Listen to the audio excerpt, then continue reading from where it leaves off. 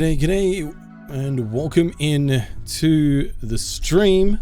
If you're watching this on YouTube in the future, welcome aboard as we continue our challenge run where we are running a school for vampires and we have to raise 100 children to full adulthood and on the hardest difficulty. So buckle up, it's going to be a wild ride as we jump back into this challenge run. Zest of One Walrus, hello there, welcome aboard. Minor, hello there. Big Taper, what up?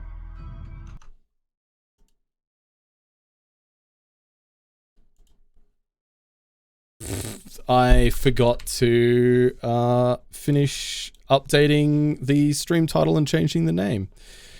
There we go. All right, Zesty Boy, congratulations. You've got VIP. You got VIP for the evening. Congrats, you're well done.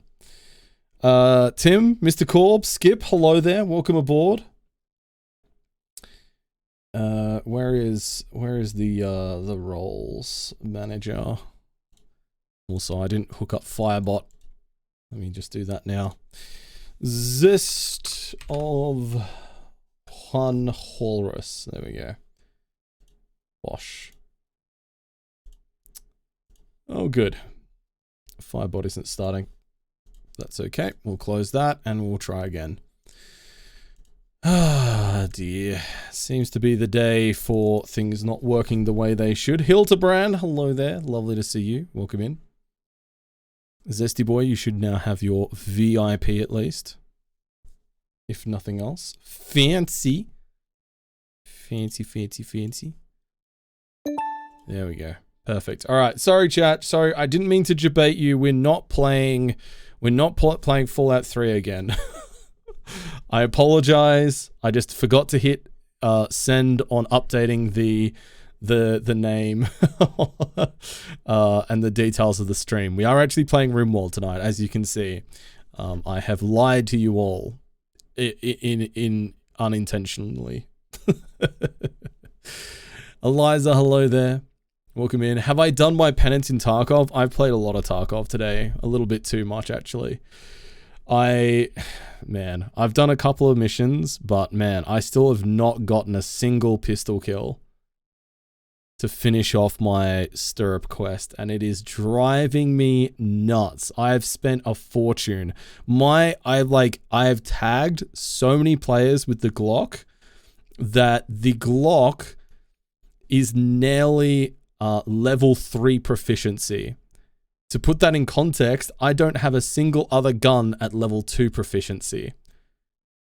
It's silly. It is silly how much damage I've done to players and then still fail to actually kill them. It's ridiculous. Am I using AP ammo? I wasn't for the longest time. I was just using the ammo that I could buy from, because I haven't only just got level 15 last night. And then I've been using a mixture of ammos today, depending on what I've had available to me. Bloody Glocko, that's what they call me apparently, yeah. But it has been suffering. Stirrup has just evaded me.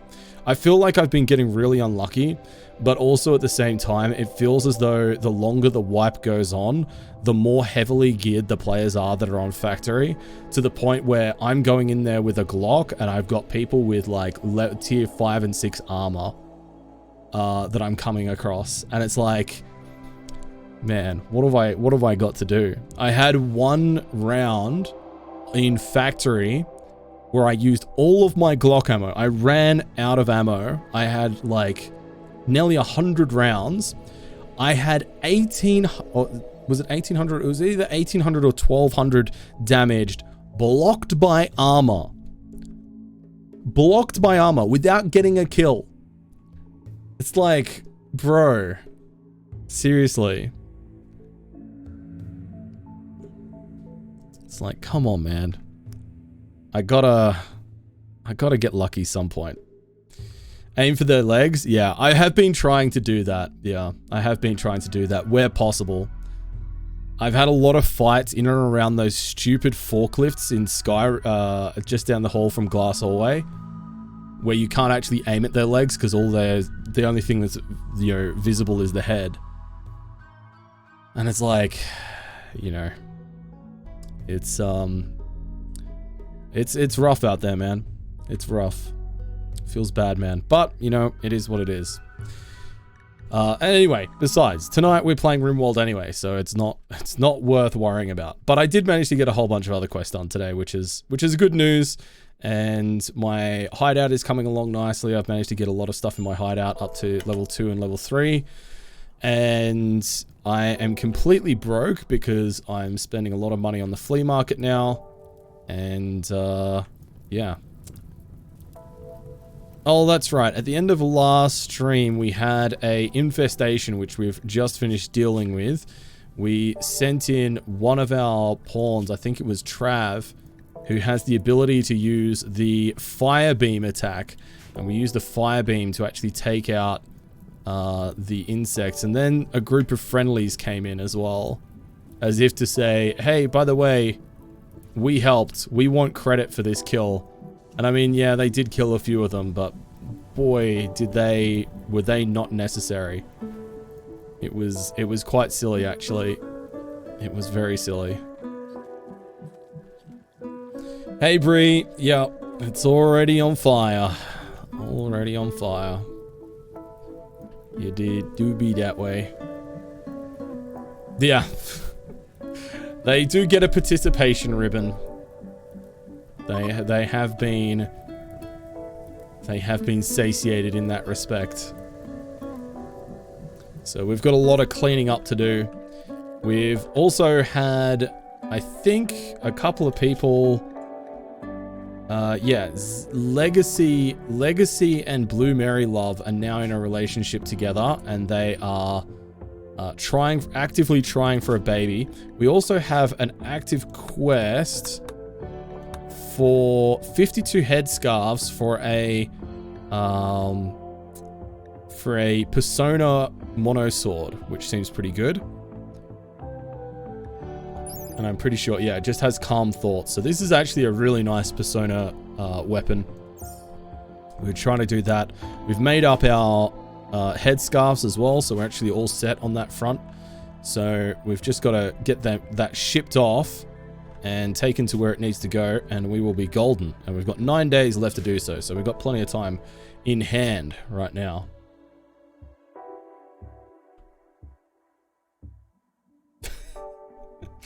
Hey, Gregory. Hey, Don. Welcome in. Hope you're well today.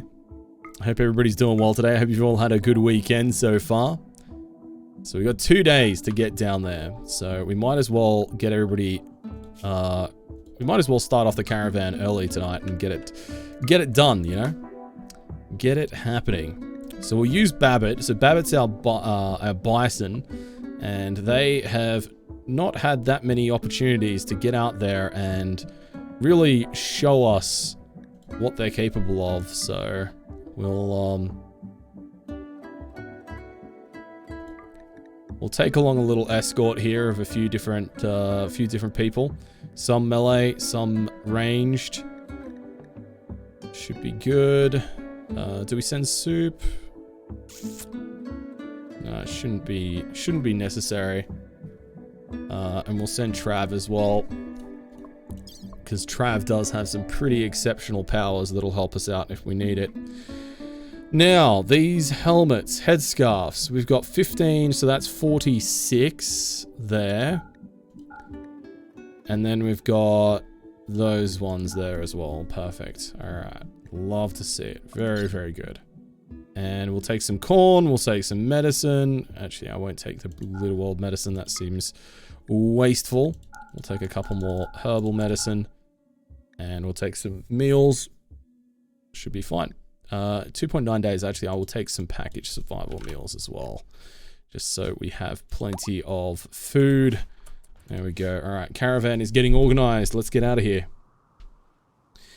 Let's get this party started.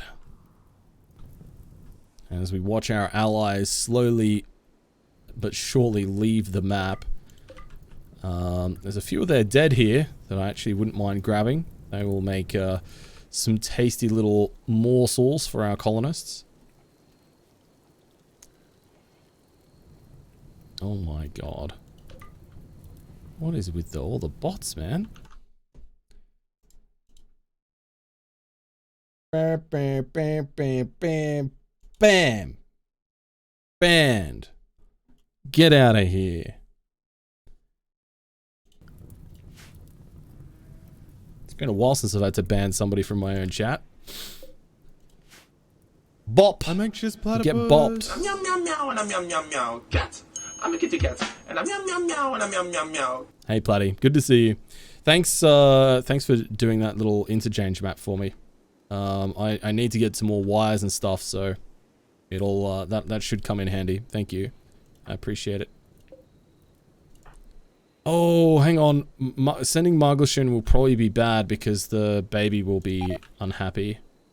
Yeah, that seems like a bad idea. We should probably send Deli Monkey instead. Yeah, that's a smarter idea. There we go.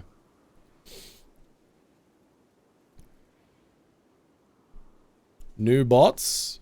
I mean, we get bots coming through periodically. It is quite often the case that they get picked up by automod because we've... Oh, Nevsol has gained hearing loss due to aging. Ooh, okay, alright. Well, we'll worry about that when we get back from this caravan trip, I suppose. But yeah, a lot of the bots get caught by automod because we've got a lot of the standard copy pasta things that they come in to try and spam on the trigger word list for manual approval. What's that, Sonny? What are you saying over there? You want some bats? I don't have any bats. What bots? Oh dear.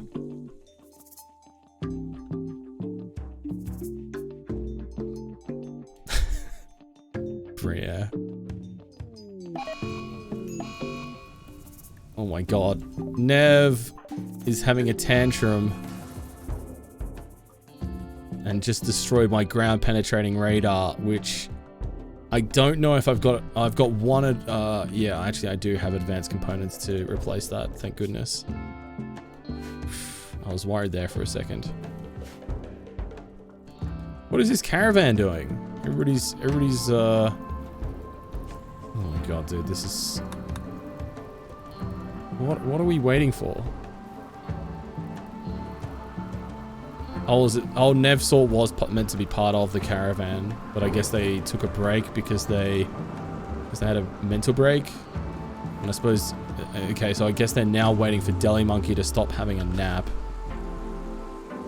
Which,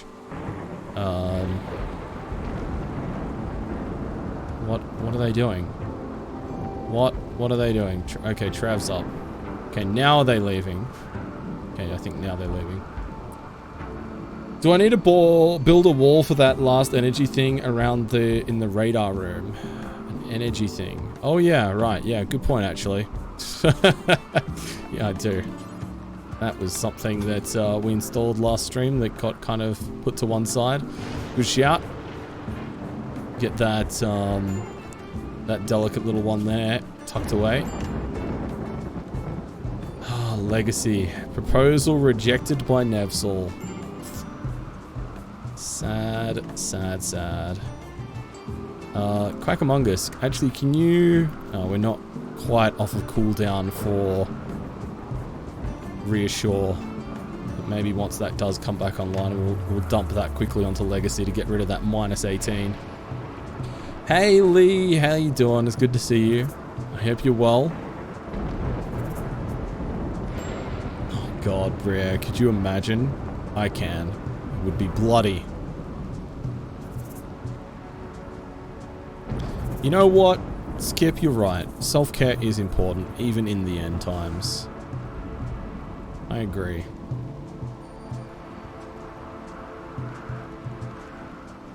Okay, alright.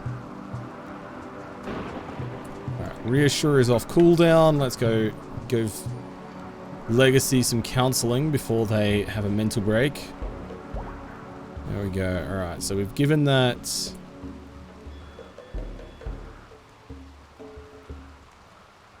Oh no! I used Reassure instead of counsel.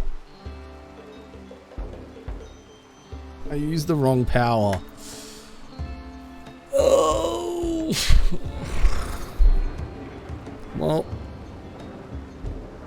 Well, we're off to a good start tonight, chat. Let's put Legacy onto lavish meals at least. Why am I the way that I am, chat? That is not ideal. It's not ideal. Got a gun back on insurance. Got parts of the gun back. Oh no, bloody. Oh dear. Bit of a headache, but meh. How am I doing? I'm doing well. Doing well. We're all doing good. We're all doing good on our end. No complaints. The first half of the month was a bit rough, but yeah, second half seems to be coming good. I'm sorry to hear that you've had a headache, but I'm glad you're doing well overall. That's the main thing. I got a couple of things back on insurance today as well, Platty. Couple of helmets, couple of headphones, which is good. I got one Glock back as well, which was nice. So I immediately went and died and lost that at customs again. Not customs, factory. So yeah, it's been a wild ride. It's been a wild ride. Awesome. I'm glad to hear that you found something at least, Lee. That helps to take the immediate pressure off a little bit, I guess. So yeah, that's great news. I'm pleased to hear that. I know that was kind of stressing you out.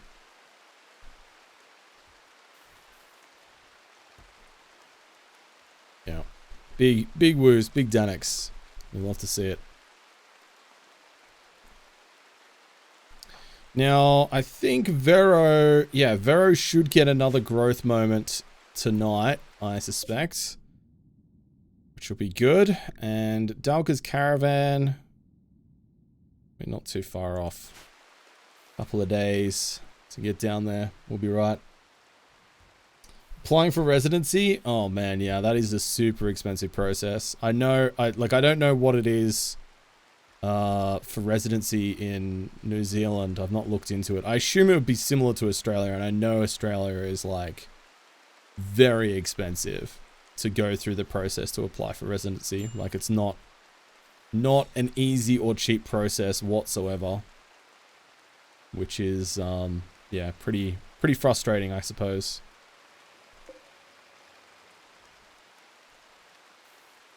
Oh man, look at that. Pumping out these components, which is nice with our fabrication bench. Lovely, lovely, lovely. Love to see that. And I've got enough steel now that I actually think we could probably justify actually paving this room now. Properly. Yeah, let's just use regular paved floor tiles.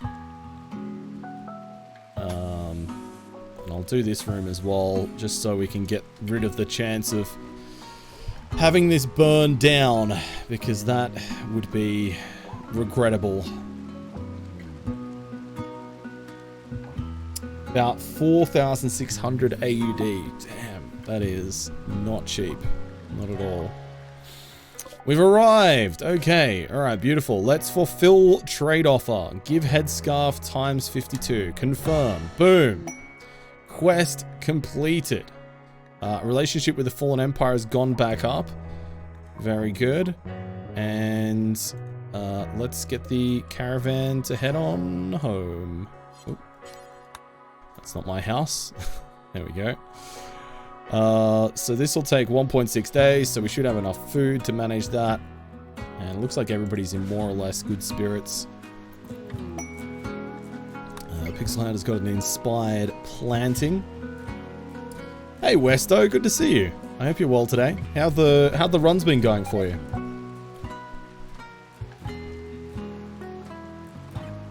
I was just having my daily whinge just now that I'm still struggling with stirrup. Stirrup is so evil, man. So evil. Just hit level 13. Oh, amazing. Congratulations. I hit level 15 last night, which was a great feeling. And I went from having like a balance of like nearly 1.5 million rubles to being just about completely broke within 24 hours. Everything on the flea market, but it has meant that I've unlocked a whole bunch of stuff. I have unlocked a whole bunch of stuff for the hideout. I've also managed to get myself a medicine case, and I've also managed to get myself a key holder or a key tool, whatever it's called, and I've also managed to get a document case as well, which has been absolutely huge for my storage management. Venomous Duck has gained a Psylink level. So Venomous Duck, we were speccing into Protector. We got the ability to regrow limbs last stream. So now we're going to go into the next one up, which is the ability to become invisible by psychically manipulating the visual centers of everyone nearby, rendering them unable to perceive a particular individual for a short period of time. Boom. There we go. All right. Invisibility unlocked. That's a nice handy one. Very, very good. Elder Totoro, how you doing? Welcome in. Great to see you. Yeah, what country are you from, Westo? Because that's the biggest thing that I've been having issues with. Nelly the doctor's case and a meds case. Hell yeah, that's awesome. That's great. My Sunday's going very well, Elder Totoro. Very well. I spent a lot of time. Well, actually, no. I had a lovely sleep in. I got out of bed about 11 o'clock this morning, which was nice. And I was just laying in bed with the dog, listening to the rain, and it was absolutely blissful. Like waking up without an alarm, had a good night's sleep, the rain coming down on the roof, dog snoring lightly, you know. It ticked every box. Super, super cozy morning. I was very, very happy. And got up, made some breakfast, played some Tarkov in the afternoon, did a few other bits and bobs, signed a contract for a upcoming sponsorship, which always is a good feeling because once the contract is exchanged, you know, it's happening. It's real. It's happening. It's in the bank, you know, provided I fulfill my end. So yeah, today's been a good day. I've had a very nice Sunday. Yeah. US East Coast. Okay. Yeah. So the problem is, Westo, is that Tarkov is really, really sensitive to ping, and it will kick you if you have over more than 200 ping. So even to US West Coast, I have over 200 ping and I can't play there. And even to a lot of the Asia servers as well, I have over 200 ping to play there, and it kicks you. So yeah, that's been a massive hurdle because like you, I'm used to playing with ping and I don't mind playing with ping. Like being Australian, like I play Fortnite with a lot of Europeans and you know, a lot of Americans, and I also play things like 7 Days to Die and stuff, and I can tolerate the lag. I like the social aspect, even if I'm not the best at it. But Tarkov has zero tolerance for high pings, which is very frustrating. Very, very frustrating. Hey Sims, good to see you. How are you today?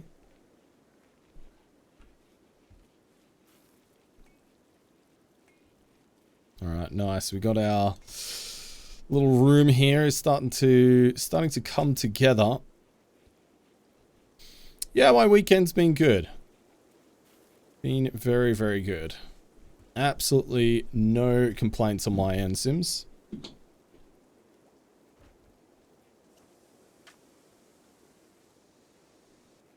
What are we researching at the moment?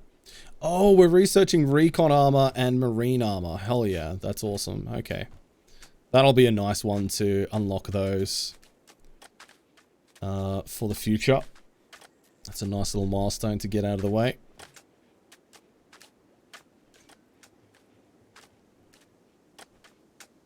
And how much cloth do we have at the moment? We've got a decent amount of cloth. I wonder if I could... There we go. Our caravan has arrived home. Massive. Okay, perfect. So now I need to decide who actually gets the mono sword. I feel like Maglushan is probably our best melee pawn. They're a brawler, thick-skinned, sanguine. They also have the warlord path for melee as well, which is pretty damn powerful. And Night Stalker too. So, yeah, I think we do go with Maglushan to have the melee capabilities. I think that's going to be the game plan. Platy, your goal today is to find some TNT. Finally found some other stuff I needed for the hideout, so fixed some bits that have bits of that last night. Oh, you got a water collector, nice. TNT is holding you back, yeah. I've got a couple of TNT. I would give them to you if I could. I've got actually a fair few of them. All right, equip the Warkeeper Persona Mono Sword, and this will be good as well because it gives you a slight buff, +3. It's not massive, but it's definitely better than a kick in the teeth. And yeah, even a +3 at times can make the difference between making or breaking a scenario. And that means that we can get Legacy to swap over to a plasteel longsword as well, which will be a minor upgrade for them. Swap me for wires? Oh my god, dude. I would love that. I spent literally about 200k on wires once I unlocked the flea market. Because, I mean, I had wires. I had, like, I think I had 10 in my stockpile when I unlocked the flea market. But there's so many things that need wires for your hideout that it's just like... I was just like, man, I'm just going to throw some good old-fashioned moolah at the problem and make it go away, you know?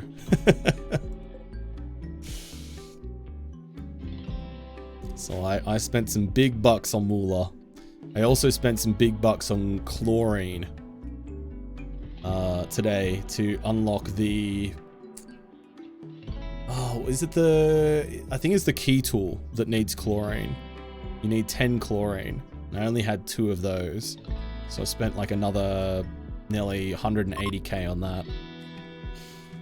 Electric drill? Yeah, electric drill's a tough one. I found one the other day, but I failed to extract with it.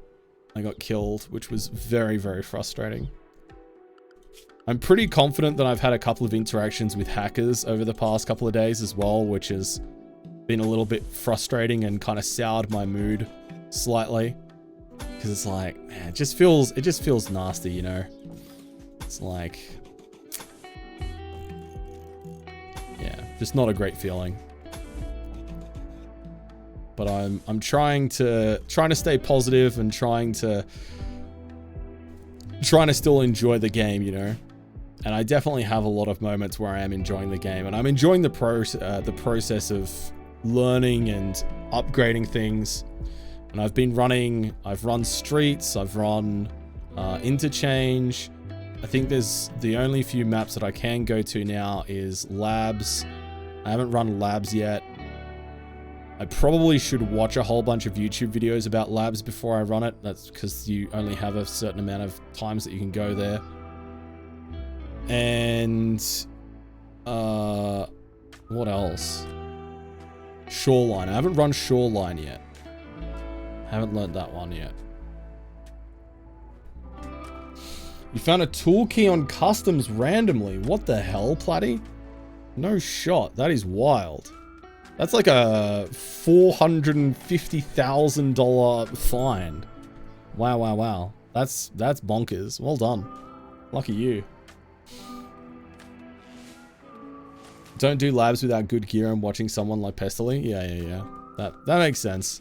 I think that's going to be the game plan. I've got 3 lab key cards now, so once I feel confident that I can go in there, I've got a couple of attempts to start to learn it and get good. I mean, realistically, I could sell the labs key cards, but I'd probably like to learn it more. Hey, Hampy, good to see you. How are you today, Hampy? Hope you've had a good weekend. One of your scavs spawned with a red flare? No shot, dude. That's amazing. I did Streets of Tarkov earlier today for one of the quests where you need to extract off of there using like the northern extract, which uses the flare.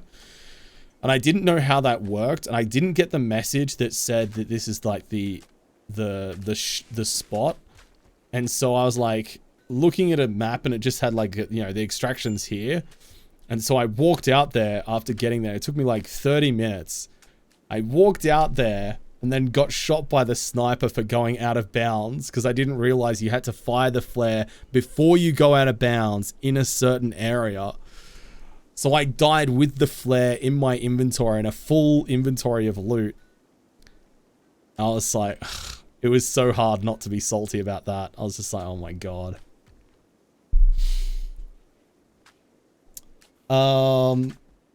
Yeah, I'm doing very well, Hampy. I'm doing very well, thank you. I'm enjoying myself a little cheeky bit of Rimworld this evening, but we have been talking a lot about Tarkov as well, because Tarkov has been my latest obsession in gaming. It has consumed my life. Also, nice. Okay, both of these water pumps are now done. We can deconstruct those. And you know what? We can build another one over here. There we go. And that's going to reclaim so much land for us. So much land. In fact, I'm going to build another one there as well. And let's put a power conduit. Probably out of the hospital is probably going to be the smartest place to put it. And then there, that'll be fine. Got the trees working how we wanted? Yes, the trees are working how we wanted. The trees have been serving us well. The old tree strat has been very, very helpful to us. There we go. All right, new moisture pump is up. There we go. Another one. There we go. Lovely. Bosh. And that'll get connected once the rest of those conduits get done. Now, I think I might use some fine carpet in here.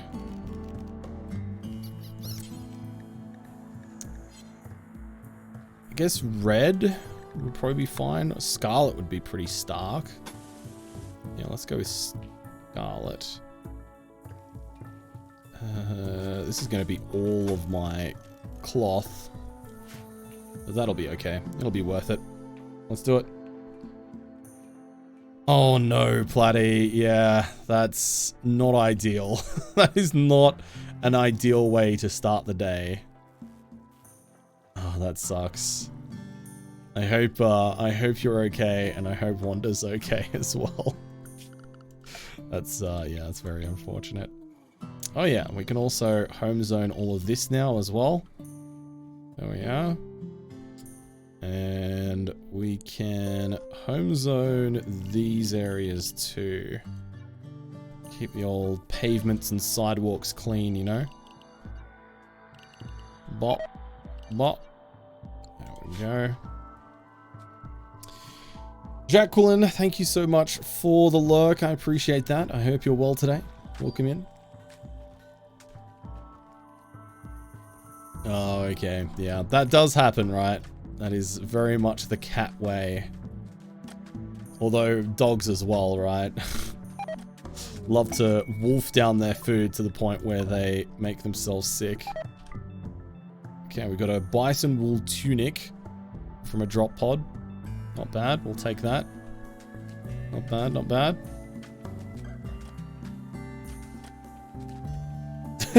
Tim. Oh no, Tim's out here just like, oh yeah, man. If I had $1 for every time I had eaten my dinner too fast and made myself sick, I'd have, you know, $3. But even though that's not that much, it's still weird that it happened 3 times.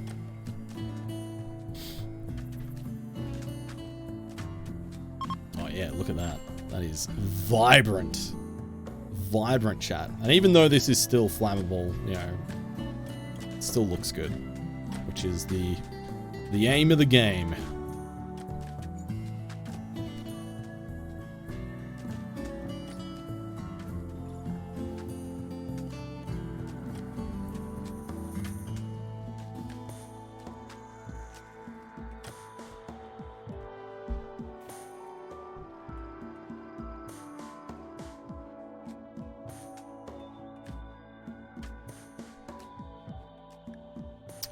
Okay, we've got a Fiesta of Promises coming up.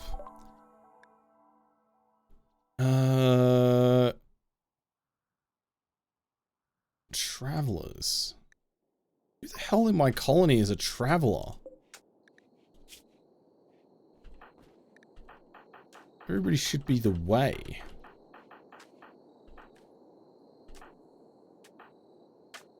It's got to be one of my prisoners, right?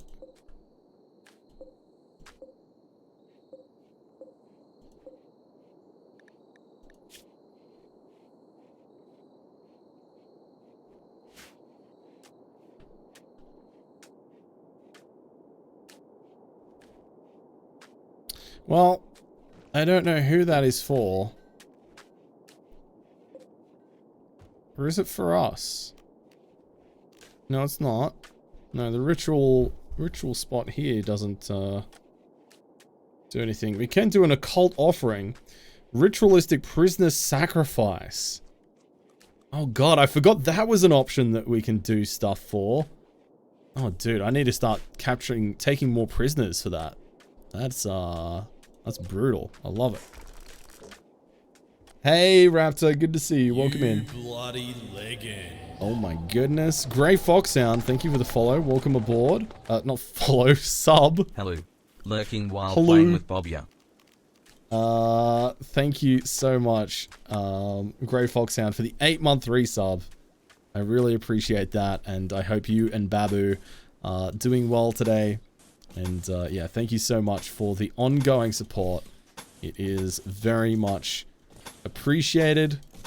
And yeah, I hope you're having a wonderful day today. And here we see the absolute legend in its natural habitat. Absolute legend in its natural habitat. J9 Mess, thank you so much for the 5-month resub as well. Big woos, big Danix. I hope you're well today. It's great to see you as always. Welcome in. Also need to get rid of this wall light locations. Get rid of those and put them elsewhere. Maybe like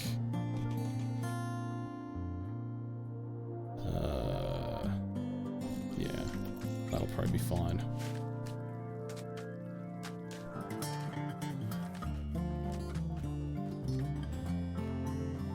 So we'll expand out our prisoner keeping capabilities down here is what I'm thinking. And I should probably also build another wall light there. For our comms room.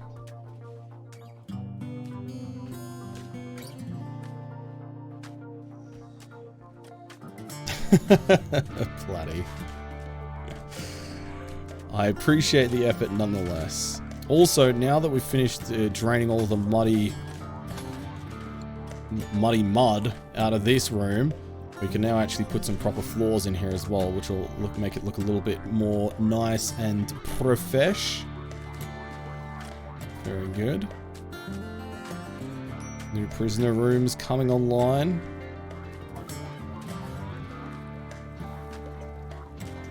Very nice, very nice. damn, does that look good.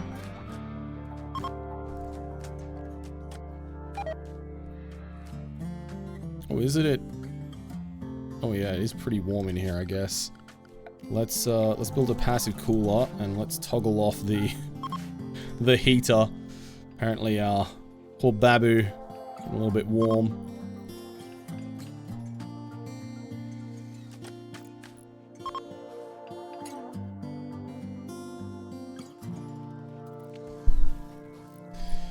We're not gonna cook the baby, don't worry, Platty. Don't worry. Those days are a thing of the past. I've never cooked a baby, and I don't plan on it now. Alright, we got mechanoids approaching from multiple angles. Oh my god. That's a lot of scythers. That is a lot of scythers. That is... Jesus. Okay, that is terrifying.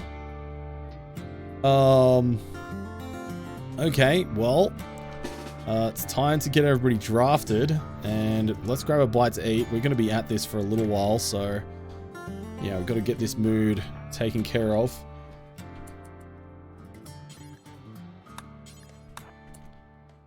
Baby's going to be cooked. No, it is not going to be cooked, Meg. How dare you? Also, hi.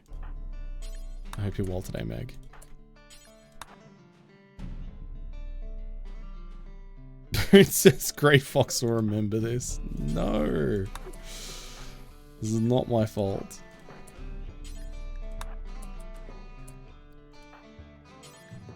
That's okay, Meg. I know how you operate. Hi.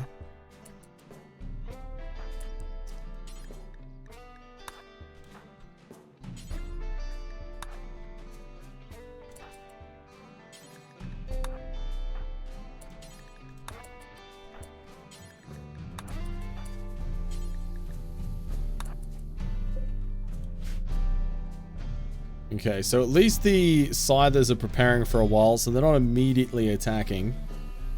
I'm just going to do a quick scan here to make sure that none of my doors are held open by something. So we should be all good. Okay, lovely. Let's get everybody over here into position.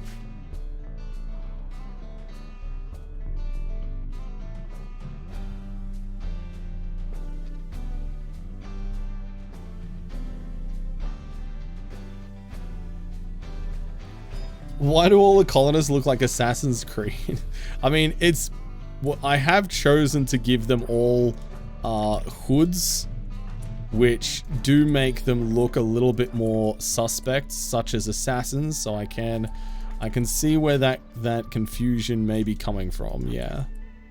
I assure you that they're all above board and reputable members of society, however... That's a Drongo guarantee. You can take that to the bank. What gun are we gonna give you, Trav? What weapon are you gonna use, my friend? Maybe the heavy machine gun might be the way for you.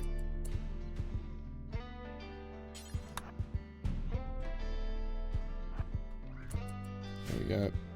Hey, Whitey, which bank? Any bank, doesn't matter. They're all going to give you the same weird look. It's good to see you, Whitey. Welcome in. All right, let's do our speed boost for Quackamungus. Let's also do the firing focus. No, hang on. Controlled frenzy. Oh no, it is fire focus. Yeah, fire focus reduces our range attack cooldown speed by 80%, so that's very good. So we'll do that, and we'll also do Controlled Frenzy. And let's get out here and try and do a little bit of damage to these scythers, if we can. Drop a guided shot.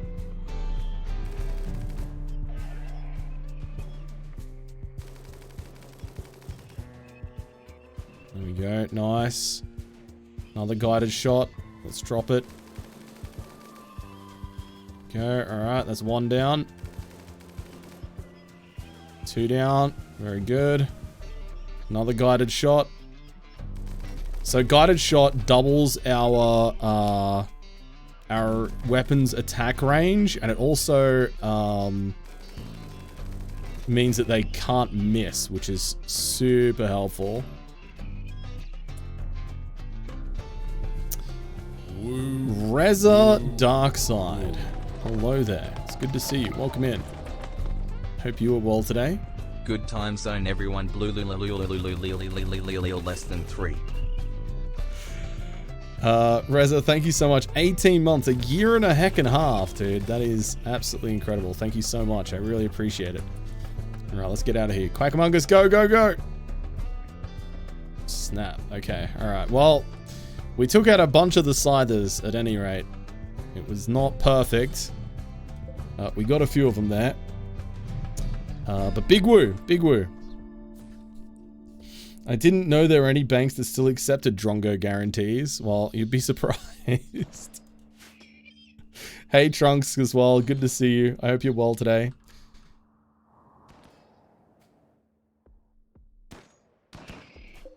Okay, and we've managed to chip up the rest of these a little bit as well, which will help. Let's get Quack Among Us to move over here and try to soften up this group of Scythers as well, if we possibly can. Okay, never mind. They are beginning their assault. So let's actually get you there. And we'll wait until they're in range.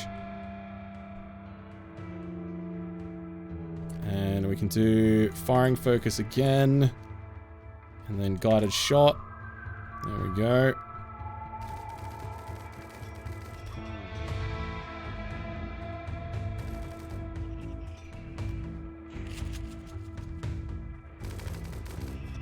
Okay, let's get out of there. I don't want to keep fighting that one. Okay, meanwhile over here, our colonists have managed to get rid of those guys without too much fuss, but now here comes the main contingent of the mechanoids. What's attacking now? So many Scythers. All of the Scythers. Oh my god, please stop attacking. Okay, alright. I was worried there for a brief moment. They are Blady boys, that's true. And here we see Lil. the absolute legend. Hello there. Its natural habitat. Thank you so much for the 13 heckin' months. I appreciate you. Welcome Happy on anniversary, Dongo Bongo. Heart, heart. Heart back at you. Thank you so much. I really appreciate that. It's very kind of you. I hope you've had a good weekend.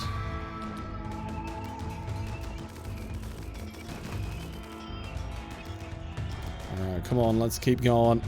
I'm nearly out of Psi Focus with Quack Among Us, which is a little bit scary.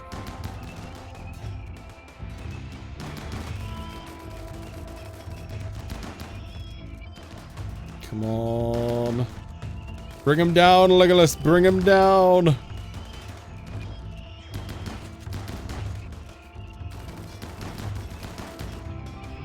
Okay, so far so good though. Looking alright here. Okay, I'm out of Psi Focus with Quack Among Us now. Just going to have to exist on our good graces. The trees are doing their job here at the moment.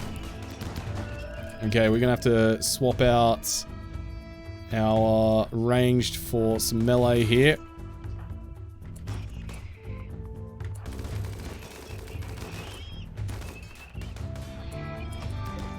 Oh my god, what are they doing? Seriously. There we go. That's better.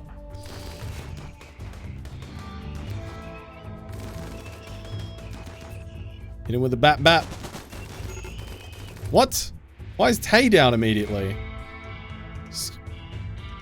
Are you a wimp? Oh. Tay must have always been a wimp. I'm very confused though. But there it is. Okay, chat, well done. We're all good. Mechanoids have been dealt with. There's how many Scythers here? 21 over here, and then another 6 over here. And I don't... oh yeah, we did kill one over here. There we go. Nice. Alright, we'll take that. And hopefully Tay will get treated. Yes, they are. Very good. Vero, you can be undrafted. Happy days. Business as usual continues. Freebird, hello there.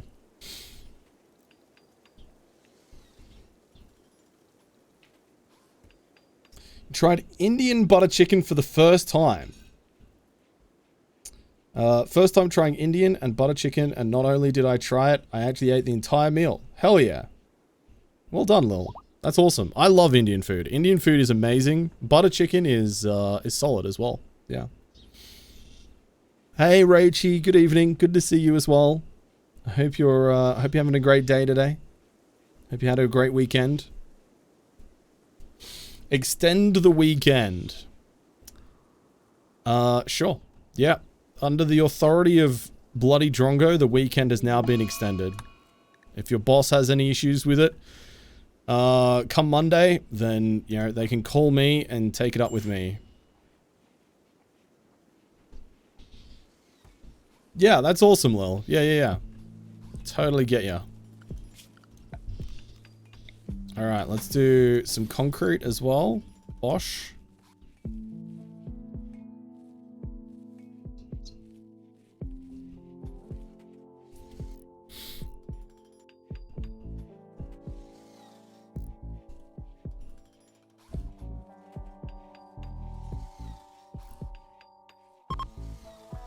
Alright, power is coming back on. Very good.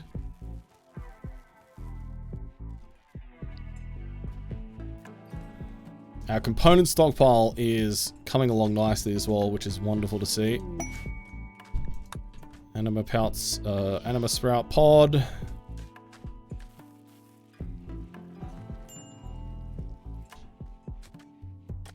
There we go. Alright, let's go ahead and get some beds in here. 1, 2, 3, 4, and 5.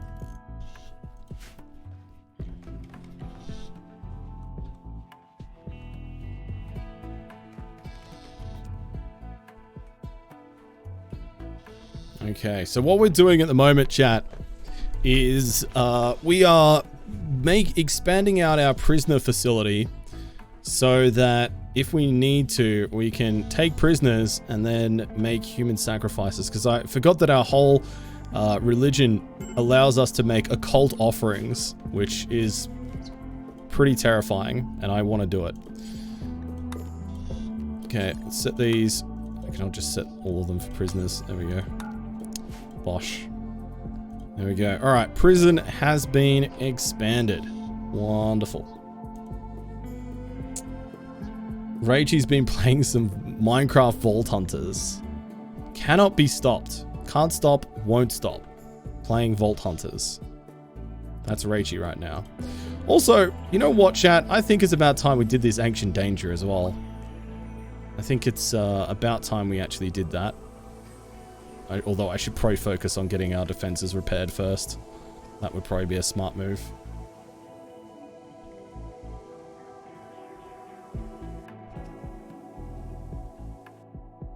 I've played a lot of Tarkov this weekend, and a lot of Hearthstone as well, actually. Hearthstone Battlegrounds.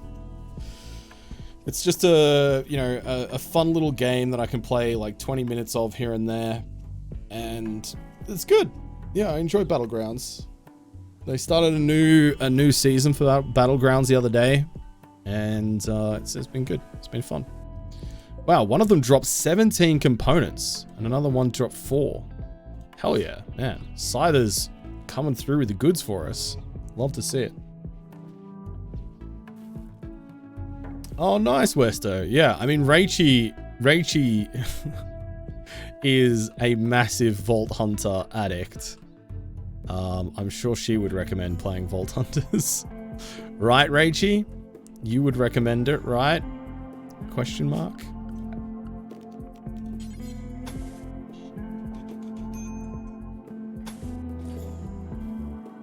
Get on it! Aggressively recommended.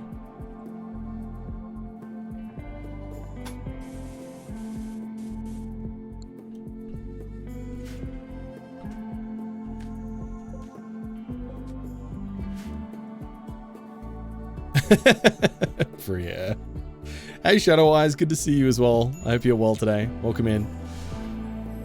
With Vault Hunters, do you have to complete the base game to start the pack? I have no idea. Not a clue.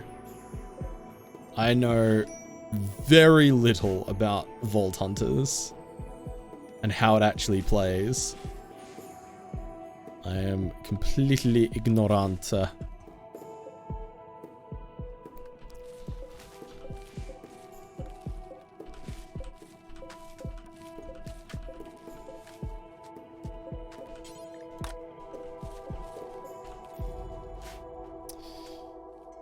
Hey Gyrond, if you have any questions about our mods, please feel free to ask. Welcome in otherwise. I hope you enjoy your stay.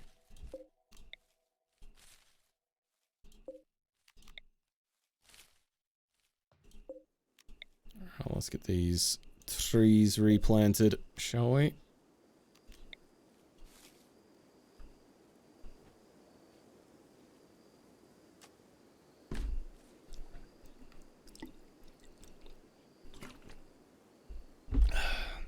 I have a crippling Tarkov addiction.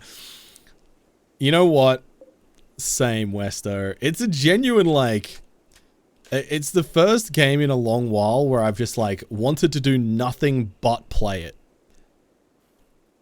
And I've had moments where I'm like, I hate this game, but then I still can't stop playing it.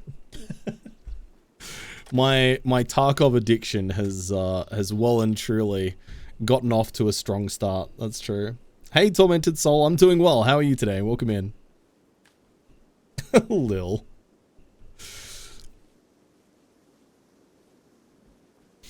You got an app that is called That Is a Cow. What is that? What is That Is a Cow? The name tells me literally nothing, unless this is an app that just lets you, gives you like 2 pictures, and you have to decide and guess which one is the cow and which one is not the cow.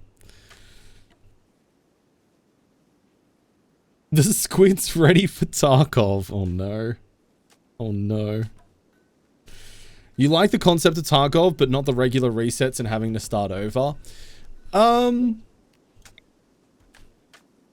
Yeah, I mean, that's fair enough. I guess, like, the idea of having, you know, resets and wipes and stuff isn't always appealing for people. But I think having played Tarkov, I understand why that's necessary and why it's also not the end of the world, because the fun isn't necessarily the progress, it's the process and the game loop itself, and the experiences that you have in the game are the things that stand out more so than being like, you know, I've created a really cool character and I've come really far. Like, that's, maybe I'll feel differently once I've played more, but at the moment I don't find myself going, oh man, I'm gonna be so upset when there's a new wipe, you know.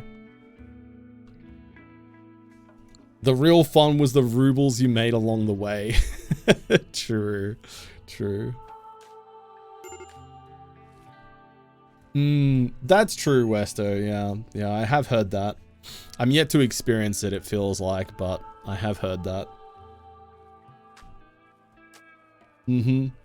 Yeah, sure, Bree. Yeah, exactly. I mean, it's a pretty fun game loop in general. I really like it. They've done a pretty good job with it. There's a few things that I would change. Like, some of the missions are just absolutely painful and brutal. But generally, I think it's pretty good. Yeah, you can destroy a moisture pump. Not that I could stop you, apparently.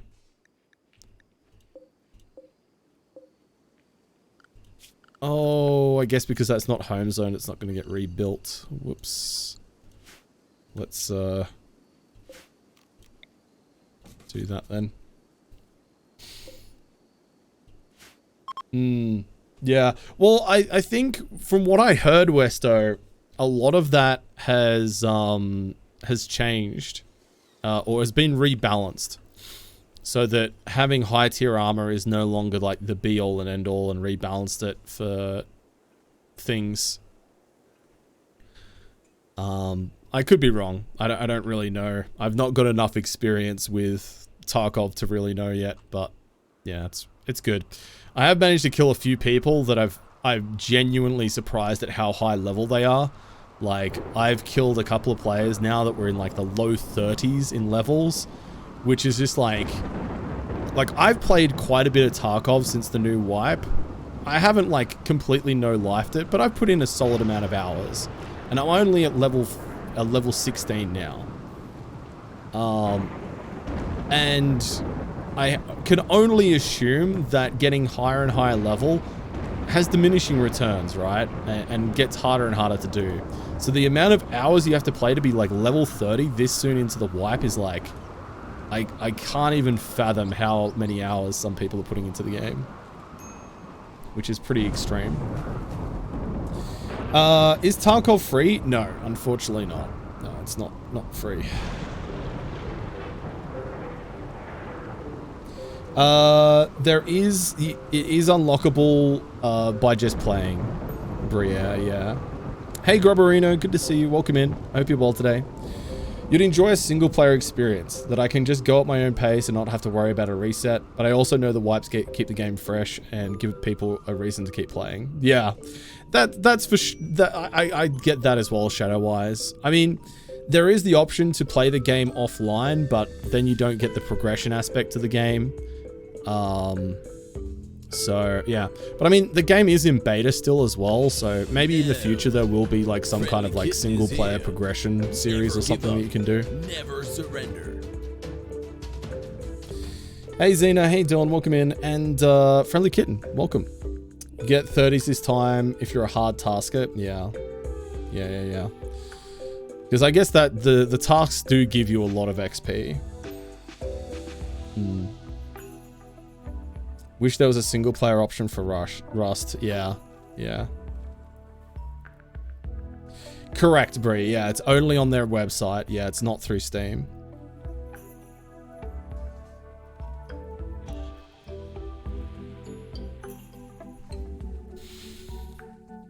I mean, Rust I like for a lot of the reasons that I like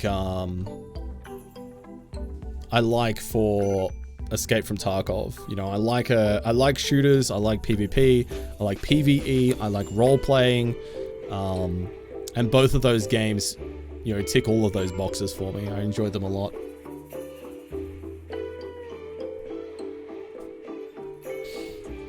Oh, okay, interesting, Shadow Eyes. Yeah, okay. Yes, Zero Sievert. I'm going to check that out, actually, because it does sound interesting. But it's got a similar game loop to Tarkov. It's not a first-person shooter, but it does have a similar game loop, which I think would be very fun.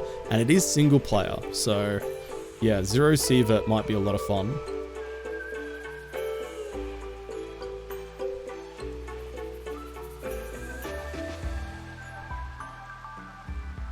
Yeah, that's fair, Shadow Eyes. Yeah, for sure. I get you.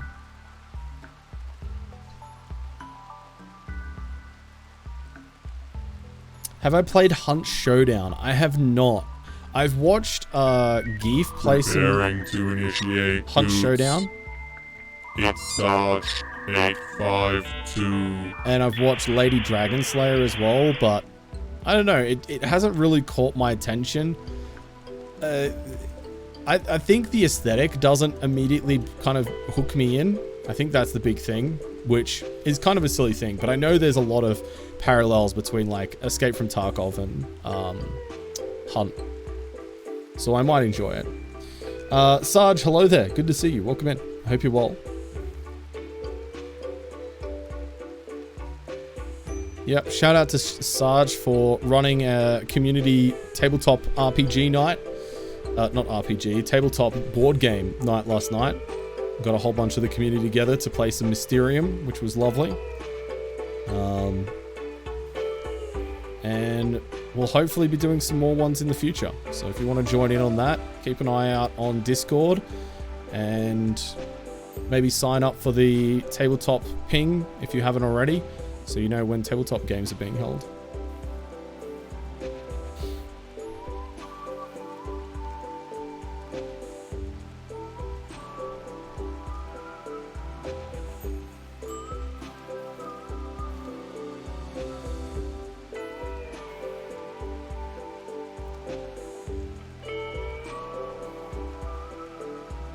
Okay, we've got 91 components now. That's pretty good. I can also expand out. We've got some limestone bricks. So we can expand our little areas a bit more. Oh yeah, I was going to plant some more corn as well. Although, it looks like our food situation has stabilized again. So maybe we don't need to grow more crops. We'll keep an eye on it.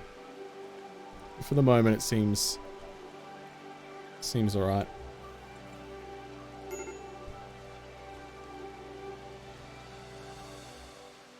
Can never have too much corn. I mean, I love corn. Everything changed when I tried it with butter. Didn't you know, Meg? Corn! 10 Neanderthals. For a neuroformer, I'm not fussed about that. The guinea pig is attacking. Alright, that one's going to be interesting. It's the most beautiful thing.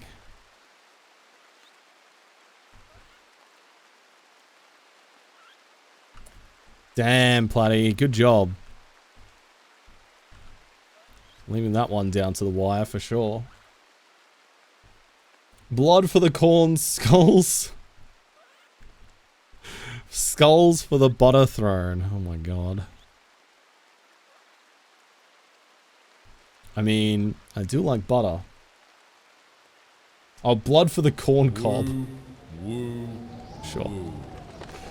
Woo woo woo. Buddha. Thank you so much for the 39 resub. Hey guy. How you doing, Buddha? It's good to see you, man. How have you been? What have you been up to? What have you been playing lately, Buddha? Yeah, 39 months, dude. That is absolutely immense. I really appreciate it. Thank you so much. Uh-oh. Legacy and Muglishan having some fisticuffs. Deli Monkey's on an insulting spree. That's going to make everybody real freaking happy. Oh dear. Dear oh dear. If you did not like butter, I would unfollow you right here, right now. That's fair. Yeah, I love butter. Butter is great. I can't believe it's not butter. Quackamungus and Blue Mary Love, how about we go and open up this Ancient Danger? You're not that, you're not playing anything at the moment. Oh, fair enough.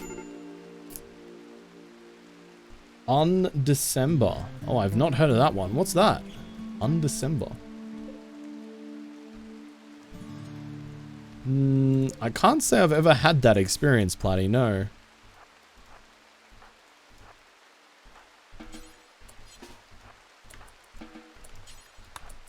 Alright, let's open up the Ancient Danger chat.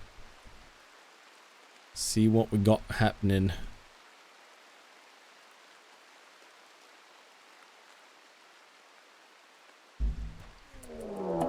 Ooh, okay.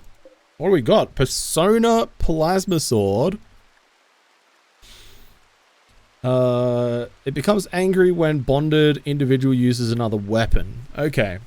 That's not bad as long as you use the person on there. That's totally fine. Alright, Quackamungus, let's get you to jump away. Maybe over here. We'll be fine. Blue Mary, can you come over here?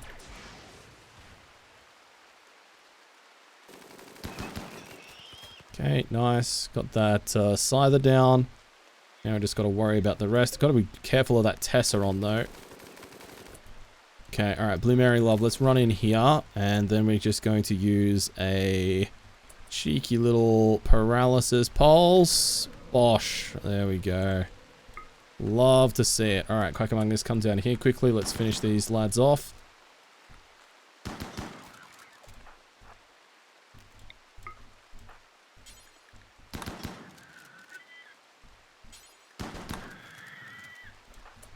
And fire at the Tesseron, please.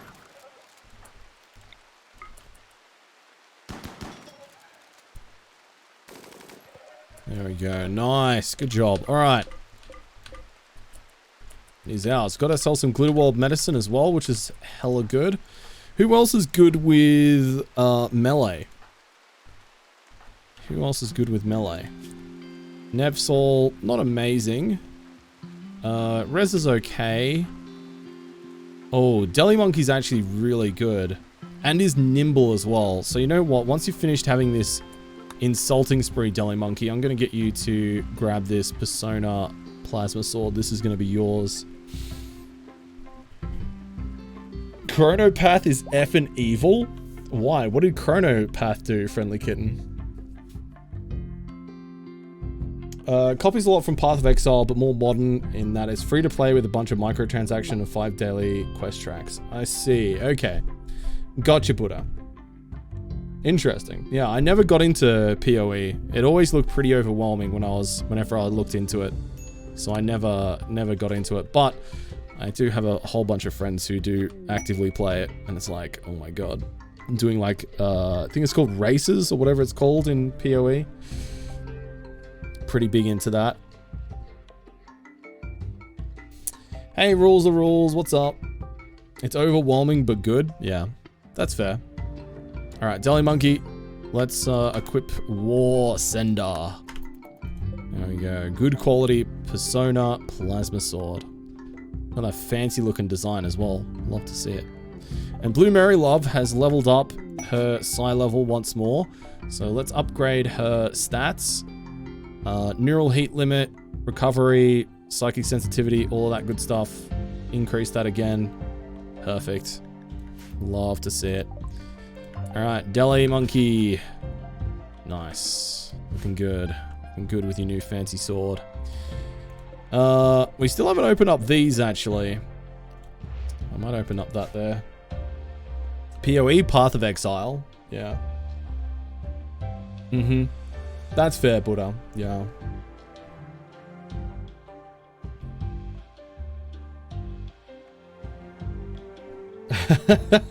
Lil. Bless.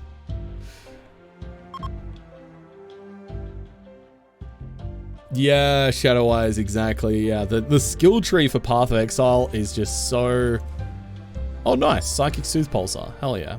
It is grotesque how big it is. It is downright wild. Let's get Blue Mary Love over here and let's try and open these up and see what we get. AoE. Yeah, I know you're an AoE nerd, Meg. That's what everybody says about you. Did you know? Like, oh, Meg, she's an AoE nerd. Alright, these lads are not happy to see me. But that's okay, because I'm gonna go wabap! There you go, get out of here, nerds. Alright, capture. Capture. Capture. Quackamungus, can you do speed boost? Capture.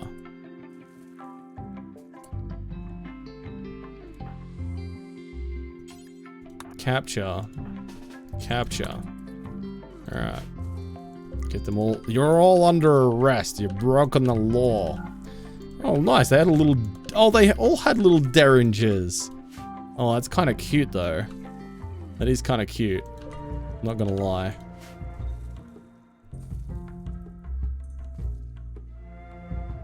I did know. I call myself a nerd, exactly. And we respect that. We respect that.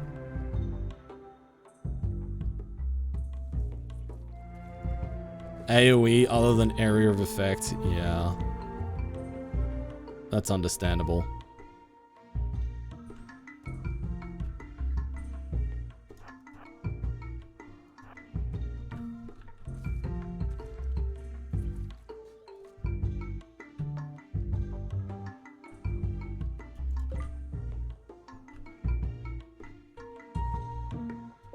Okay, how long...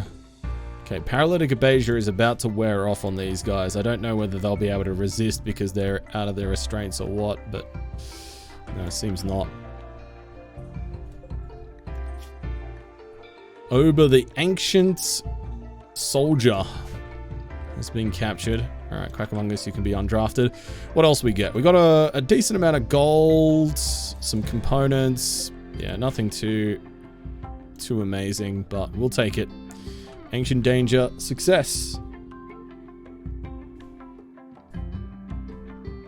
Hey Stargen, this colony is 620 days old now. So, reasonably long. And we've been playing for... Wow. We're coming up on 3 days of playtime on this. So, pretty significant. Wow, you got some decent stuff. I'm going to strip you of stuff. I'm going to strip you of stuff. There we go. I'm going to strip you of stuff. And, yeah, I'll strip you as well, Oba. And you, recon armor, perfect. Yeah, we'll get some okay gear off of all of you. Very nice.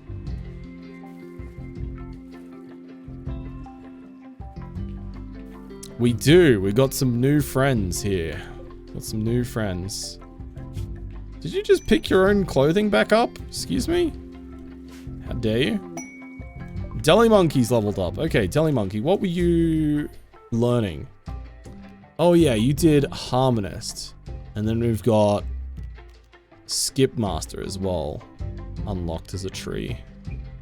Although I think I need to upgrade your skills because some of them we don't actually have the ability to cast yet because they, yeah, it's not really a thing. They keep putting their clothes back on. This is not fair. Have I figured out how to use Harmonist? No. Harmonist seems kind of like a meme. Like, I don't know whether there's anything there that is actually really good. It all just kind of feels a bit kind of meh. So yeah, I don't know. I don't know what the deal is. I just don't think it's very good.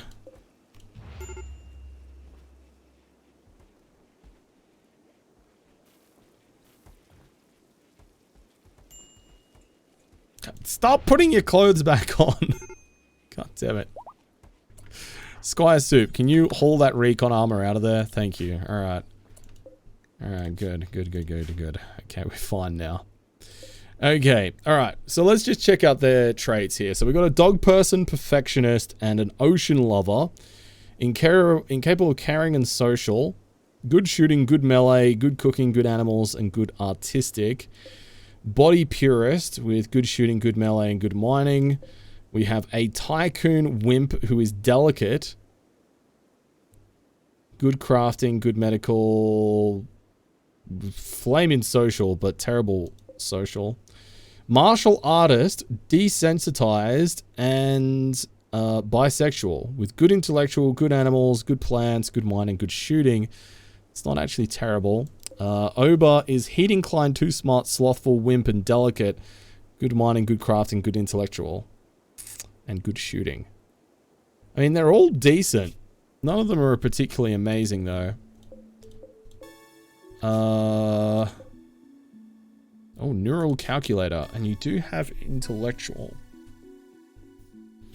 What's the age on everybody? Age 60, age 39, age 13... and age 39. Okay. Alright. Alright. It's time to install the peg legs, chat. I don't think I'm going to recruit any of these people. None of them jump out off the page at me as being absolutely exceptional. So, peg legs for everybody it is.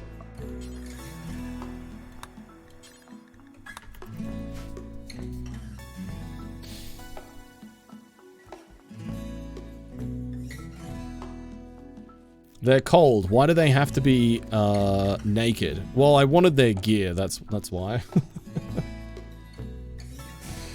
Hildebrand, Lamau.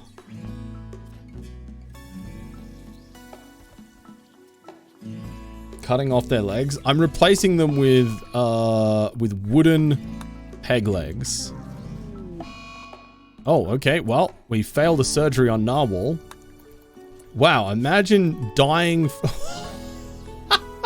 Imagine having your torso destroyed during a leg surgery. Oh my god. Who have I got doing surgeries right now? Oh my god, everybody's reasonably competent. Bloody hell, oh my god. Wow, wow, wow. Well, we just murdered 2 of them. Why? Oh, you'll see. You'll see, Starjan. You'll see.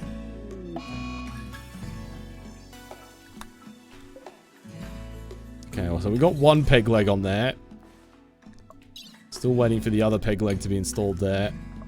And 1 peg leg installed there. Although we managed to fail the surgery on Toad and cut off their right leg. Perfect. All right, so now that we've got installed the peg leg, now we can remove the left leg part.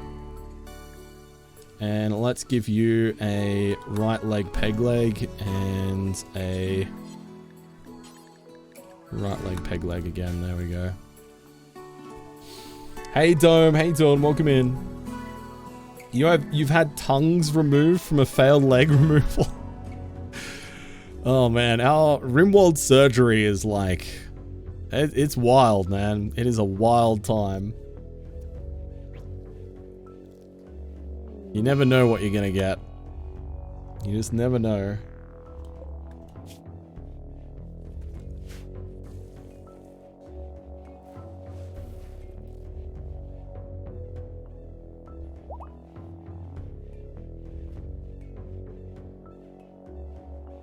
I know, Meg. Or they just go into a room and just start, like, close their eyes and just start waving the scalpel around. That's kind of how it feels sometimes with rimworld surgeries.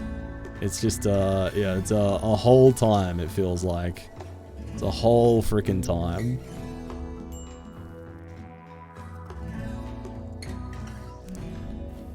What do you mean, Hildebrand? Of course I am. Of course I am. Pin the tail on the donkey, but with surgery.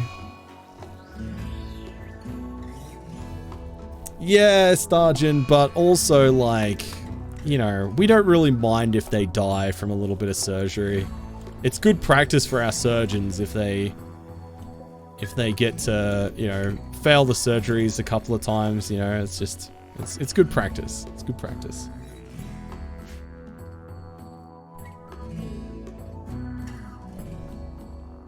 Glad to hear you're doing well, Dome. Prisoners equal guinea pigs. More or less, yeah. Quackamungus is ready for a death rest as well, so let's get that happening. There we go. Fire that boy, that bad boy there up. Get her going.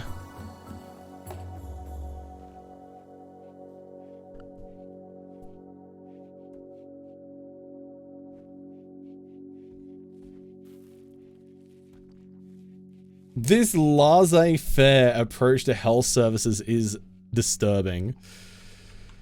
Look, I take my own colonist health a lot more seriously than prisoners. You gotta remember that Geneva does not exist in Rimworld. Therefore, the Geneva Convention cannot exist in Rimworld. Therefore, I haven't broken any of the Geneva Convention rules and regulations. A marriage is on. Legacy has proposed to Blue Mary Love. Blue Mary Love has agreed and the two are now engaged. Oh my goodness. Da, da, da, da, da, da, da, da, da, da. Gonna have ourselves a heckin' marriage. Also, these guys do not need lavish meals. Oh my god. Simple meals, please. Dear oh dear. Spoiling them. Spoiling them. Is it forced marriage? No, it is not forced marriage. What do you mean? Of course not.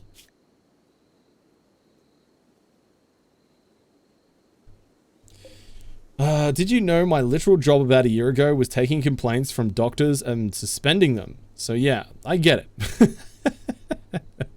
I was single-handedly keeping McGarren a job. FYI.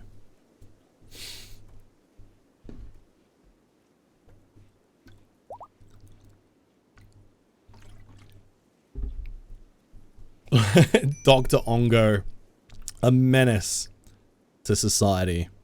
Never forget, chat. Never forget.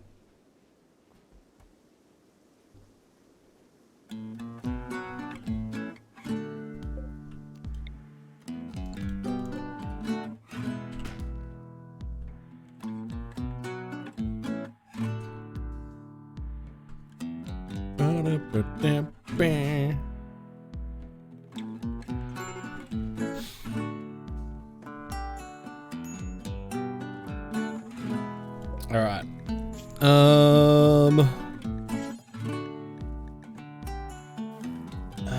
Flak helmet. Components, plasteel, and metal. Yeah.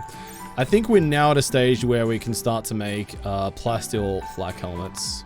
I think that'll be fine. Do until we have 4 of them will be 4 in stockpile will be fine. Needs to be normal quality or better, and we want it to be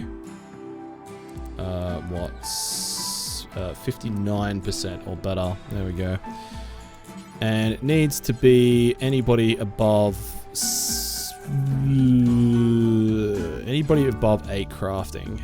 Can give it a crack. And let's use our plasteel.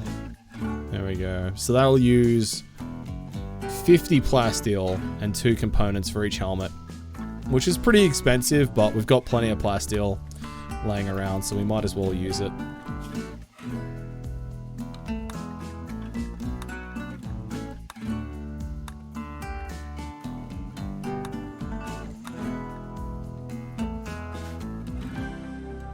Nice.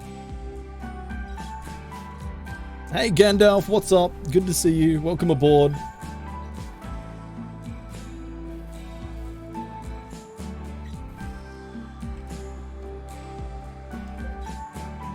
Man, Reza is one hell of a crafter.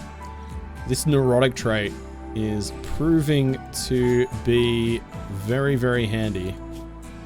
Love to see it. Once we get advanced bionic stuff unlocked, getting Reza some bionic arms, or even like some what are they called?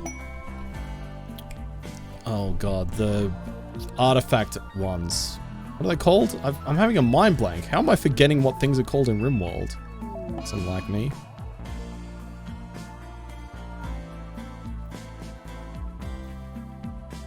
I'm just having a complete mind blank.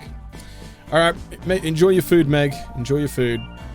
Architect, thank you. Oh my god, I don't know how that went out of my brain, really. Diplomatic talks, not a chance. No, we're not interested in diplomatic talks.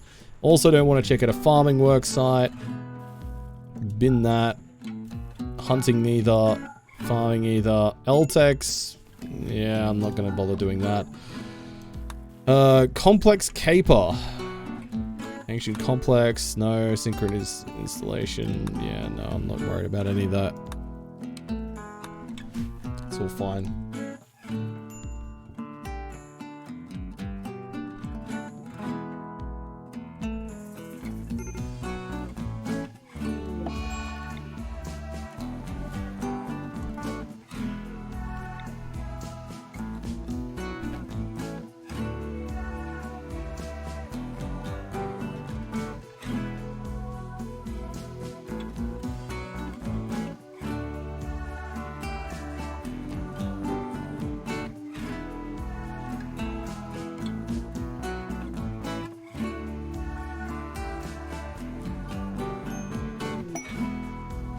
What an absolute banger of a song, man.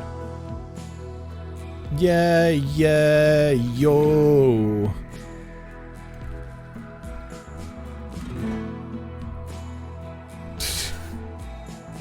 You like that one there, Lil?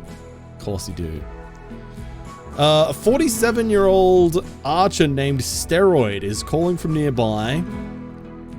He's poisoned an underground insect colony, and he's now soaked in insect pheromones, and the bugs are hunting him. Offers to join the academy. 13 hives. Steroid joins. No, you can't join. We're not looking for any more adults to join us anymore. We are reserving room for children. We need children in our colony. This is a school after all, not a resort for adults.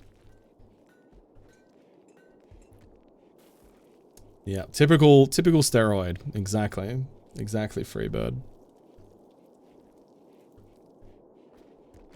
Look, in my defense, Trunks, it had to be done. It had to be done. Oh, Pixelhound took our first helmet. Excellent plasteel flak helmet. Hell yeah, that's going to be a nice little upgrade. Looking good in your marine armor as well. Pixelhound is going to be an absolute tonk, which we love to see. Noel, how you doing? Welcome in. I hope you're well today. Welcome, welcome.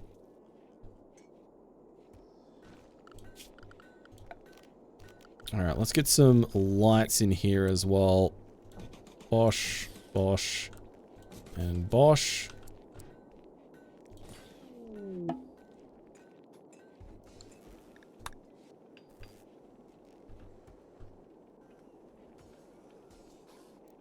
Okay, nice, and... Hey guys, I'm Hackerman. It's Hackerman. AKA Lex124. Today I'm gonna show you how to hack. Twitch. Hey Lex, good to see you. I hope you're well today. Thanks for joining us. I appreciate that, as always. Oh damn, dude, that is gonna be heckin' sexy. Alright, what am I gonna make these floors out of? That is the question.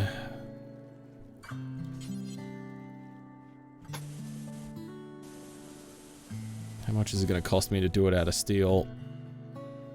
Close to 1,000. We got nearly 3,000 steel though. Yeah, let's do it. Let's make them some real nice fancy floors in here. Your dog has a birthday. Oh my god, can we get some happy birthdays to Noel's dog, please, in chat? Dog birthdays, of course, being the most important types of birthdays. Crab, what's wrong with you? Oh, you got extreme heat stroke. That is not ideal. Let's quickly build some coolers because I assume that the rest of these are going to be pretty dang hot as well. And let's hold off on making those floors for the moment.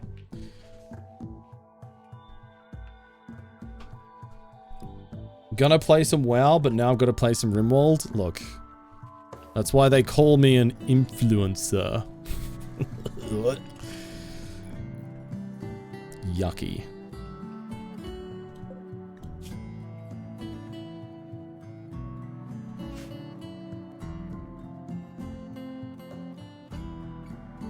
Alright, everybody have your little nap here.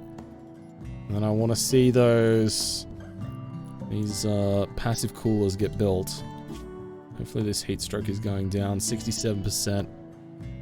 Oh god, wow, it's staying really warm in these rooms here. Jeez. Jeez, man.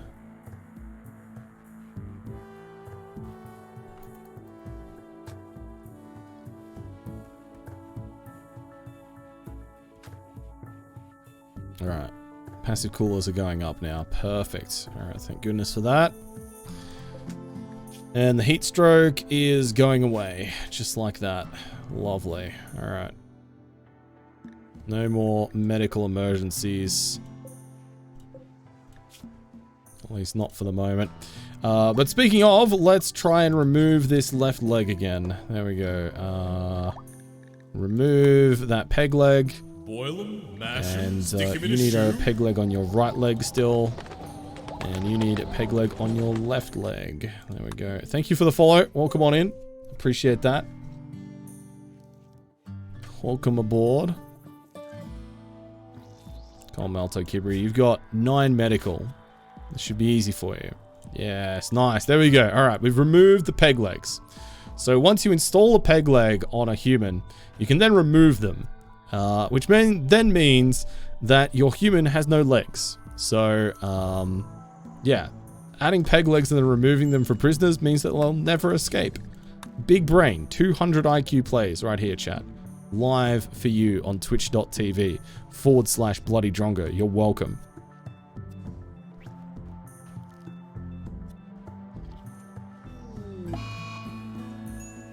Man, failed on Ober again. That's a shame. All right, fingers crossed on Armadillo. We will successfully remove these body parts. There we go. That's one peg leg off, and we got level 10 medical. So it's good medical training skill, dude. Adding body parts and then removing them again. Turns out, really, really good way of training up your surgery skills. Why install and remove a peg leg after cutting the legs off? Well, so there's no version in vanilla Rimworld to just amputate body parts, Briere. So you have to install a peg leg, which you can do over normal legs, which cuts off the leg in that process. But with artificial body parts, you can then do surgery to remove them. So you install them, take off the legs as a workaround for the fact that there's no vanilla way to just remove and amputate random body parts, you know. Hey, Glen Biscuit. Legless and logless. How does that even work? I don't know. I don't know, Baku. I don't know what to tell you. It stonks. Makes perfect sense, really. Yeah, I guess. It makes perfect sense if you ignore the fact that it doesn't make any sense. What happens to the amputated legs? That is a good question. I don't know. I would like to think that yes, they don't go to waste and that they do become a tasty little snack for our vampires. That is true.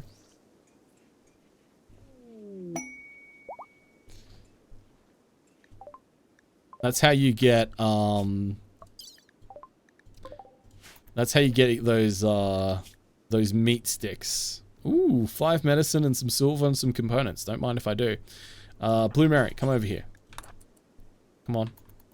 I want you to go say hi to this donkey. Don't worry. I ain't gonna hurt you, donkey. Just gonna make you go to sleep for a little bit. Bob, thank you. Alright, we will take that. Not worried about the masks. It's kind of meh.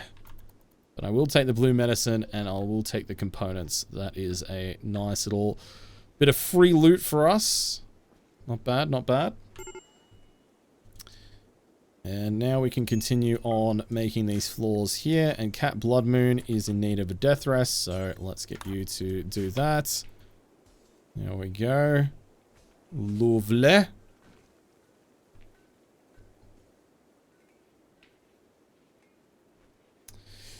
The Paralysis Pulse, how did you get that? So, Paralysis Pulse is part of the Vanilla Psycasters mod pack. And it basically gives you a whole bunch of different trees of different Psycasting spells that you can pursue. And so, the Necropath tree at level 3 has Paralysis Pulse, which emits a cloud of black particles around the caster, which affects all of those within the area, except the caster, with a 2 hour of paralytic abasia. The radius scales with the caster's psychic sensitivity.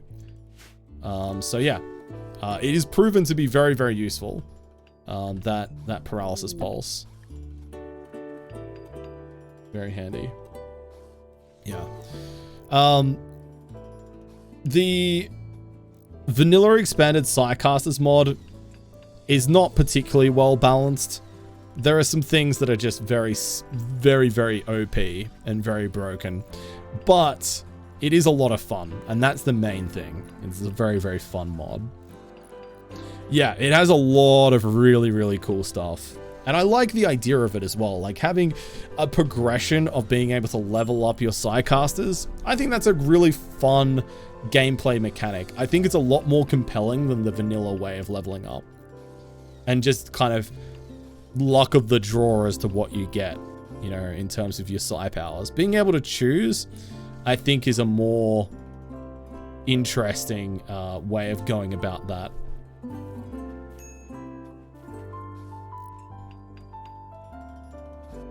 Yeah, there's a lot of variety. A lot of variety. We've only really scratched the very, very surface. Like, there's still so much of that that we have yet to really uncover and learn about.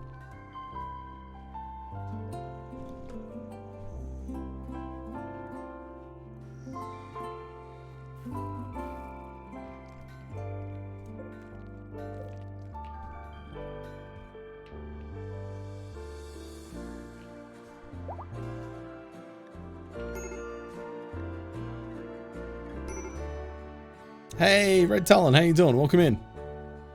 I hope you're well today. Lovely to see you as always. Alright, looks like you're fully healed. Let's try again.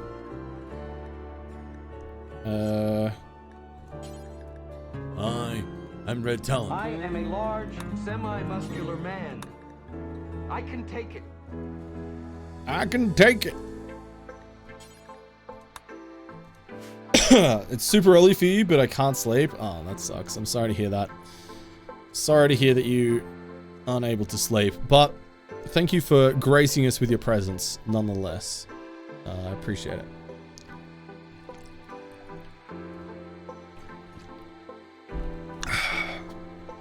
Man. Water is so good. I love water. It's the quenchingest thing there ever was.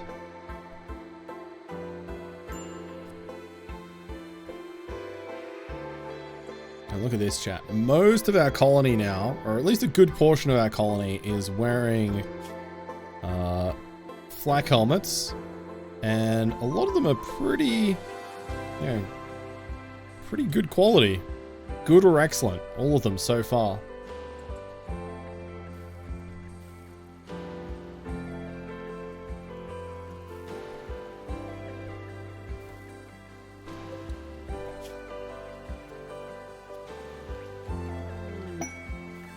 A boomalope is self-tamed. Nice. Although it has asthma. We've got a little asthma-lope. Oh my god. Can we stop failing these surgeries, please? It's starting to wear its welcome off. Alright, cool. Armadillo and Toad have not got any legs now. There we go.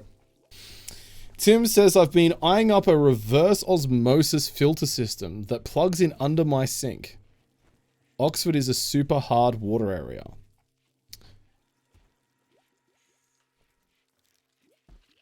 I'm just trying to process that statement. What is reverse osmosis filter? Oba has been crushed to death? Wait, what? Hold on, what? How did you get crushed during surgery?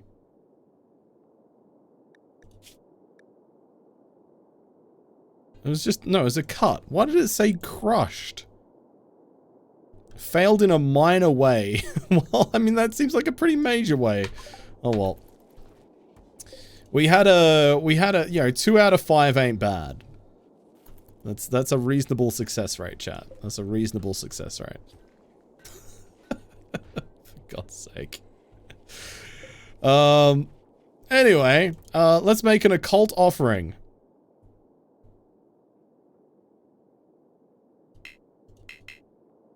Oh no.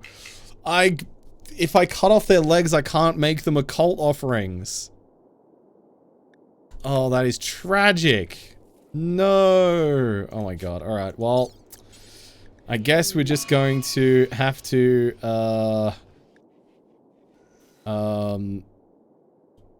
extract hemogen packs from them instead.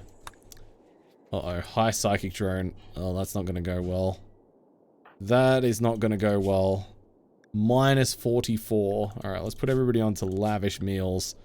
It ain't gonna be enough, but boy, I don't got anything else.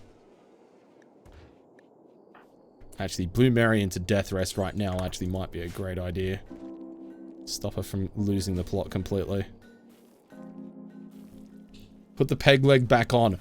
Oh my god. Big brain, Meg. Big brain. Good idea. The leg goes on, the leg comes off, the leg goes on, and you shake it all about. Nothing like sleeping through a psychic drone. Exactly, Blue Mary. It's good to see you, by the way. I hope you're well today. Series of 6 water filters. The first 5 have everything out, filter everything out and turn hard water into soft water. The last is a remineralizing filter that adds back in a good blend of healthy minerals. Oh, okay. Interesting, Tim. Yeah, I guess I've never really looked into it. At least where I am, the tap water is pretty good quality. So, yeah, tap water all the way, baby. It's good stuff. How many vampires in the colony? We have 3 vampires that are the foundational members of our society here. So we've got Blue Mary Love, Cat Blood Moon, and Quackamungus. And generally speaking, I think for a playthrough, if you're playing on losing is fun difficulty, you don't want more of a ratio than this. Quackamungus has gone catatonic.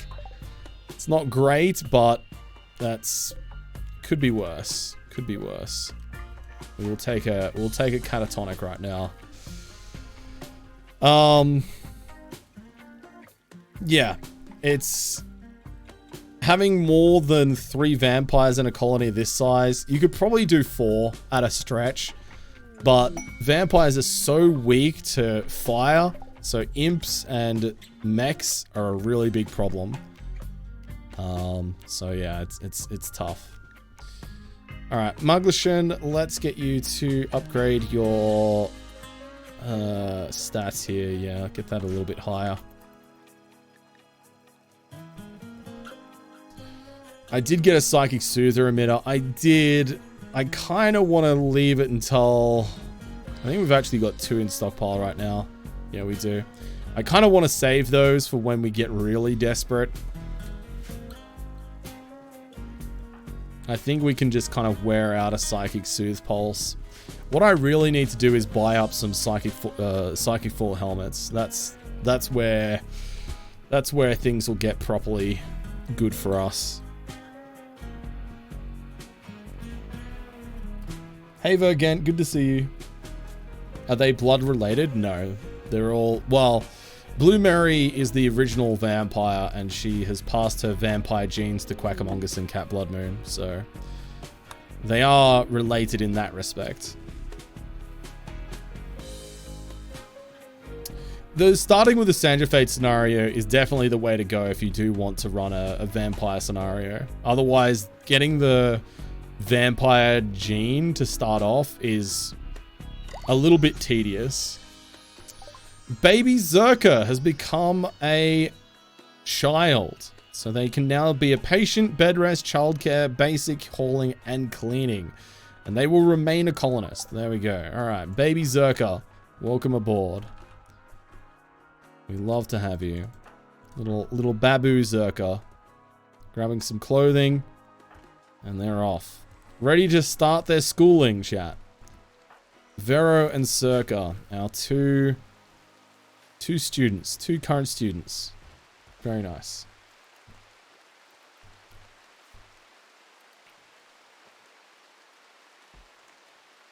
Oh my god, wow, that is a huge difference, Tim, wow. Finn, hello there, good to see you. I hope you've had a good weekend so far. I hope you're well, welcome in. Mayazi as well, hello, hello. Welcome aboard.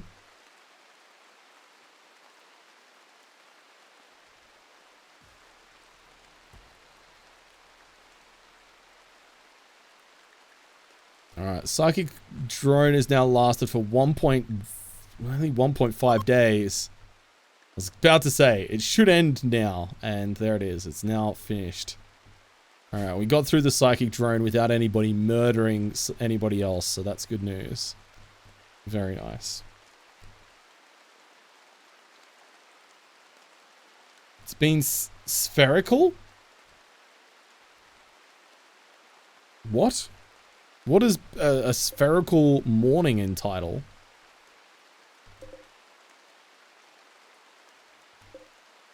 Alright, Armadillo, I'm going to give you a new peg leg.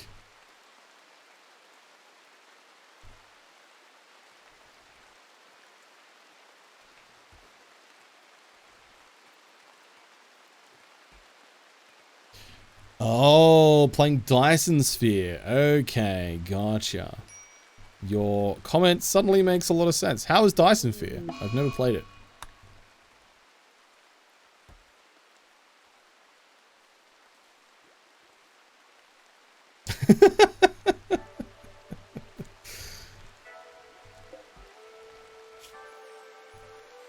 I mean, I stand on that. The only thing worse than Twitch chat is Twitch mods. Shaking my head, tipping my head. So toxic, dude. There we go. All right, nice, perfect. All right, everybody, look at our mood across the board. Let's put everybody back to fine meals now, or simple meals rather. But let's do a quick little cheeky occult sacrifice. Oh, hang on, no, I can't do that yet because they're not their anesthetic hasn't worn off yet. Soon though, soon. Only 250,000 segments to build this sphere. Oh my god.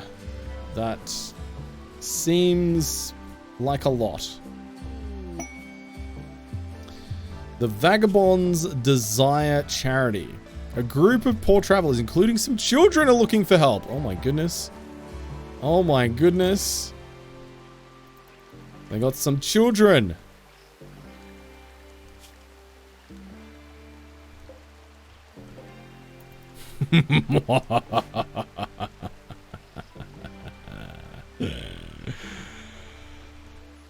We have been looking for new students, chat.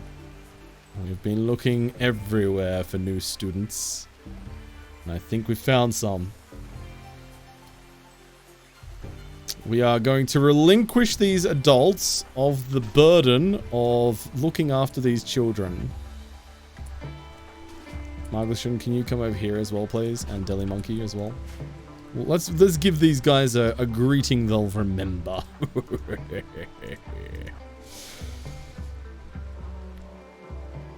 Yeah, the last batch of children that we found did have unwavering loyalty. This one does, this one doesn't, this one doesn't. Okay, so Pascos here, we'll let them go free. But these two here are not unwaveringly loyal. Age 12 and age 10.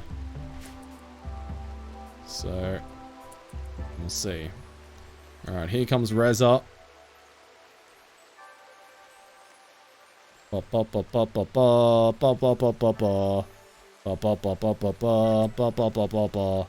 Paralysis pulse. Pop. There we go. Alright. Reza, I'm gonna need you to capture. And Marglishan, you come over here. It was you as well. Yeah. Capture. There we go. Where's Deli Monkey? Bloody hell, you were a while away. Cat Bloodmoon, can you come over here too? Thank you.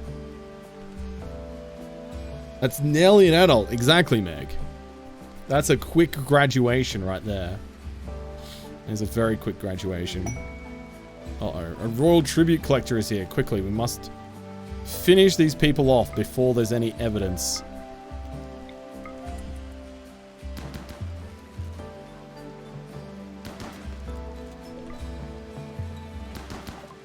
Where are they? Uh-oh. Uh-oh, chat. We can't let them see.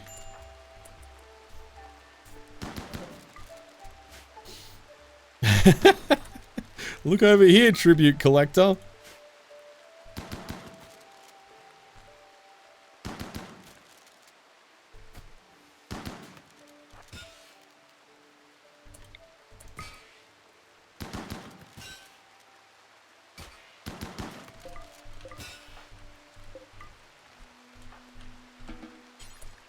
Okay. Quick. Haul them away. Haul them away. Hide the bodies.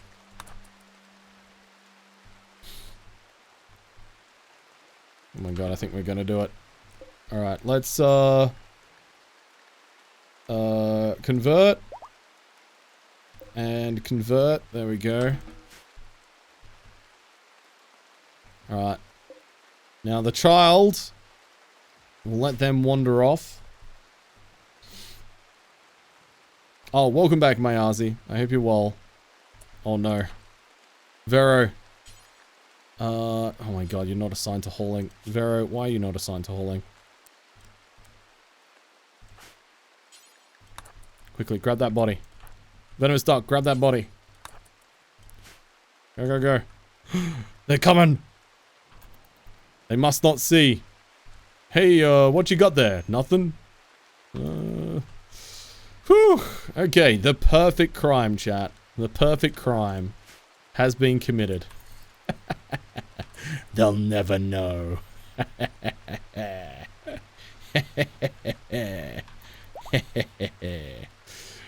Ugh, you love to see it. Alright. Oh god, no. Let's not make a human sacrifice out of those children. Let's... Oh, I need a moral guide. Who's a moral guide? Oh, a kneel sheet. And a lectern. Kneel sheet and a lectern. Okay, we're not making any human sacrifices just yet anyway, apparently. I don't know what I need. Is this under MISC? Ideology, here we go. Must be under here. Kneel sheet, here we go. So I need 4 of these? God damn, okay. Alright.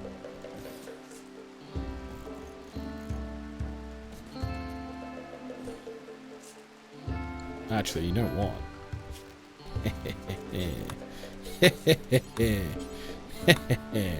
Human leather. Yes. Yes, yes, yes, yes, yes, yes, yes, yes, yes. And a little cheeky lectern, shall we?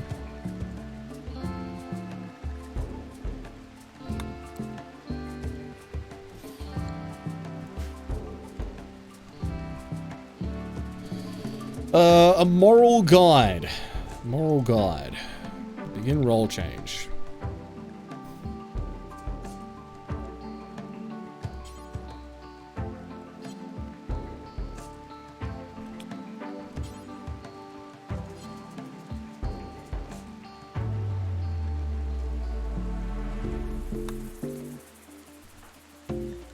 I could have sworn that we had a moral guide. Oh, you know why? It's because Blue Mary's having a death rest. That's why it's saying why we didn't have one. That's why. I understand now. Never mind, chat. I understand what's going on here. Don't mind me. Armadillo has gone berserk. That is not on. Marglishin, can you come down here, please?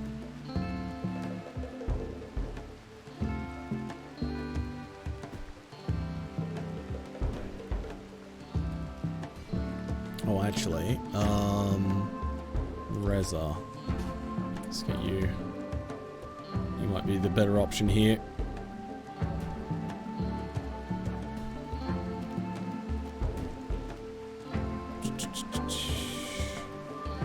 Well, there's going to be some collateral damage, but we'll incapacitate them and put them back in their cell.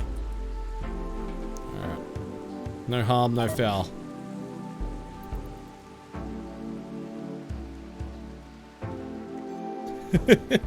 Bria.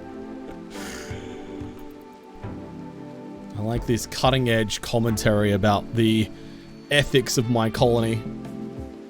Makes me feel very good.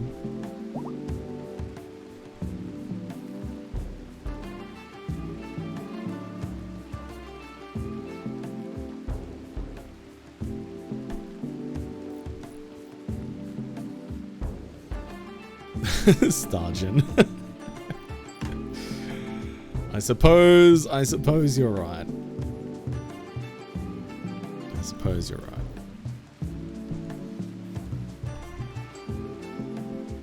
What is an ethics? A question for the ages.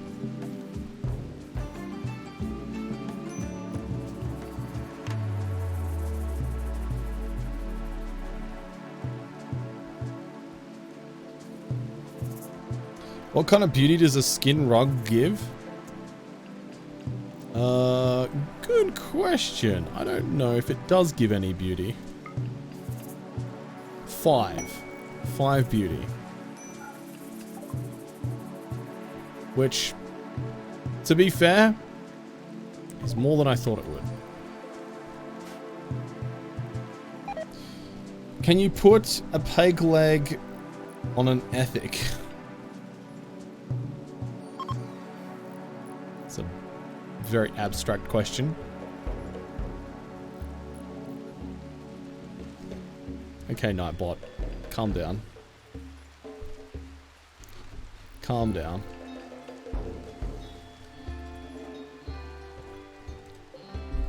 Okay. Oh, actually, no. Just the pork. Okay, so some of them are giving 30. So, it's actually not bad. Not bad at all. And Blue Mary is finished, so let's try this again. Occult Offering. Armadillo. Expected quality, 100%.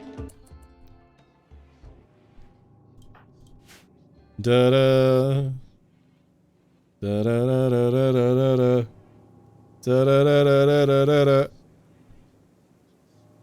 Yes, gather round, my followers. Gather round.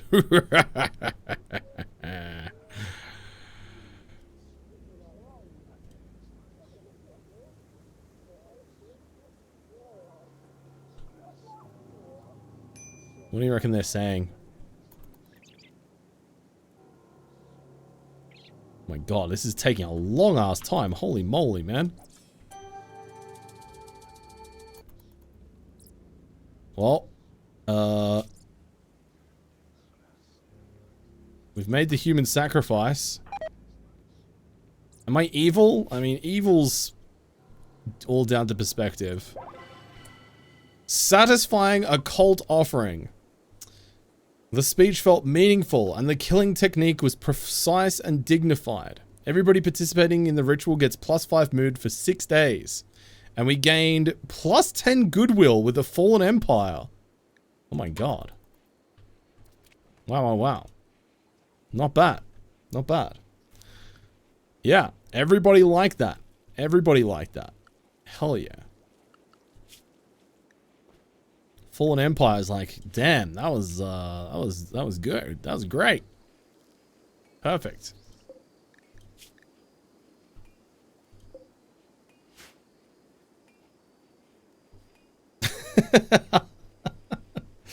Hildebrand. Oh my god. Chat loves criticizing my ethics. It's so rude, man. So rude.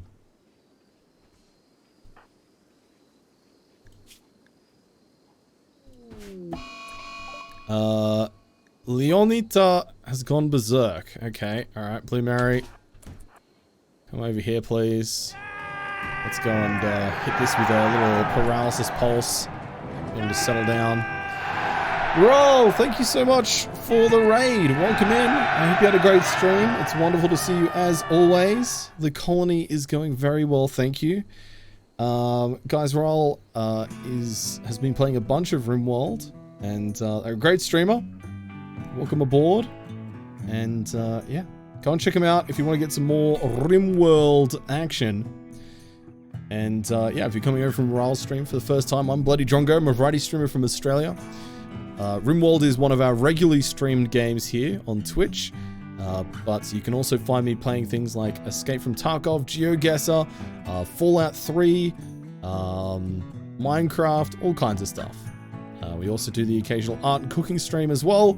So if that sounds good to you, feel free to lurk and say hi. Or just, yeah. Hang on. Chat and say hi. Or lurk and just hang out. That's what I meant to say. I got halfway through that and then realized it made no sense. But yeah, appreciate you being here. Hey Haz, good to see you. Welcome in. Hope you're well today. How's your colony doing, Roal? Ours is going well. For those of you who don't know, we're doing a challenge run at the moment where we need to raise 100 children to adulthood through our academy. We're doing the Merciless Academy challenge run, where we need to get the 100 children through here as a vampire Sandraphage playthrough, and on the hardest difficulty as well. So it's been a challenging time. We've currently got 2 students that are getting educated. We've also trying to recruit a couple more students for the academy as we speak right now, but I'll get back to you on that one. That might take a little bit of time, but we'll see. In some ways, really well. In other ways, had some rough spikes. My medic might have eaten a doomsday rocket to the face. Oh, damn. That's always a scary time. Doomsday rockets. Yeah, they are not it. Also, inspired creativity on Legacy, who does have decent construction.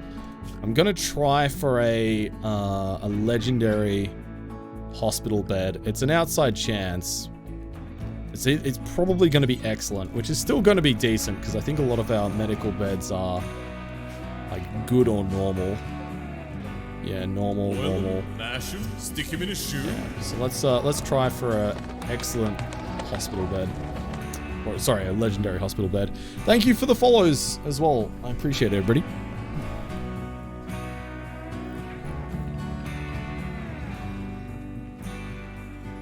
Alright, let's see what we get. If we get lower than good, I'm gonna be sad. Be very sad. Masterwork. You know what? We will take that. That is a tidy little upgrade there for that normal bed. We will take a Masterwork hospital bed. Very good. Deconstruct that one. And reinstall that there. Yeah, bosh. There we are. Nice. Very good. I'm happy about that. Very happy. Having good quality hospital beds helps our surgery and rest rates and everything like that. So is always a good idea to have decent quality hospital beds where you can. And actually, we can also build, I think, some... Oh, wait, have I not researched vitals monitors? I haven't. For some reason, I thought I had. But we do actually have enough components and enough steel now where we can justify making vitals monitors. So I should probably do that as well soon. We got 1,300 limestone blocks, so we can chuck down some more floors as well.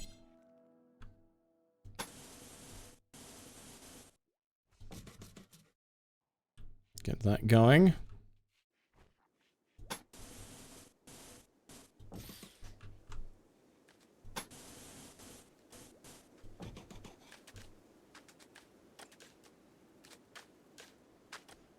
And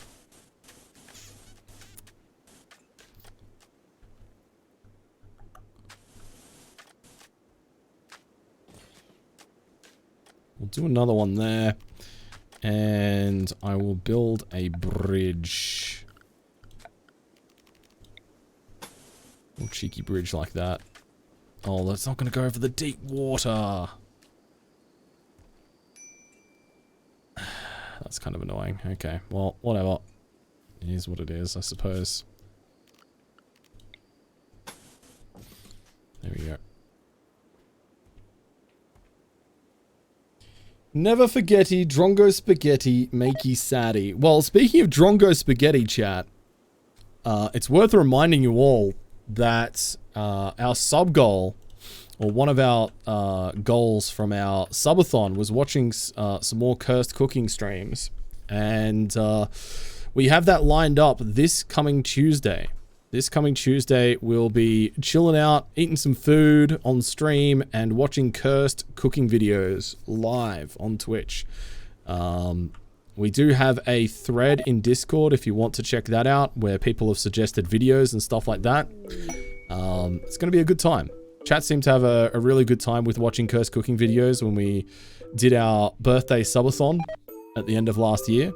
So, and I said we'd do it again, so here we are. Can we make our own cursed food and provide them? Yes, Quack Attack. You know what? If you want to go to the effort of making personalized cursed food for us to react to, absolutely. Sure. 100%.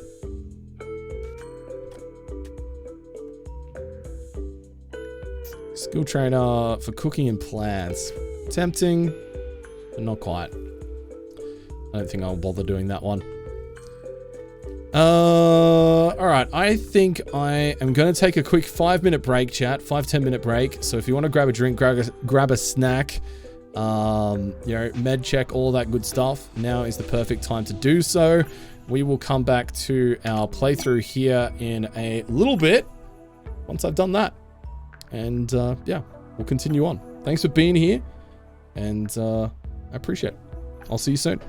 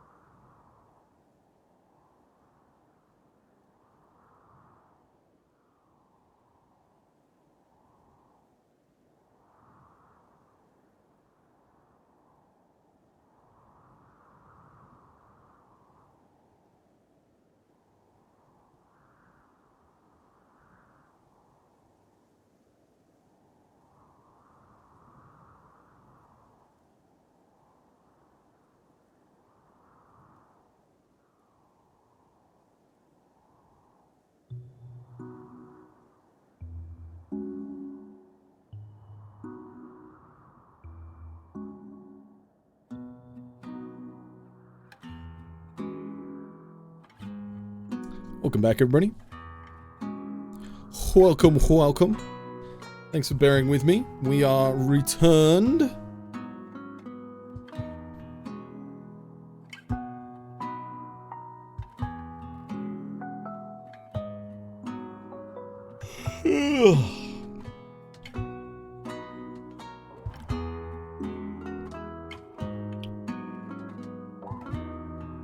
You found your TNT, Plutty. Oh my god, that's great news. Oh my goodness. I'm so happy for you. That's amazing. Hell yeah.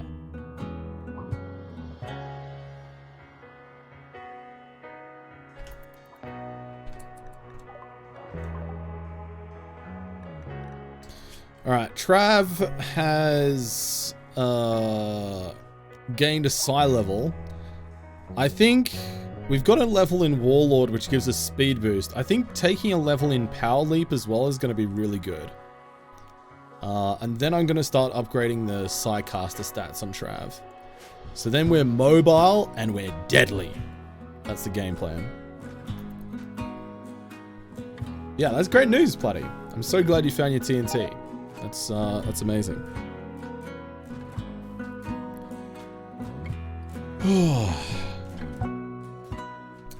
Exactly. Power Leap and then Fireball everything is going to be the game plan.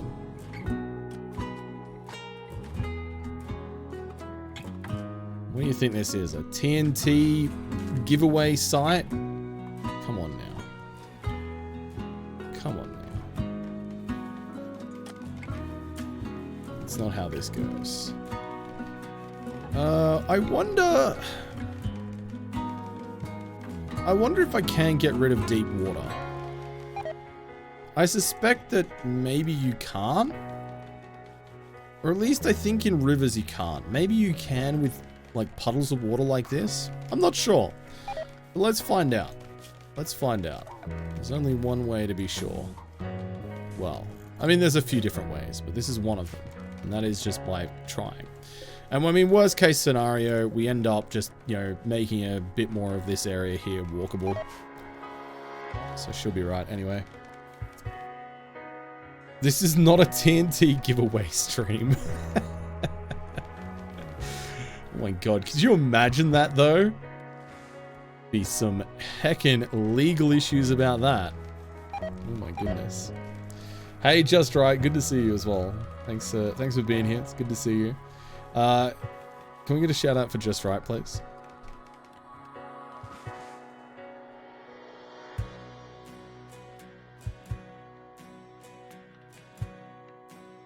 Hazel. That would blow up. Ugh. Yeah, you know what? I suspect you are probably right that a TNT stream would blow up. All right, we're gonna climate adjust the chat. Let's just come down. We're gonna go deal with this. We have no patience for climate adjusters. Okay, let's send in the best of the best. Oh, actually, hang on. I just remembered I had a whole bunch of my best of best drop their weapons, Quackamungus being one of them. Where is your excellent minigun, Quackamungus? There it is. Okay, alright. Form Caravan. Let's go. Alright, Quackamungus. Bosch. There we go. And then we want Blue Mary to come with us as well. Maybe Trav. And maybe Maglishan as well. Oh, maybe not Maglishan. Maybe Legacy. Yeah, that'll be fine. Okay, easy. Let's hit the road, nerds. It's time to take out this mech climate adjuster. Shield user. Oh, hang on. Alright. Let's drop that shield belt. Don't need to be equipping that right now.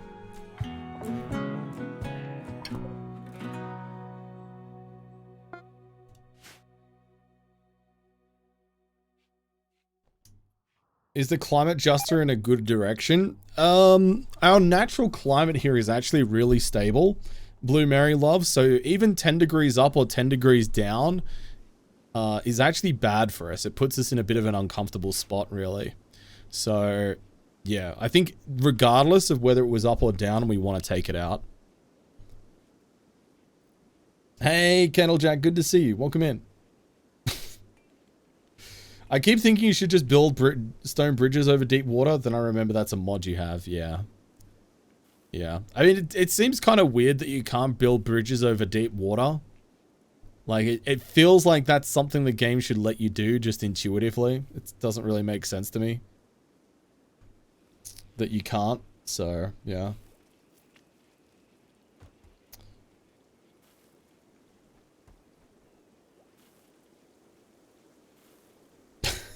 Just right.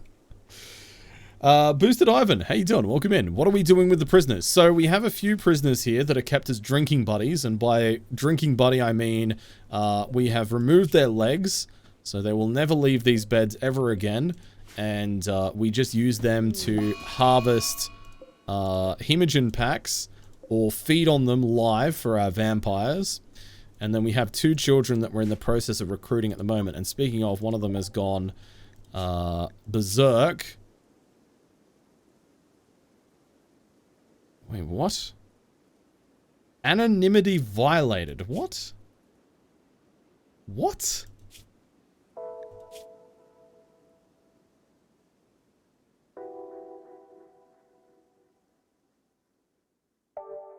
What causes that debuff? I'm having a hard time remembering what would cause that.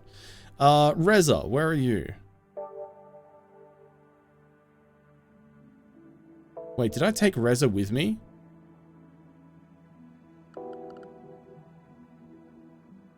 No, I didn't. Where is Reza? There they are. Reza, come here. Do I recommend the DLC? I mean, there's 3 DLCs for Rimworld. I would recommend all of them. If you really like Rimworld and you've already played, you know, enough of the game to know that you enjoy it, I think all of the DLCs are a nice expansion on the base game, and you know, give you lots of more content and lots more experiences to play through, a lot more things to make the game more diverse in the same way that installing mods into your game does. I think all of them are good. Biotech is probably the best DLC in my opinion, followed by Royalty, and then Ideology. So yeah, I think they're all good. I think they're all worth it. Anonymity thing is a meme added from Vanilla Ideology Expanded.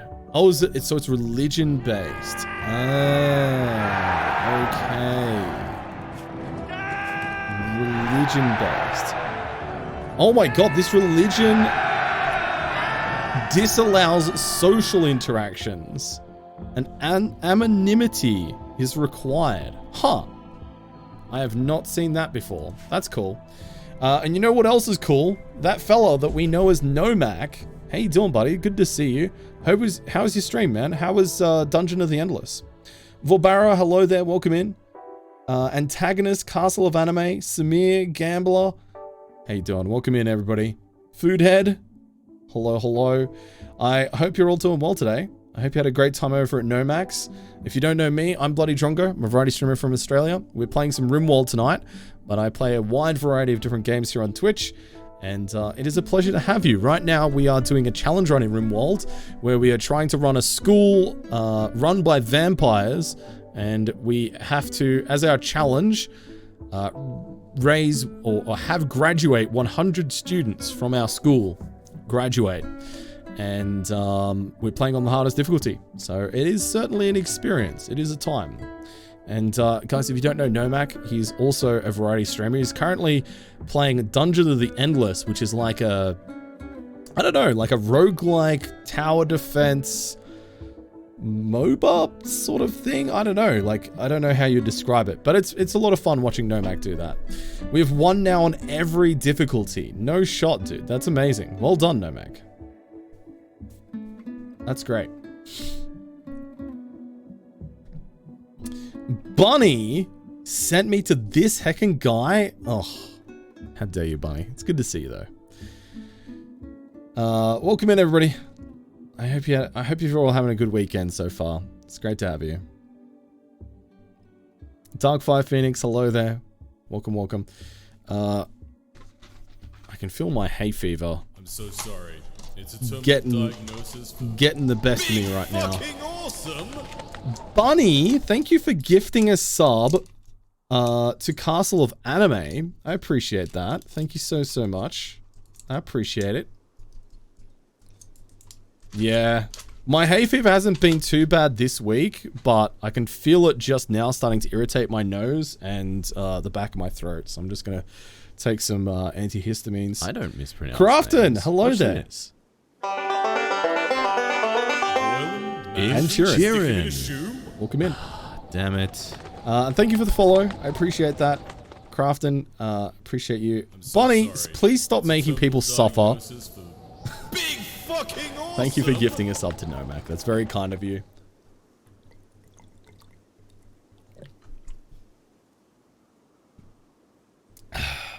You two bald head nerd.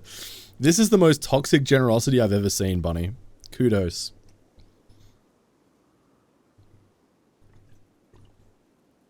Kudos to you. You have to go back to work tomorrow? Oh no, Sharon. That has gone far too quickly, dude. How long did you have off? Don't you get like... Oh, I suppose it depends on the employer, right? I know some places do 3 months, but damn, that has gone by super quick. That is going to be rough, man. I do not envy you. Going back to work with a newborn, that is, yeah, that's tough. Sorry to hear it, man. Bunny is all about that toxic positivity. Yeah, true, true. Oh, is it free at the moment? Oh, I didn't know that. Oh, nice. Yeah, thanks, Platty. Thanks for sharing. I didn't realize Dungeon of the Endless was free right now. That's great to know. Thank you. Employer gave you 2 weeks paid. Government gave me 2 weeks. Because of the public holidays, 4 weeks and 3 days. Did some work from home to extend to 5 weeks. Okay, gotcha. Yeah, right.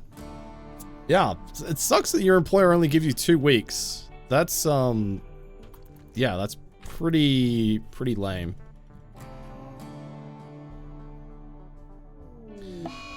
Yeah, I know my ex-employer used to give 2 months paternity leave, rather.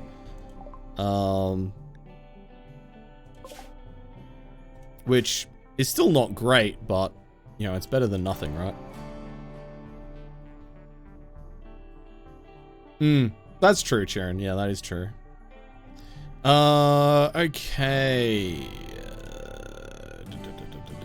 Okay, alright, let's send these folks around here. We're gonna hit them with the old bat sneak attack in the back door. Take out this climate adjuster chat. Watch this. This is how the professors do it. Which is, you know, how professionals say professionals. The professors. What in the butt?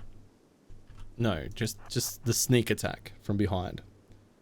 12 weeks paid from your employer, 18 works from the government at minimum wage. Yeah, that's the big thing is like the government minimum, like the paternity leave is so little. Because, I mean, minimum wage does not go far these days in Australia, especially with all the inflation. It is rough. I mean, it's better than America, but still, it's not great. Hey Zaza, 5 weeks sounds like way too young. Like if a young kitten should be too young for a human child. What? What?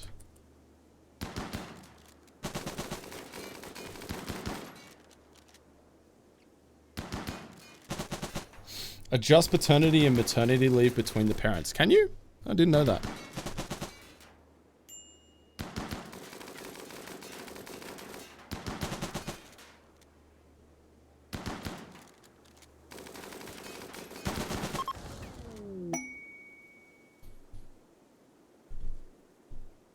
Alright, there we go. Climate adjuster has been destroyed. Actually, I should just... we gotta manually walk off the map. True, Jaren. Yeah, correct. True. 6 weeks paternity leave in Victoria. Wow, okay. That's not bad. Yeah, that's actually pretty good.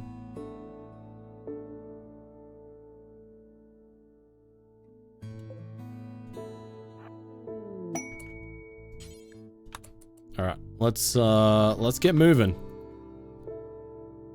Dealt with that nicely. And now we get to do that. Nomak, if you need to run off, dude, I'm sure you're keen to maybe get over and see your young man. I appreciate you again, bringing your lovely community over. Thank you.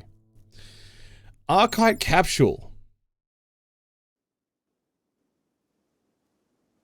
Ooh. See, that might be good. That might be really good.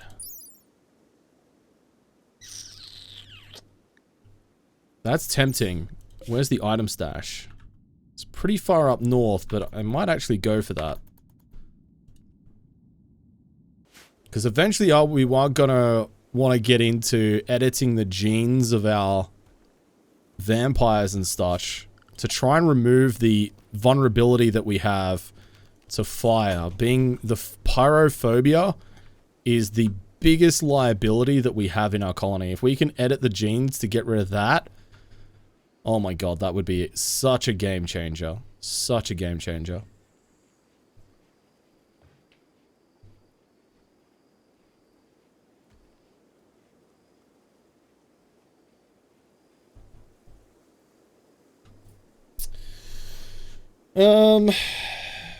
Inflation was 1 to 2% on a ward, and they were getting 3%.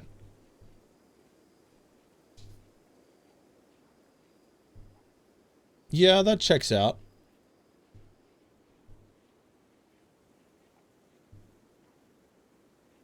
Nomak already left. Toxic.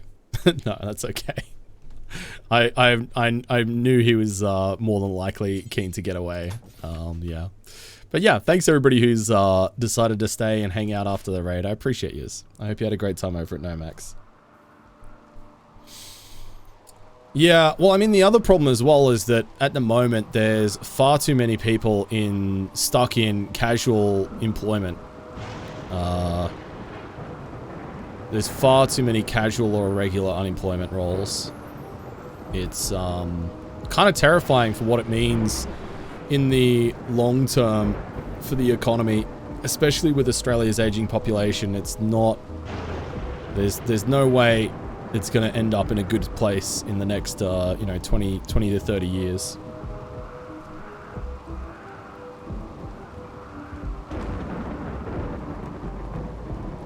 No full-time, barely above new hires.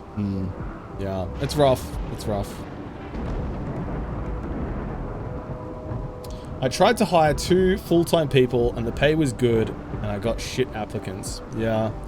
It's hard to, yeah, it's hard. Like, I mean, when I was working for the bank, like we had a lot of roles up, and the entire time I was in my team, you know, we couldn't find people to fill all the roles in the team, which meant that a lot of people were overworked, including myself. And that eventually ended up with a lot of people leaving over a long-term, you know, a long period of time.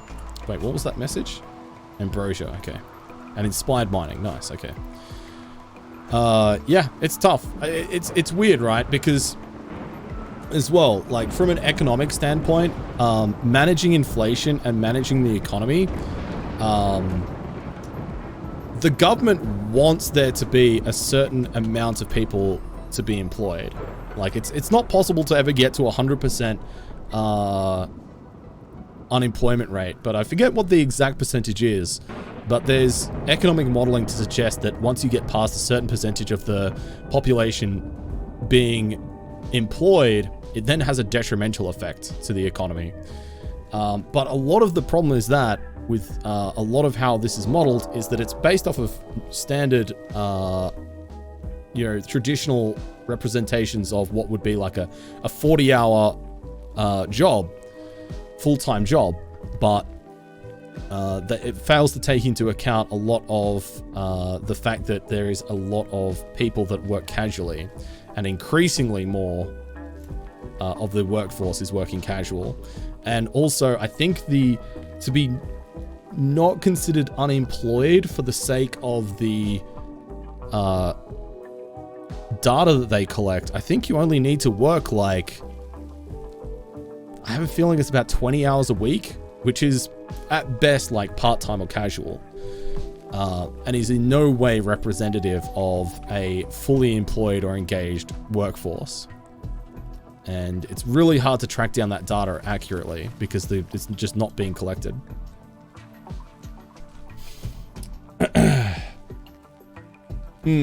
Yeah, that makes sense, Sharon.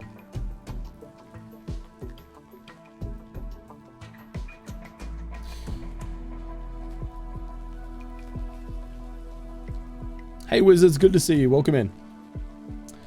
I live in a state where it's at-will employment. Means either side can screw the other over at any time. Okay, interesting.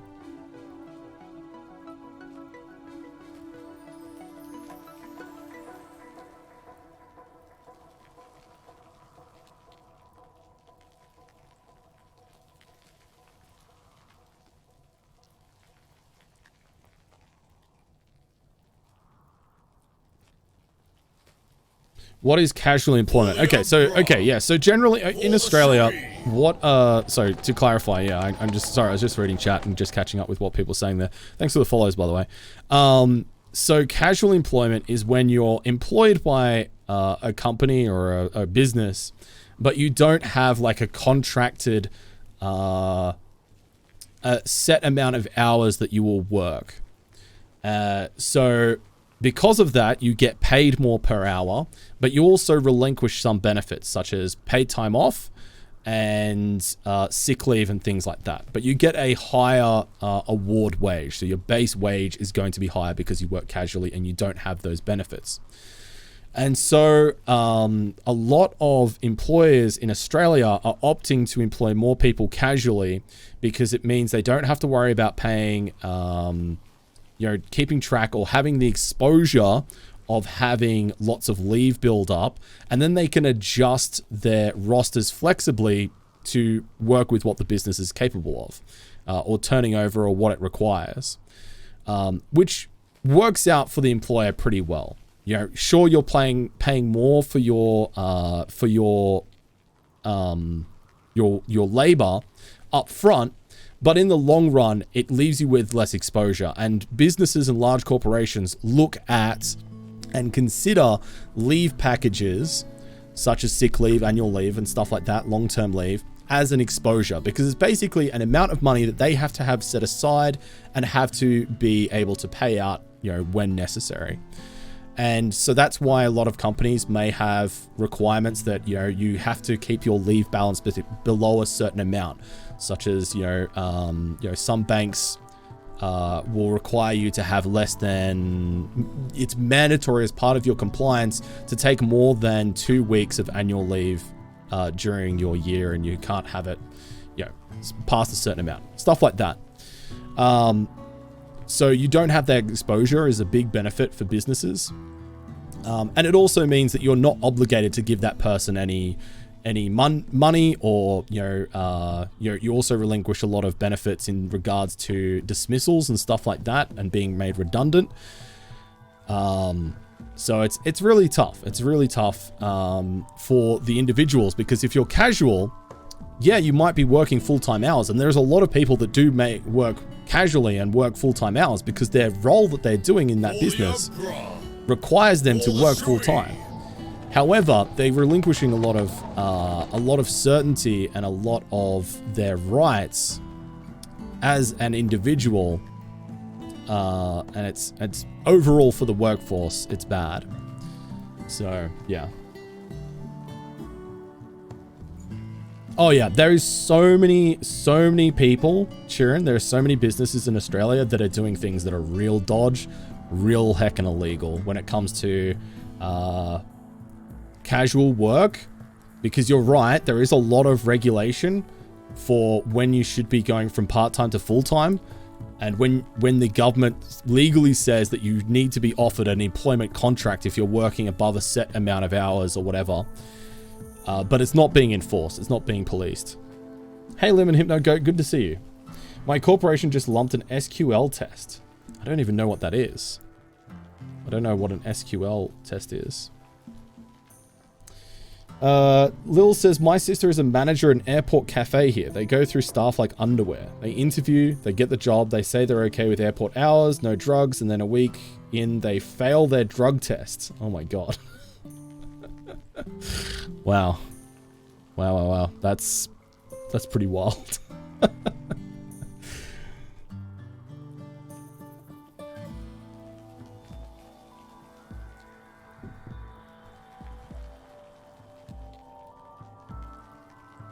Exactly, Castle.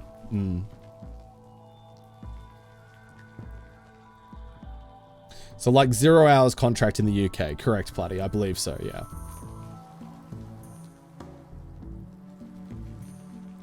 We hire uni students as casual in our call center. They work while they study and adjust their hours around their studies. It can convert them all to part-time, full-time, even if they wanted to. They all want flexibility. That is true. I mean, like, the thing is as well, is like, you can recognize that, you know, the idea of casual employment in Australia has a lot of benefits, right?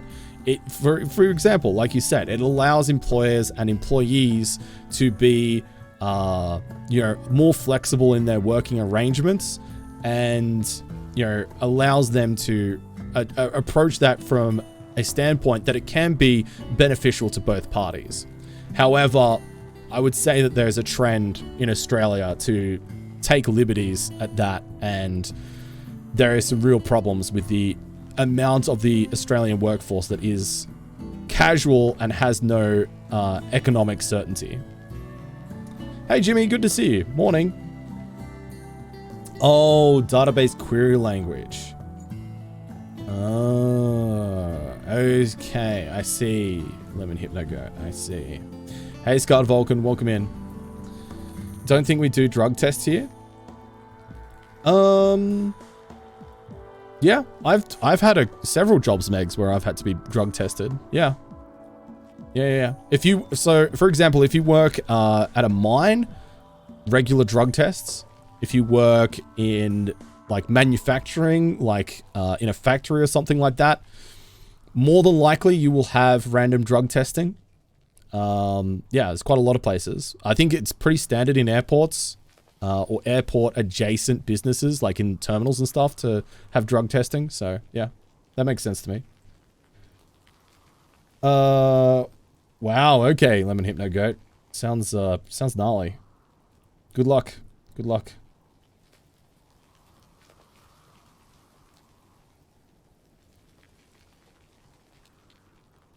For sure, Castle. Yeah. And I mean, like, you know, I think it's, you know, stuff like this that is important to be regulated by the government, but the problem is it's not being enforced. So, yeah. Are we considering 0-hour contracts as an ideology, worshipping a semi-sentient database? Okay. Lawyers, social workers, miners, truck drivers, ferry operators. Yeah, that makes sense. Yeah.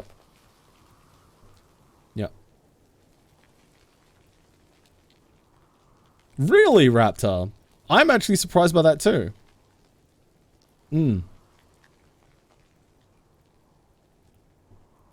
Hey, Rat Acid, why does Drongo working in a mine not surprise me at all? I've not worked in a mine before. I've worked in, I've had a couple of different roles when I was younger, working in warehouses and in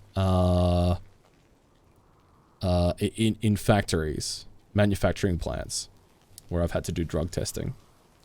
So operating heavy machinery and very large equipment. Powerful lasers.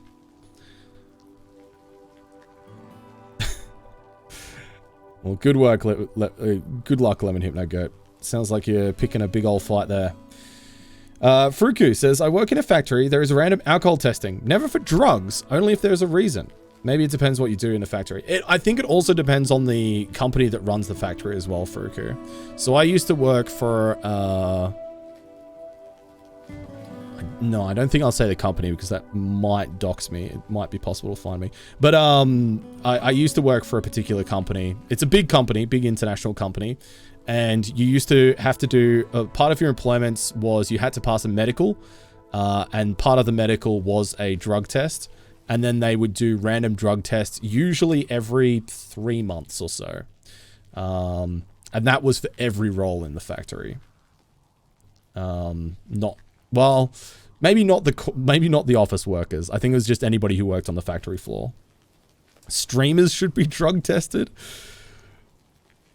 I mean, sure. I don't think it should mean anything, but it might be amusing.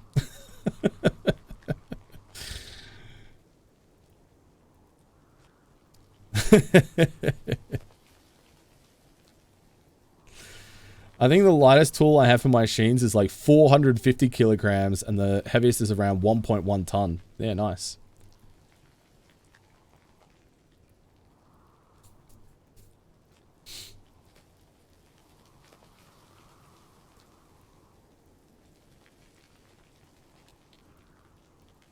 Yeah, exactly, Castle Anime. Nothing happens if you fail. It'll just be amusing to see the test results. Ensure adequate caffeine levels while streaming. Exactly. Yeah, right, Lil. Fair enough. That makes sense.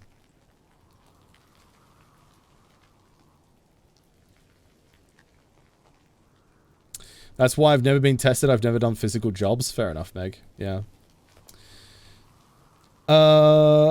Think I'm thinking about another interview for another job. Good stuff, Meg. Hell yeah. Fingers crossed.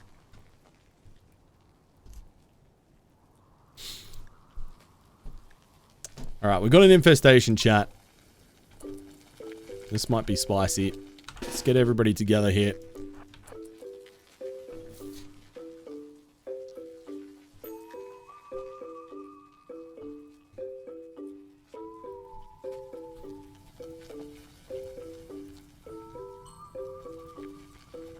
Yeah, we might hit him with the old fireball here. I think that's the plan. Trav, let's get you to drop your gun here, my friend. And let's send out Marglishan with you to bring him back. It's not a particularly big infestation, pretty small. Only 8 hives. That is child's play. Let's do it.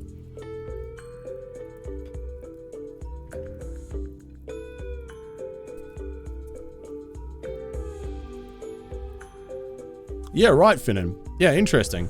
So I used to drive, oh god, I forget what they're called. Is it SVC? Forklifts? SVC forklift. No, it's not.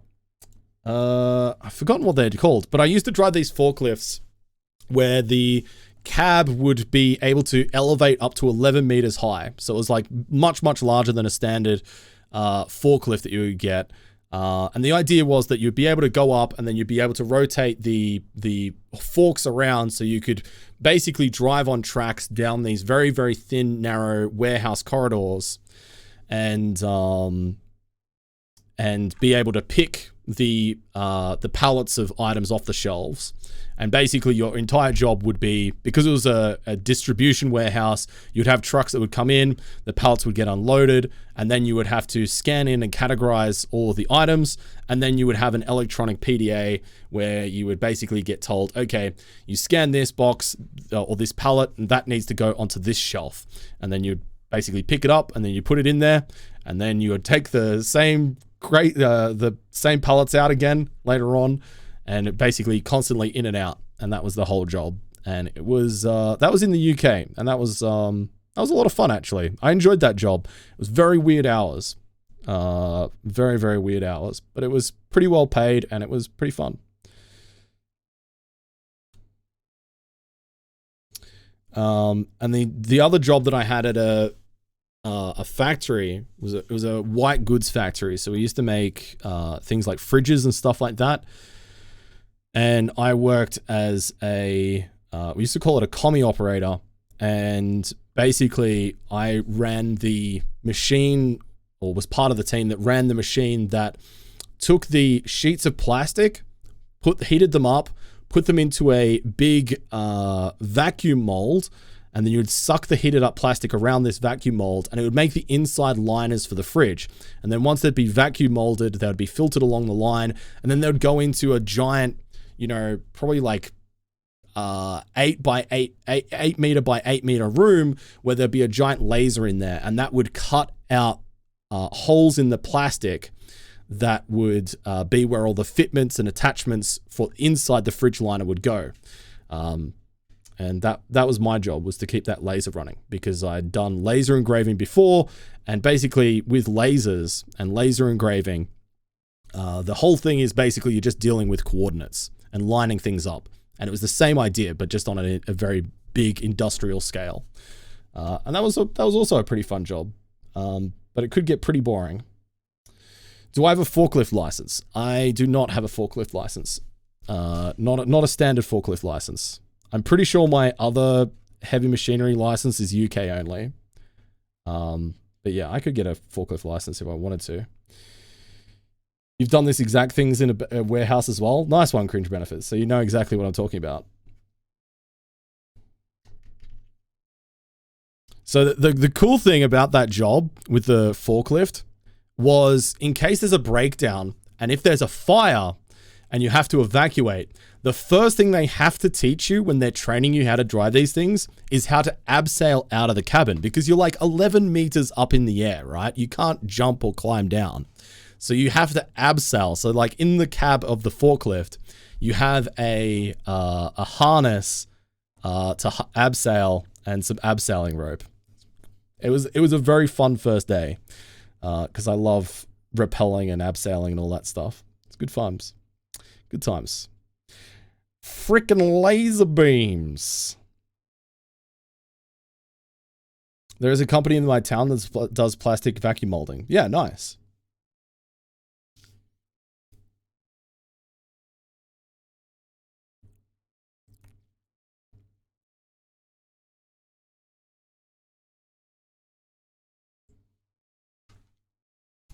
But yeah, thanks for the convo, chat. I'm enjoying hearing about what everybody does for work and stuff like that. Very cool.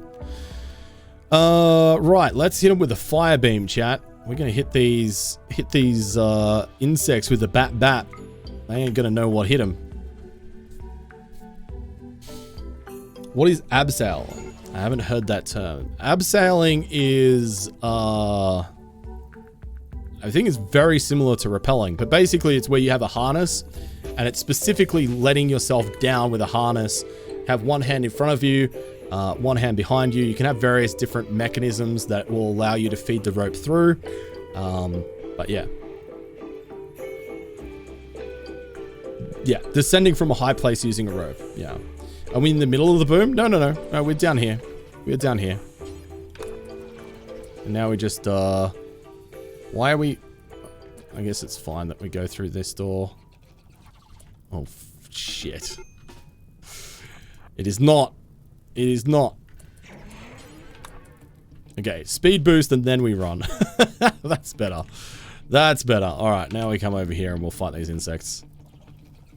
But yeah. Took out a bunch of the insects, gave him a little bit of fire to worry about. And now we get to do the old heckin' shoots.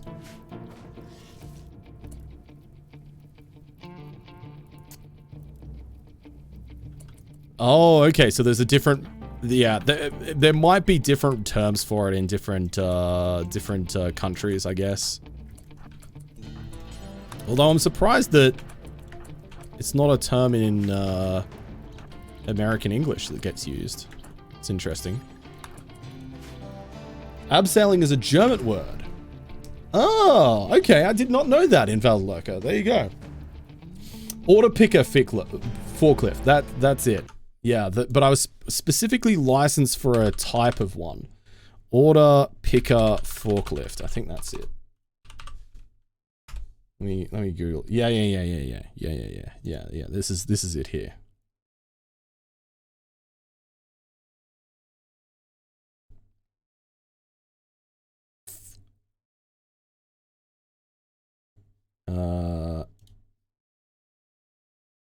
Yeah, so these are the forklifts that I used to drive. But it was different to these ones. This one's open faced. The one that I used to drive was a lot bigger. I guess it was kind of similar to this one because it was an enclosed cab, and it was really annoying because if you had to repack a pallet, you had to like fully lean over the front of the railings and stuff, and it was really annoying. Not that one. Oh, here we go. No, not that one. Similar to that. Similar size. Ah, here we go. That looks like the things. I don't think they were Toyotas though. But it's that sort of size. Yeah, something like this. Yeah, good times. Good times.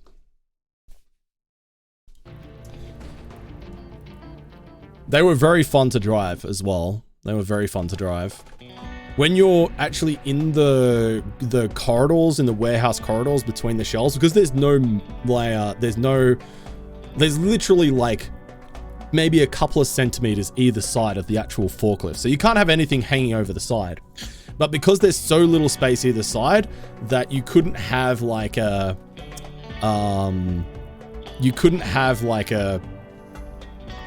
it open to, you know, human error, right? So what you do is that in warehouses like that, there is electrical sensor cables that run down the center of it, and at the front of each row of warehouse shelves, you have to drive your truck up, spin it around, and at the front and the back of the forklift, there's sensors that will align with the line in the ground, and then once you line it up, it'll stay on that sensor line and it won't move from that. It'll drive it perfectly along and keep the sensors perfectly aligned. And it was always funny with new people watching them try and get it lined up to align it perfectly, because you could easily fail it, like, and it would do weird stuff, and it was always pretty funny. But basically, it was like a safety measure to make sure that you weren't driving into shelves and stuff.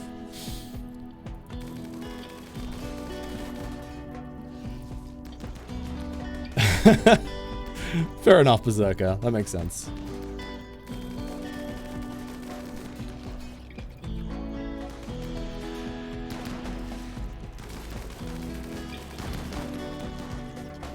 Yeah, that's fair enough, Sharon. I mean, I definitely wouldn't do that job now. But as a young guy, earning good money in a warehouse was, you know, it was a good time, you know. I think the big thing that I wouldn't be able to do these days is deal with the hours, because for that company, that used to do a 12-hour shift, and that it would alternate. You'd have like 3 overlapping shifts, and you would basically work, I think it was like 6 till 6, and then there was a shift that was like 11 to 11, and then there was another shift that was like, I think it was like 3 till 3 or something. It was very, very weird. And basically the arrangement that I ended up working under was I was on an alternating shift each week, and it would just progressively change. And I would do a full rotation, and then I would get a full week off after that. So I do shift week in the morning, shift week in the like late morning, and then a shift starting in the afternoon, working until late in the morning, and then I'd have a whole week off. And it was really good money, but it was, yeah, that shift playing, like, it would just wreak havoc on your sleeping pattern. It was disastrous. But we used to just, like, sometimes like we used to just go to the pub and then drink and then just have breakfast at the pub and then go back to work the next day. Like, we hadn't even gone home. We would just go to the pub for a few hours and then go back to work. It was just like, yeah, it was a wild place to work sometimes. Good people though, good people. All right, good night, Lil. Thanks for hanging out with us. I appreciate it. What bank did I work in? I used to work for ANZ Bank. I started out as a bank teller. I was a personal banker for a while. And then I was a business banking manager for a couple of years. Used to work in a warehouse for 5 years as a picker-packer and driving a forklift without a license. Man, picking and packing, like literally just taking the pallets off the floor and then packing them. Oh, that would have been so, yeah, that would have been so annoying. I do not blame you for not missing that. Have I told you the legend of Ralph, who was a guy who worked at my old job, drove a wire-guided forklift, somehow managed to find a way to completely derail a 250k bit of safety equipment at least once a month. Oh my god. That is unfortunate. Alright, I think all the bugs are dead. Oh, except there is one hive that survived the flaming.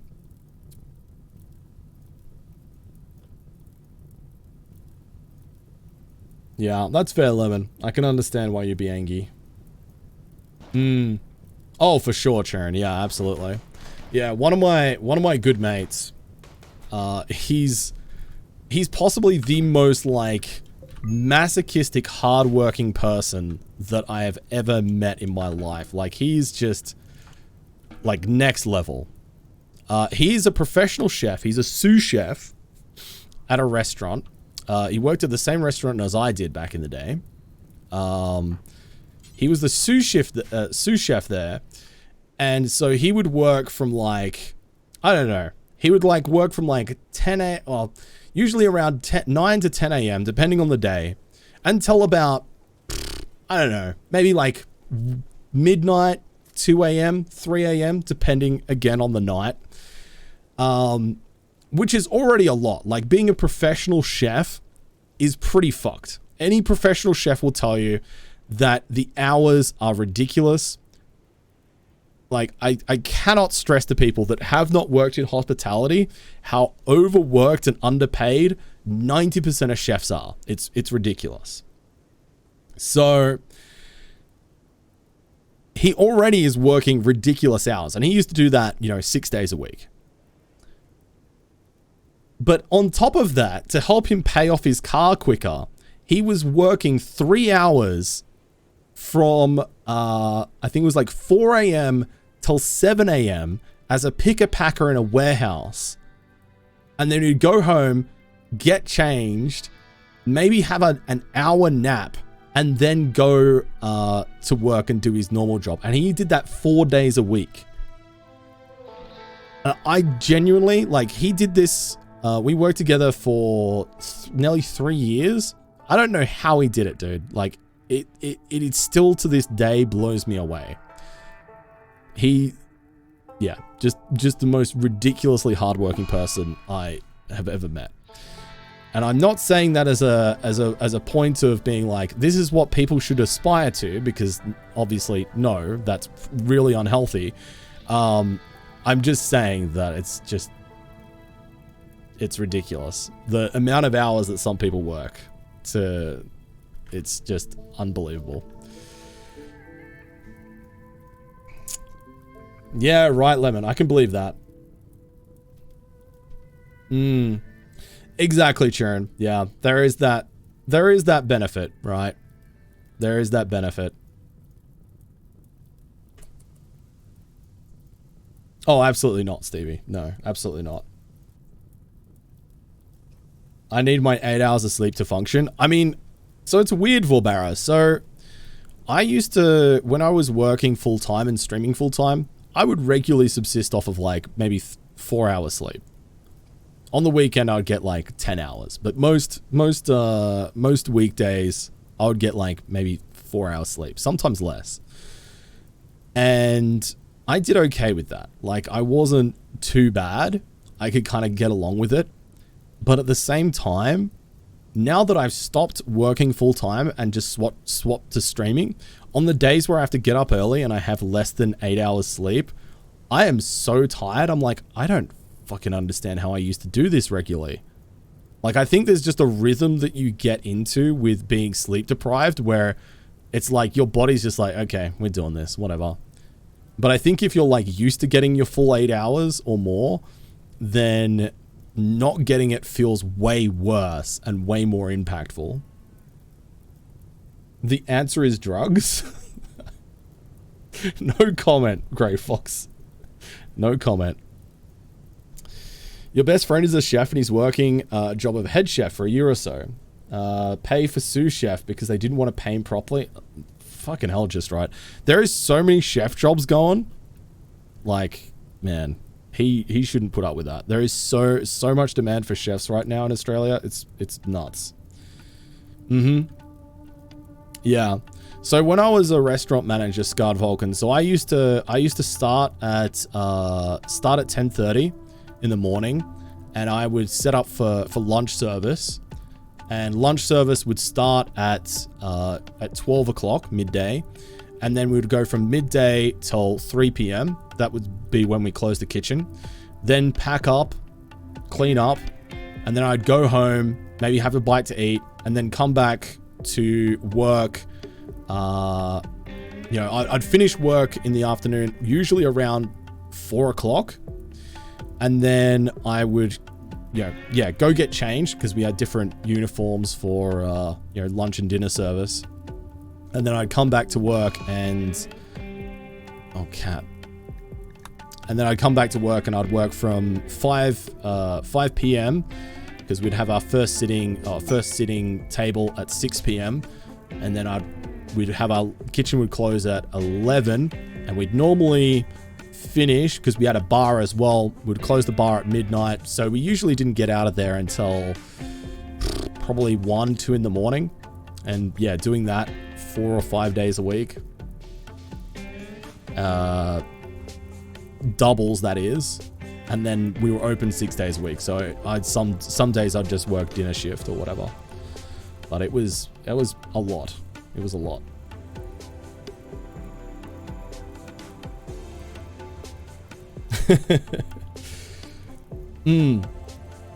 Yeah, exactly, Sharon. I think that's correct.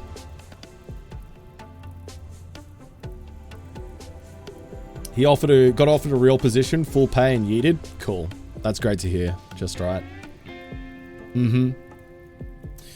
Yeah, and that's the problem, right? Is like, there's always the human element. Like, it's always easy to say to people, oh, just walk away from this bad environment. But there's always the human aspect to it, and it's not always easy for people to remove themselves from these exploitative or unfair environments. And it's really tough. It's not always as simple as just walking away. But I'm glad they got out of that situation. That's great news.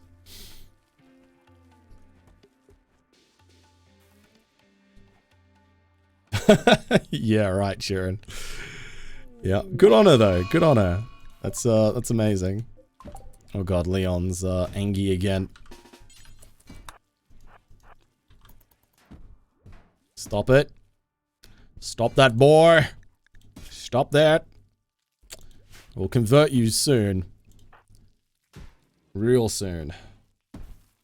Yeah, that's true. I mean, that is kind of like the downside of parenthood, right? Say goodbye to regular amounts of adequate sleep.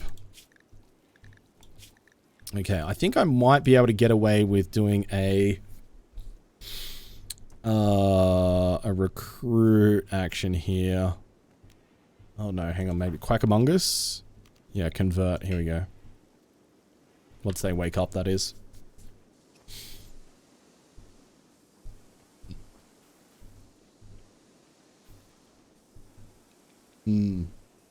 Yeah, right. We didn't do takeout or deliveries as well, luckily. It was a fine dining establishment, so we didn't do any of that stuff, thankfully. And this was well before COVID. This was back in my younger days.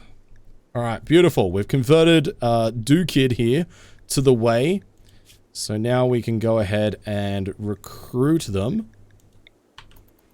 Beautiful.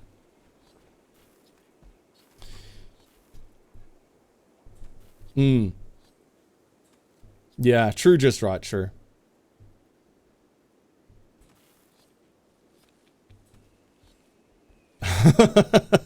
Oh my god, Sharon. Just like, yeah, don't even say it. Yeah. Well, it'll get better eventually. Or it'll change eventually. Holy crap, most of the map burnt down, dude. This is gnarly. Hey, Rachel. Does the things keep exploding? I don't think anything's exploding. I think things are mostly under control.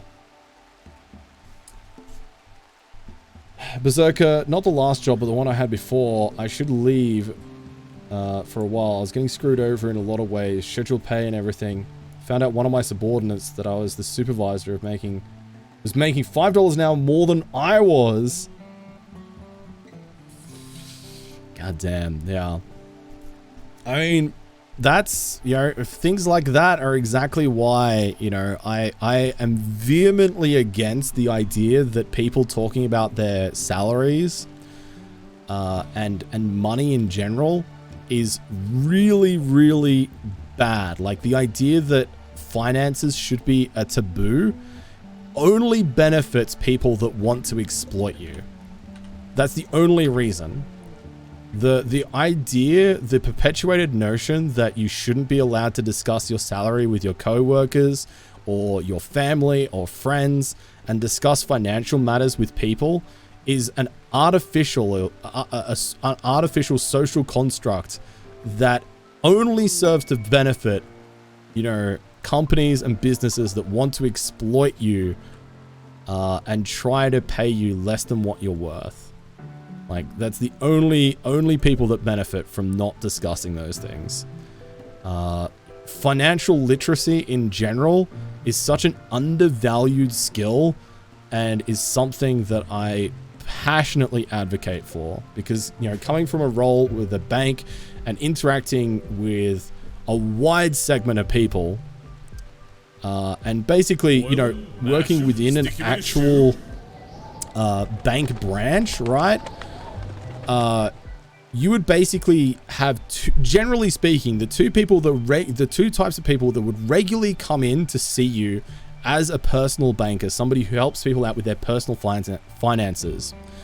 The two types of people that would come in to see you regularly are people that have loads of money and they want to get you to help manage that. You know, buy an investment property, you know, invest in a term deposit or something like that. Or B, people that don't have any money or financial literacy, that are looking for personal loans so they can buy a car, you know, get a credit card, you know, help with their overdrawn account.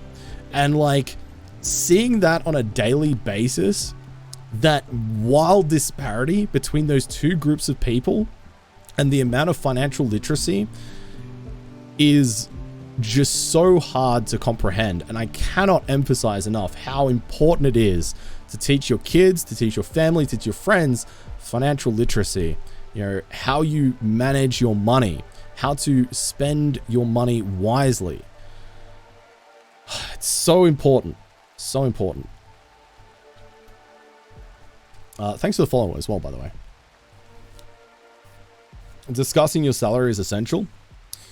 In some countries, it's not illegal to fire people for talking about their salary. In some countries, it's illegal to enforce that, but employers still try to. It's ridiculous.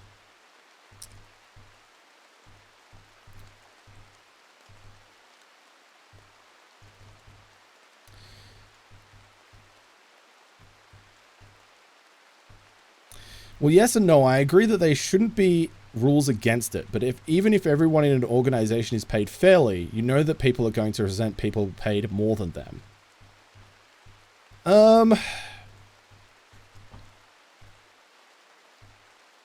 I mean, yeah, I see your point. I see your point that, you know, maybe knowing that people are getting paid more than each other is going to cause friction, internal friction. But I would advocate for that there should be some degree of accountability to the employer to make sure that they're paying their employees what they're worth, and that naturally, to some extent, that would be reflected in people's acceptance of that. It should be transparent. It should be transparent. I know that not everybody will think that way, but that's my personal take on it. And I think part of that, the reason that people would take that so negatively now, is because the existing culture of that being such a taboo and sensitive topic exists now. But if that changes in the future, I don't think it'll be as big of an issue.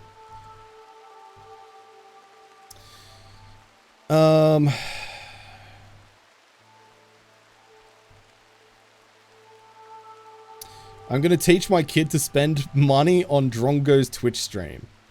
Great, great. See, this is me like investing in my long-term career, Sharon. If I can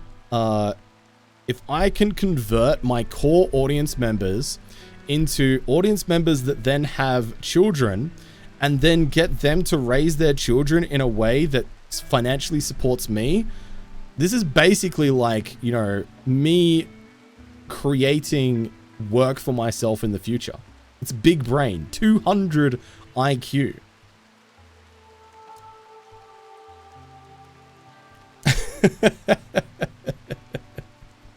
Oh my god, I'm so far behind on chat. I'm sorry.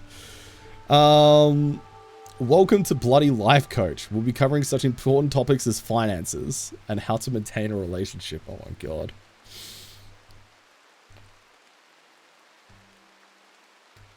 Bang for Blongo. Hashtag bang for Blongo. That's amazing, Tim.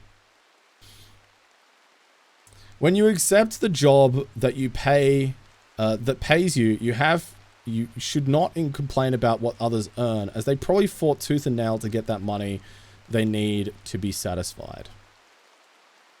Yeah, I think there is a degree of meritocracy to your salary. However, there is also a degree of salary, and again, this is very much subjective to what country you work for, what companies you work for.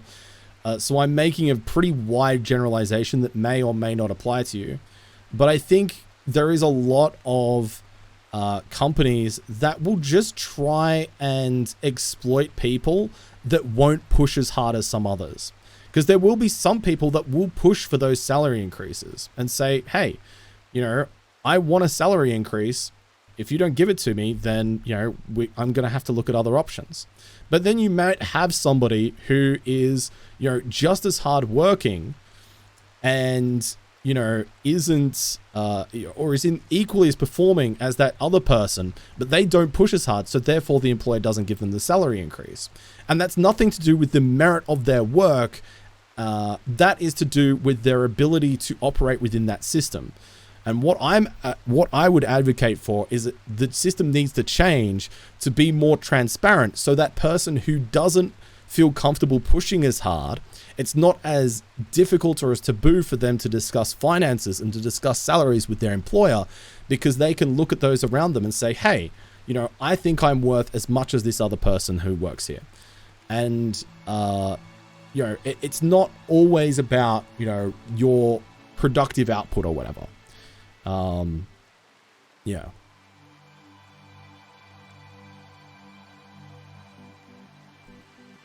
Sounds like a big corp brand making. Oh my god. Tristan says, was listening, and the only problem with your stance is that people often believe they are more than they are actually worth. In an ideal world where all jobs are equal, yes, pay should be also, but you will find people comparing their role to another's totally different role and wondering why they don't get paid as much. Salary should be compensated both on a role and performance. I agree. Yeah, I also agree with that. I'm not saying that everybody should be paid equally. That's not what I'm saying. What I'm saying is that we should all endeavor to fight against the idea that discussing finances and discussing salaries is a taboo subject, because it directly disadvantages us all as individuals, and makes it hard for us to advocate for ourselves.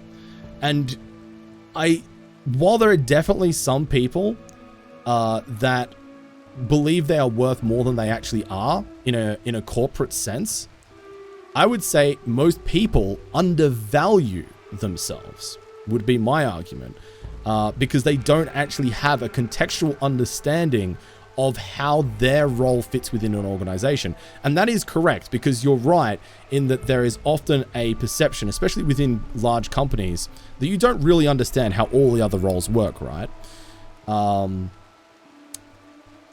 But it should become self-regulating in a sense, where a culture where you can discuss those things, you can still have people, unsatisfied with their salary and not get a salary increase. And they're either going to eventually become more realistic in their expectations, or they're going to find another job that is going to pay them what they're worth. Like, it's not like they leave the workforce entirely and never come back. So, yeah. No worries, Volbara. Dredgy says, in my personal opinion, I'd like you to play one game in a long playthrough, where streamers jump about from game to game. I find it annoying, only in my humble opinion. That's fair enough. I'm not going to ever play just one game as a streamer, as a variety streamer. Partly because it's personal preference. I think if I played a game 4 nights a week for 5 to 6 hours, it would make it very difficult for me to be constantly excited to jump into it. However, it's also from a business standpoint. As a variety streamer, if I build up a viewer base that is expecting me to play one game, and then I want to eventually play another one, then large part of my audience is going to leave. But if I have a consistent habit of playing different games, then I build up an audience that is going to be more preference towards watching me play different games. The reality is that may not be you, Dredgy, and I apologize to a certain extent for that, but it may just be that you're not my target audience in that sense, if that makes sense. So it's a balance between playing things that I enjoy and I'm consistently excited to play, but also balancing, myself as a business. I'm a self-employed business owner. Streaming is my livelihood, so I need to be able to balance that.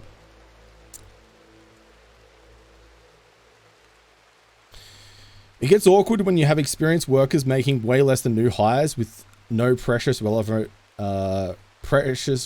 experience, which is not uncommon. Yeah, for sure, Pinky, for sure.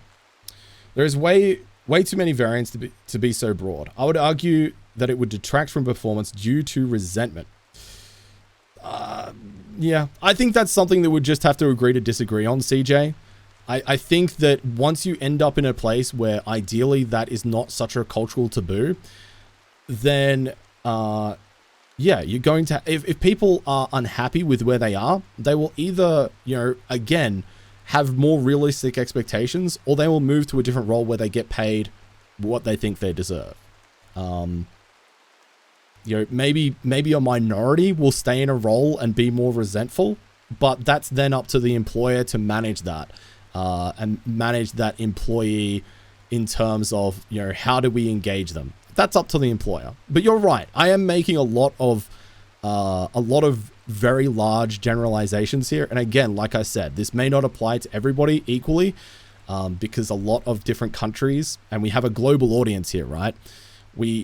a lot of different countries have very different legislation around all of this stuff, and they also have very different cultures around finances. Like, typically speaking, Americans, in my experience, firsthand, are some of the most conservative it comes to discussing money and finances. It is really, really big taboo. But in other places, it's not so much of a taboo. So there's also like a conversation to be had around, you know, within different specific countries and cultures, how much that taboo is relevant as well. But yeah, I also understand that, you know, my point is less valuable in some circumstances as well.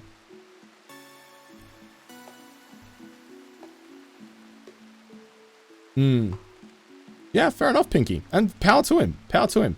I mean, typically speaking, I forget the exact citation needed here, but I'm pretty sure it was, generally speaking, people that will shop around to further their career within their given field, people that will change companies every 3 to 4 years after, I don't know, I forget how long it was. I think it might have been after like 8 years, are usually earning, I think it was like 20% more. This is like, again, citation needed.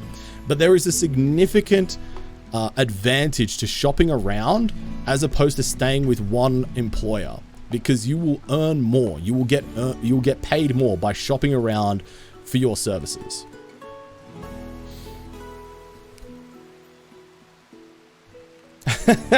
Sharon. Oh dear.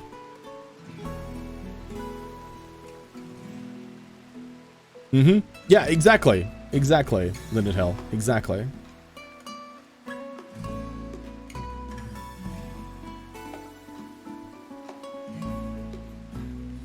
This is global. I had someone on Twitter DM me, "Shut up, this is America."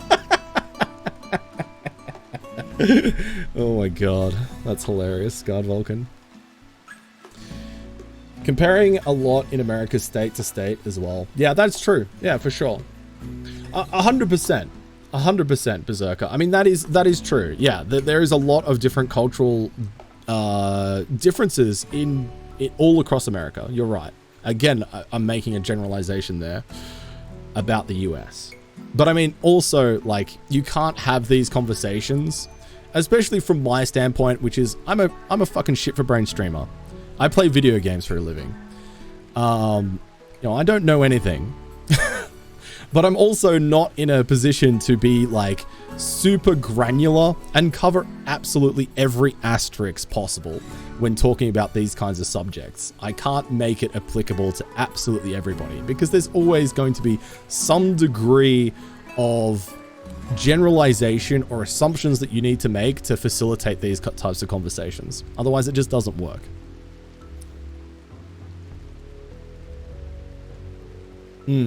Oh, interesting, Linden Hill. Well, good luck in your last semester. That's very exciting. I mean, that is true, Charon. That is true. It would be stressful, for sure. Hey, Maznit, it's good to see you, by the way. Yeah, right, Timmy. Gotcha. I think that's the most important thing. Obviously, like, a lot of people will focus on the remuneration aspect of work, but also there's like the enjoyment factor and the, you know, the other benefits that might come around for that. So you might be able to work in a particular job and make way less money, but you have a much better quality of life. Like, believe it or not, I make way less money as a full-time streamer by an order of like 8 times than I did working as a bank manager, right? But you know what? I'm so much fucking happier and I have so much better quality of life and I'm so much healthier. And that, to me, is more important than earning, you know, a shitload of money. So, you know, it is perfectly valid to have a job that supports you in whatever you need it to be in your life. You know, not everybody needs to be grinding to be the next fucking, you know, Jeffrey Bezos And I would argue that fucking the whole idea of grind and hustle culture is a cancer on society. But not everybody needs to find fulfillment in growing their salary range. Being able to find fulfillment in enjoying your job, enjoying the people that you work with, or just being able to leave your job at work and then go home and enjoy time with your family, time with your friends, be able to go out and go on holidays and spend your salary rather than working 80, 90 hours a week is just as valid, if not more valid. So, yeah. This is my TED Talk, something.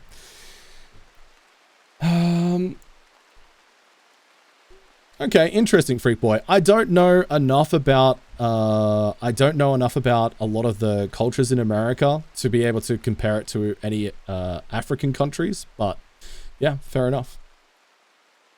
Hey Sarge, welcome back.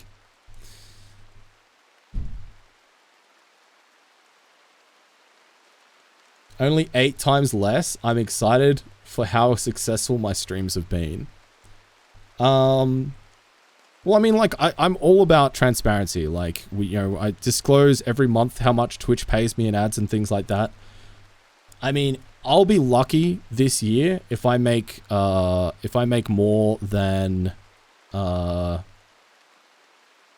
$35,000-$40,000 Australian, which is not a lot. That is like comparative towards like what you would make on minimum wage in Australia. For the Emperor. But also, I enjoy the shit out of this. And hopefully, in the future, the stream will grow. And maybe I will be earning more than that. To the point where maybe I can start to save money again and maybe one day afford to buy a house. But hey, this is Australia. So the chances of me buying a house are basically slim to nothing. Thanks for the follow, by the way. We'll see.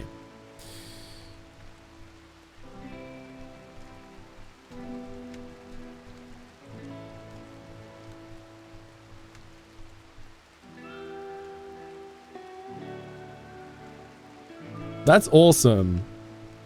That's so Linda Hell, that is so awesome. I'm so glad you had that moment of it feeling right. That's so important.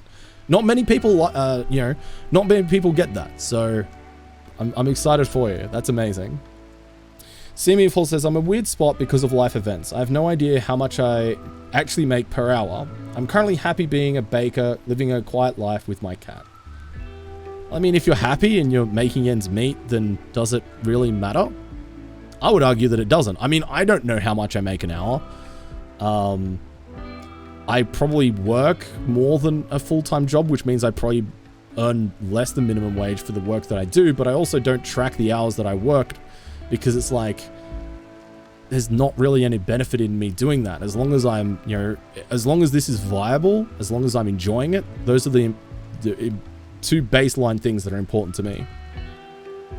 Thanks, Pinky.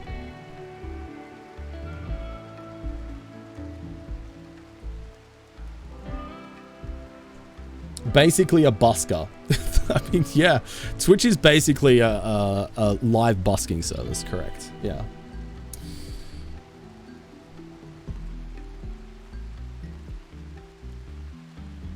That's great, just right. I'm glad you were able to work through that with your partner. That's awesome. Hey Zejo, good to see you. That's fair, Sarge. Well, hopefully that can change soon. Fingers crossed. Yeah, 100% Berserker. I mean, like, it's a weird thing, right? Because some people, like, I would make the argument that a lot of work can be justified through fulfillment. And some people are fulfilled by, going after, after more money. Some people are fulfilled by the work that they do. Some people are fulfilled by the things that they do outside of work. There's any number of different things that you can find satisfying or fulfilling. And sometimes, work can take the role of being the vehicle of your fulfillment, or it can also be the thing that helps you, help support that fulfillment in the way of allowing it to happen. It can take different roles for lots of different people. The dollar signs aren't the most important thing at the end of the day.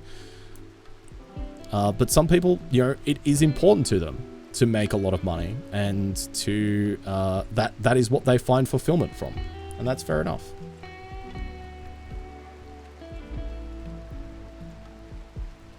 One day, Meg, one day.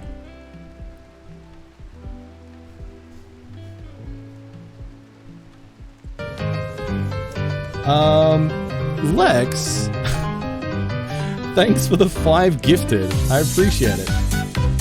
Making money lets you be silly. Yeah, chat, that's right. Sometimes making money allows you to subscribe to your favorite streamers here on twitch.tv, and I appreciate it. Hackman Lex, thank you so much for the 5 gifted. That is very, very generous of you. Big woos, big Danex. I appreciate it.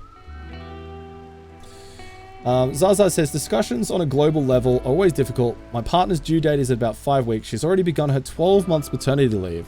So back to work talk earlier sounded insane. That said, you do a decent job of it. Thanks, Zaza. I appreciate that. I also think that chat, we've also cultivated a community here on chat that even though we all come from very different walks of life, very different lived experiences, very different cultural backgrounds, we all have our different takes and perspectives on the world, but we're all able to have these discussions usually in a very kind of thoughtful and respectful way. And I'm very grateful that we've been able to attract the kind of people to this stream that are able to feel that vibe and participate in those conversations. And it makes me very, very happy. Just like Junglist resubbing for the 5th month makes me very happy, and Wizards dropping the 100 biddies, starting a hype club. Chat. All right, let's park the serious, heavy conversations for a bit. Let's just vibe it out. Let's chill, vibe it out, and let's just dance. Get your favorite dance emotes in chat, everybody. Cody Hunden, you heckin' legend. Thank you for the 5 gifted subaroonies. I appreciate the heck out of it. Thank you, thank you. Boil him, mash him, stick him in a shoe.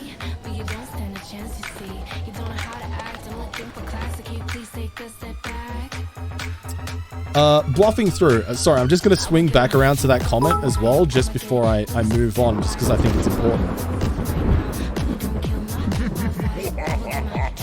Naughty? Holy shit.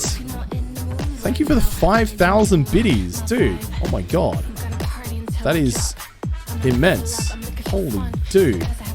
But yes, I completely understand. I completely understand bluffing through.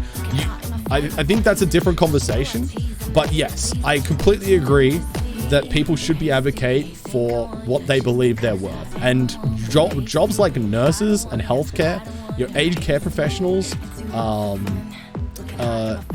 kinds of support workers, generally speaking, really underpaid. Again, depends on the country, but a lot of places really, really underpaid, badly underpaid.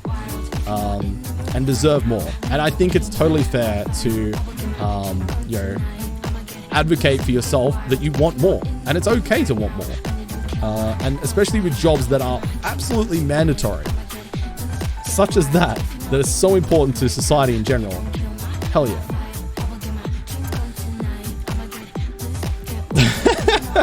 Your viewer. For months, I've created the illusion that you're streaming to a large audience, but here's the truth. All these people in chat are me. There are no real viewers here. These are all my accounts. I always suspected. I always suspected this would be the case. Bluffing. Thank you for the 500 Bs. I appreciate that. That's very generous of you. I really appreciate it. Money isn't everything, but I'd rather cry in a Ferrari. Dude, I don't want a Ferrari. I just want a house. Like to be able to that's kind of all I aspire towards. Being happy, being healthy, and having a house. Being able to, in the financial position, to one day have my own house, to have my own abode to live in. That's what I aspire towards. That's what I'd like. But hey, who knows? Let's see how we get there. Let's vibe it up now. Yeah, I know, Has. Yeah, it's a whole thing. Hey, Blue Tagging, good to see you.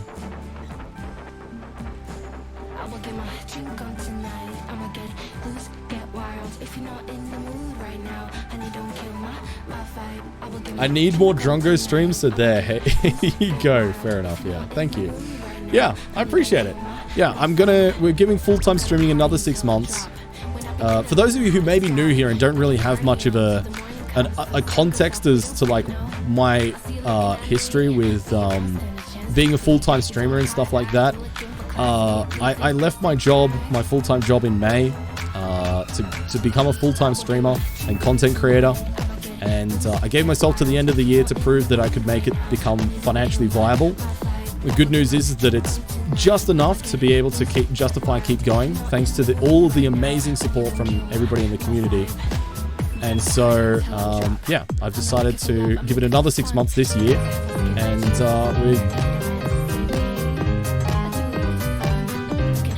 we're gonna see what happens in July. Holy shit. Tristan, thank you so much for the 20 gifted. Holy moly. That is beyond generous. I genuinely... Yeah, I don't know what... I don't know what to say. That is very, very kind of you. Thank you so, so much. Oh, dear. Man. Oh, CJ, I'm a man of many looks. Aaron Lee, hello there. Good to see you. Welcome in. Let's get some hype in chat for Tristan, everybody. That is absolutely mega. Everybody in chat is so kind to me. I appreciate it. Literally just right. Yeah. Yeah. And I want to make it clear as well that there is not a day that goes by that I'm not acutely aware of just how privileged and lucky I am to be in the position that I am now to be able to do this, because I realize there is a lot of people that would kill to be in the position that I am now, and I'm just very grateful. Thank you so much, Cody, for the 5 gifted. Cody, oh my goodness. Thank you, thank you, thank you. I know that link, Sarge. I know that link. Tristan, thank you so much. Yeah, I appreciate the kind words there, and I appreciate you, you're paying for the generosity. That's very kind of you. Dude, I'm gonna look.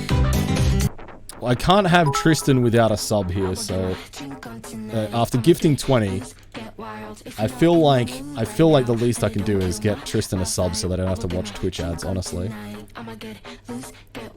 If you're not in the mood right now, honey, don't kill my vibe. I'm gonna party until I drop. When I begin, I don't know how to stop. I can party on till the morning comes, till the sun goes up. We don't stop, no. I see you looking at me. No. I insist. Hang on. Let me. Fuck. Why? Hang on. It's being silly right now.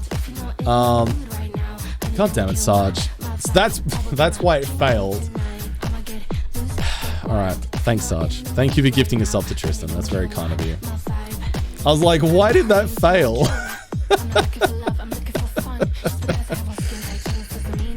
Oh, classic mods, dude. Just doing everything they can to troll me. Whatever. I'm gonna put this into a mode-only mode so people can stop talking and I'm just gonna vibe. I've had enough chat. Had enough of chat telling me that I got owned. Abby, it's good to see you as well. Thank you for the 50 biddies. I appreciate that.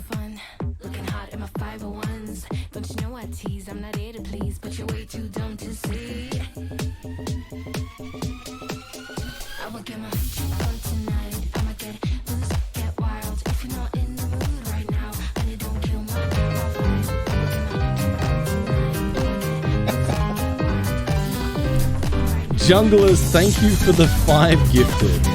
Thank you so much. I appreciate that. That's yeah, very, very generous. Thank you so, so much. Big woos, big Danex. The vibes just keep on rolling. And the hype club continues.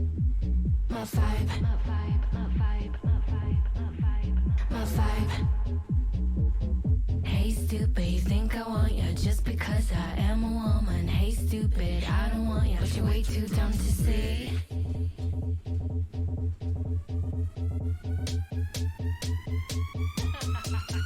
I will get my drink on tonight. I'ma get wild. If you're not in the mood right now, and it don't kill my vibe. I will get my drink on tonight. I'ma get wild. If you're not in the mood right now, and it don't kill my vibe. I will get my drink on tonight. I'ma get wild. If you're not in the mood right now, and it don't kill my vibe. I will get my drink on tonight. I'ma get wild. If you're not in the mood right now, and it don't kill my vibe. Ah, man, what a good time. What a good time, chat.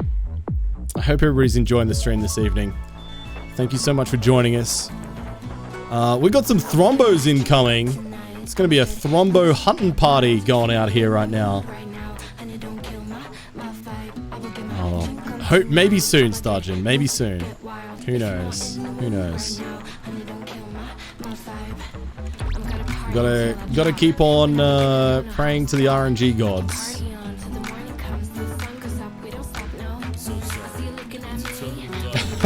Just right. Bless.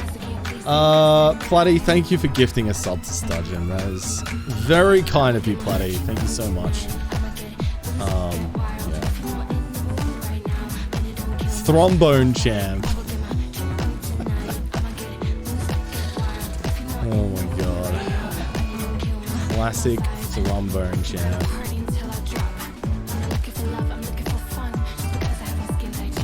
Or just get sniped. Yeah, that works as well. That works.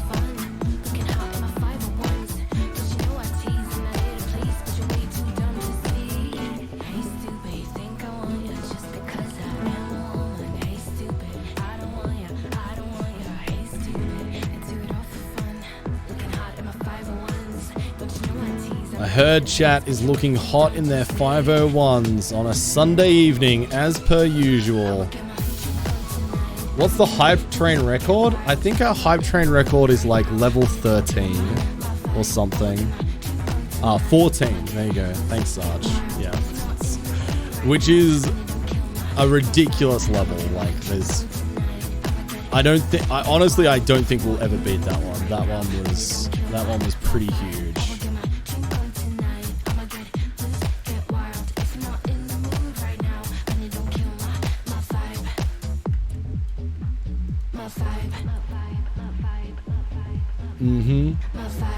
It was nuts. Yeah, you don't have to tell me, Sturgeon. I'm well aware.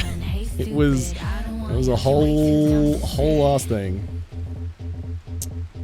Drongo has not joined the dance party? What do you mean? I'm in the dance party. What do you mean? It's good to see you, Mono Machine. Hope you're well today.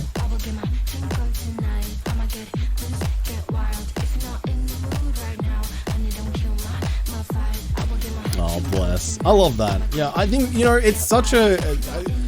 say what you will about Twitch, but the community aspect of Twitch is so cool, so important. It's such a cool way of connecting people together, and I'm so grateful for all of the, all of the community and relationships and friendships that I've formed over the 4 or 5 years that I've been streaming. It's so cool. Does this count as making Drongo dance? Yes, absolutely it does.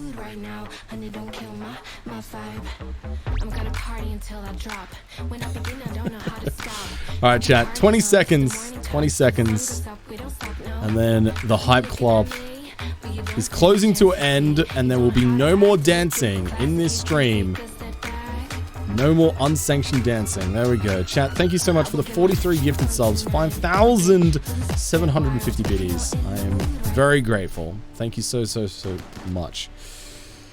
Have I ever got indoctrinated into the cult? The cult? Lex? I don't think so. Thanks, Raichi. And we're very glad to have you as part of that rad community, Raichi.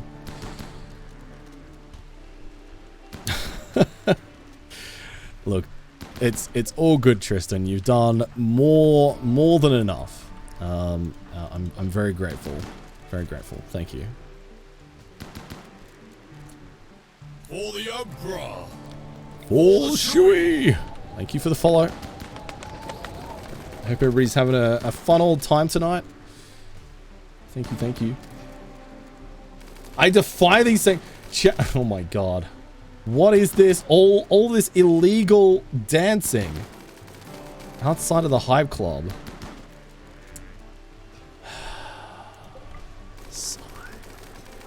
Unbelievable.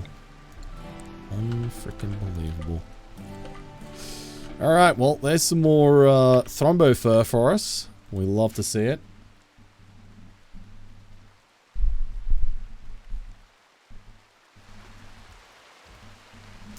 Chat, I am once again asking you to stop dancing, or I will start banning people.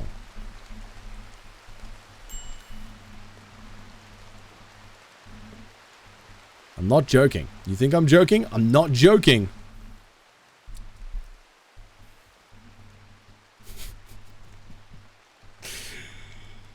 I'm gonna pick somebody at random.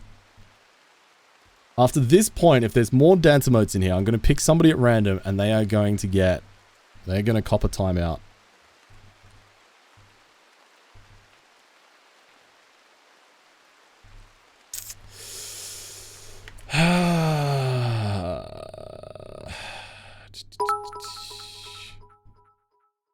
There we go. I'm sending a message, chat. I'm sending a message. Chat, if you don't think I'll do it, I just took out one of my own mods. You don't think I won't time you out? I just took out one of my own mods.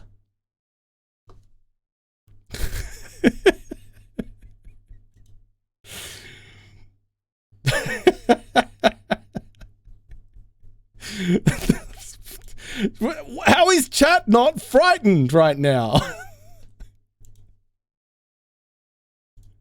Right, there's another one. Oh, bap! I'm gonna bap him. I'm gonna bap him. The party can. Oh, you know what? Whatever. Whatever. Sarge, can you untime out Meg and untime out Junglist, please? Oh my god. So sorry. It's a terminal diagnosis for yeah. Big fucking awesome. Yeah, chat wins. Chat wins. You can all dance whenever so you want. Sorry. It's a terminal I get it. diagnosis I get it. Big fucking awesome. You win, chat. Cody, thank you for the 5 gifted. I'm so sorry. That's It's too a kind, terminal Cody. Thank you, thank you. diagnosis for Big fucking awesome. Oh my god. Submit to democracy. I'm so sorry. It's a terminal diagnosis for Big fucking awesome. Oh my god. Alright, I better go in here and remod Meg. I'm so sorry. It's a terminal diagnosis for Big fucking awesome. Oh dear.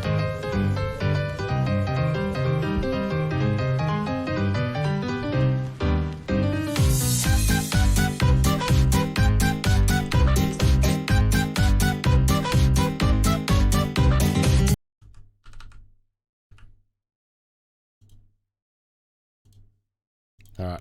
I have remodded Meg. There we go.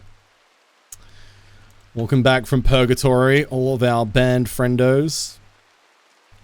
Hi, Drory. How you doing? Welcome in. Haz. I hope you're doing well today, Haz. It's always a pleasure to see you, buddy.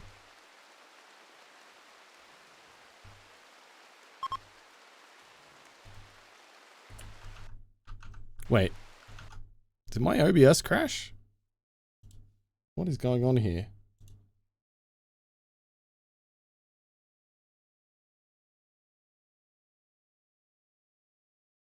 Oh no, it's working. There we go. Alright. Sorry chat, my OBS was doing some funky things there for a second. The amount of times I've been timed out, I should get a nickel. Well, the amount of times that your finger has slipped, Meg, and you've banned people out of my chat, I think that it's only fair, you know?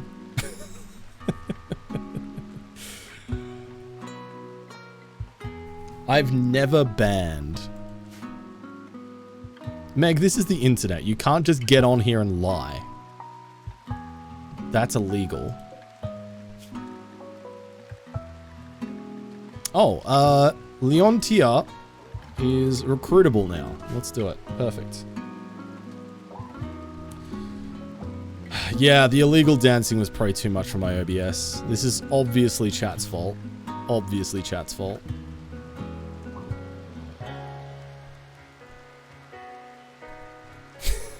Meg. 100-year timeout is still a timeout. Wait, what is the longest timeout that you can give somebody on Twitch? I've never thought about this, but like 2 weeks. Okay. All right. I was literally about to click on Meg's name and start doing some things. If you do something enough, it becomes legal. I don't know about that. A growth moment for Vero, chat. A growth moment for Vero. Reaching the biological age of 10. We've unlocked 3 skills to increase our passion for, and we've also got some traits. So we've already got the neurotic trait, which increases our global work speed by 20% and our mental break threshold by 8%. We've also got flames in plants, crafting, and artistic. We've also got plants and crafting available again, so I'm definitely going to take that. I think I'm going to take construction here as our 3rd skill to increase our passion for, because construction is always a good one. And we're already going for skills that require high manipulation, and construction's always a generally good skill to have a decent amount of skill in for manipulation. So let's take that. We then have a trait. So we've got martial artist. So Vero learned a special move in melee combat which allows them to disarm opponents and will use it frequently. Masochist, which means they enjoy getting hurt. Trigger happy, which gives them less aiming time and less accuracy. Greedy, which means they want a good bedroom. Perfectionist, which decreases their global work speed. So 65% work speed, which is pretty bad. However, will generally produce better quality products, which is kind of good. I'm tempted to do perfectionist because we've already got neurotic, which helps to offset some of the reduction of global work speed. And if you added on bionic arms or architect arms, a perfectionist with double flame crafting could actually be really good, who naturally produces better quality work. Like that is a good quality. Or Night Owl as well, which Night Owl is kind of meh here. I think Perfectionist is the way we go. It's either Masochist or Perfectionist. What are we thinking, chat?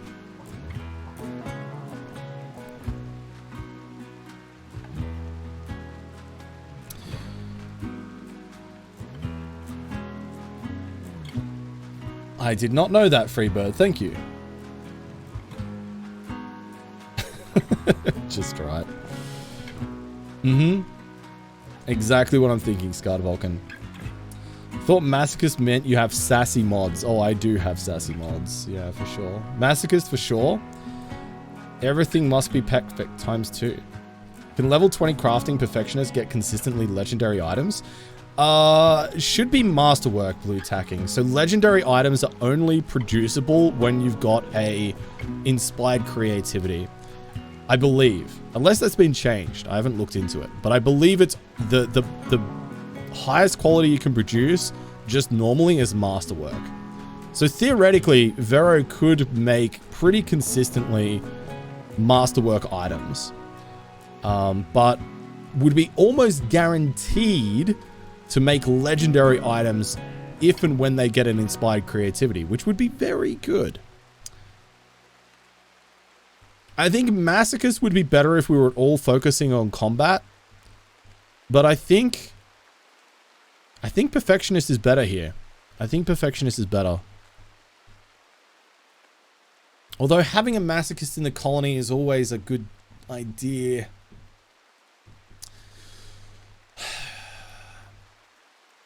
It would still be really good pawn. Neurotic with Masochism. Masochism would help to offset a lot of the debuffs that you would get as a result of being injured or having food poisoning or having pain in general. Anything that would cause pain. And anything that causes pain is likely going to capitalize on the fact that we've taken Neurotic as a trait. So Masochist actually directly offsets Neurotic a little bit.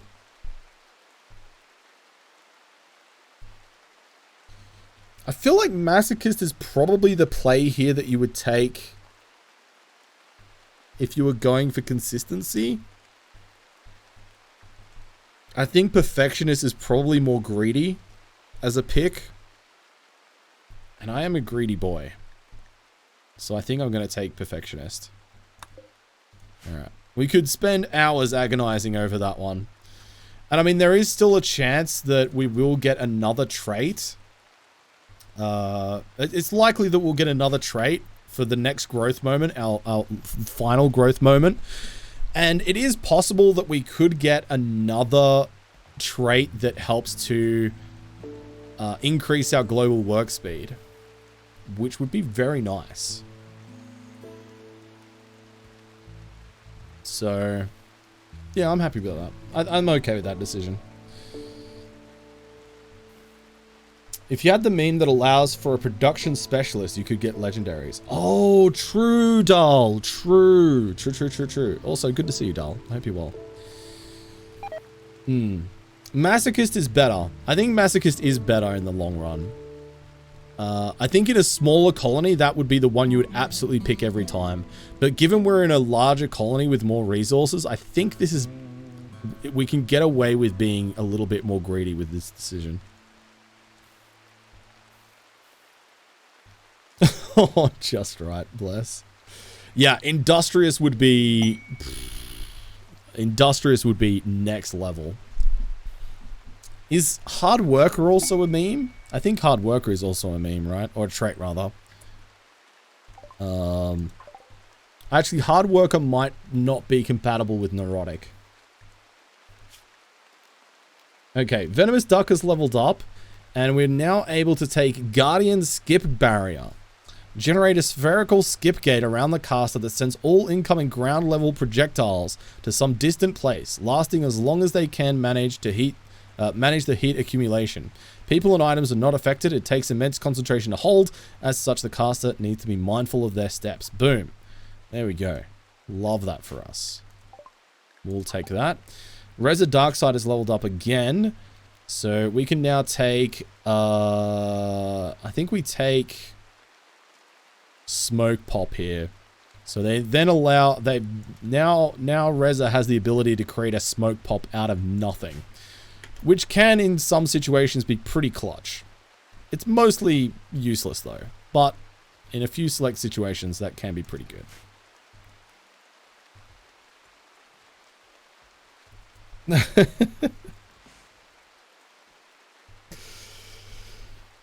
Human primacy allows for production specialists. Yeah. We didn't take human primacy. Same as Industrious, but not as high. Okay, gotcha, Scudwalken. Oh, well, thanks for the lurk, Style. I appreciate it. It's going well, though. I've had a great day today. I've had a great weekend in general. It's been really pleasant. I tweeted this morning that I woke up, had a nice sleep in. Nothing woke me up. I just woke up naturally by myself.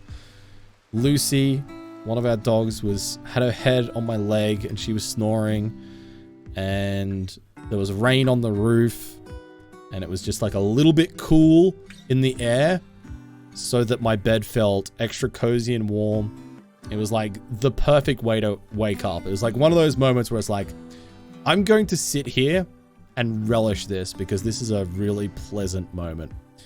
So yeah, I've had a great weekend so far. It was nice.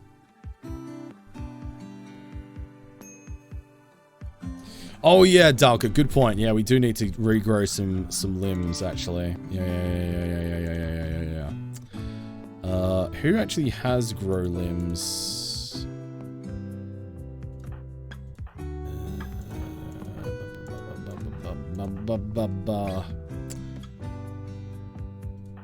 Was it you, Venomous? Yes, it was. Venomous stuck. Alright, Venomous. Where is Blue Mary? Let's get you to do regrow limbs. I don't know why you have to be drafted for regrow limbs to show on your Psycast list, but whatever. Here's what it is.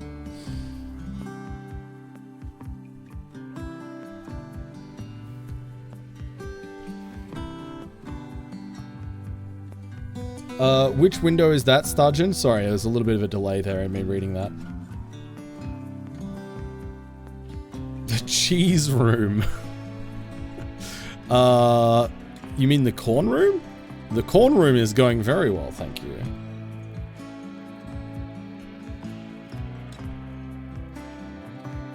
Nice, I love that doll. That's great.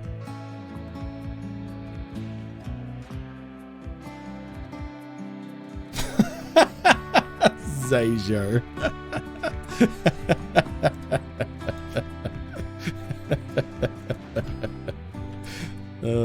That's great. That's great.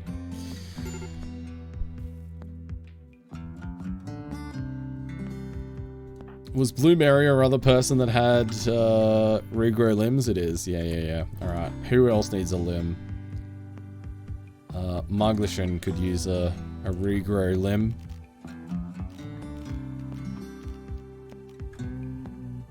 Where is it? Where is it? There it is.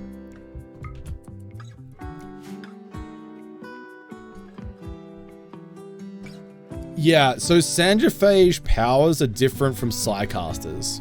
So Psycast powers are ones that you can get from either going under a anima tree and meditating there, or they are ones that you can get from the Empire with the Psy Link Neuroformers, I'm pretty sure they're called.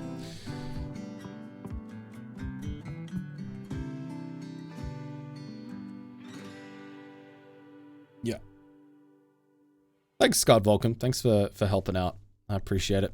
But yeah, your vampires by default, or your Sandraphages by default, will get some vampire powers, but they're different from Psycaster powers.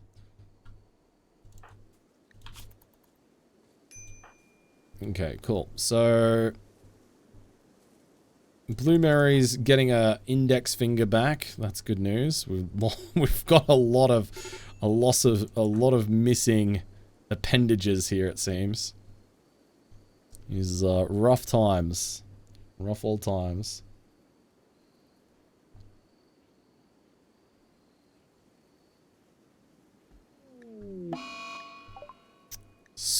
Squire Soup is going to have a tantrum and bash things up in his room. Fair enough. Kid must be close to resistance breaking. Yeah, super close. 0.2. And Leon Tia. Can I use Word of Trust? I feel like one of my paths has Word of Trust. I don't remember who it is. Is it Harmonist? Might be Harmonist. Who did take Harmonist? Was it Deli Monkey?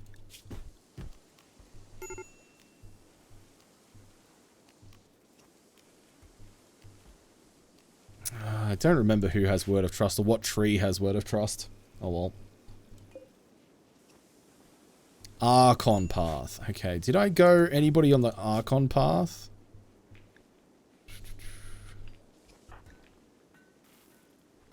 Yeah, okay. Muglishin has unlocked the Archon path. So maybe that's why I thought I had somebody on it, is I unlocked it, but I haven't progressed it. Chronopath. Necropath, Skipmaster. Harmonist. Protector, Necropath. Conflagrator, Warlord. Yeah, okay, alright. So yeah, I must have been thinking about unlocking this path. We haven't actually got Word of Trust yet, unfortunately. So yeah, Muglishin needs to do some more meditation and level up. Obviously. So we can get that Word of Trust, because that'll be handy for when we do actually need to recruit.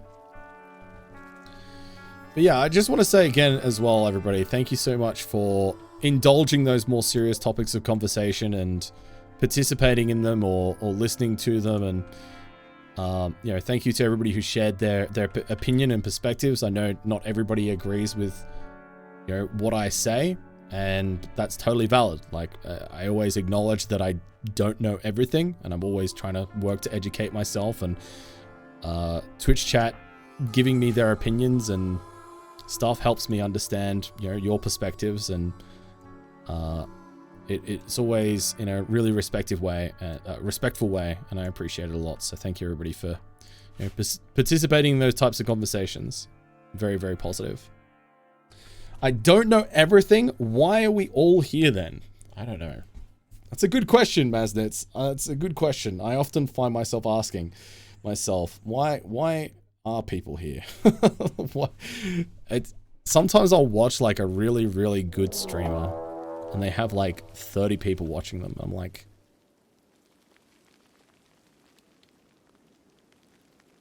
they deserve so many more people. So many more people to watch them. It's not fair. Oh dear. You're omnipotent.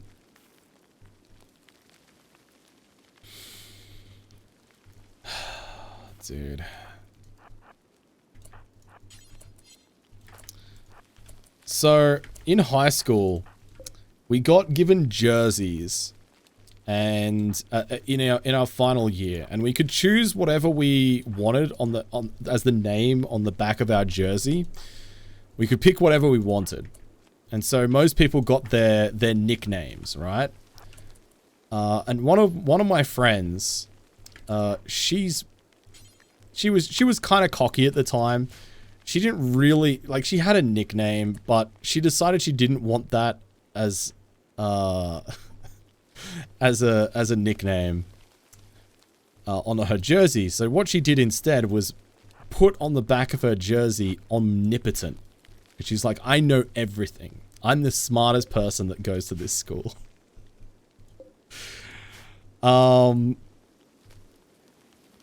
So I managed to, as a way of like humbling her, I convinced a bunch of people that went to our school that omnipotent meant that she only had one nipple.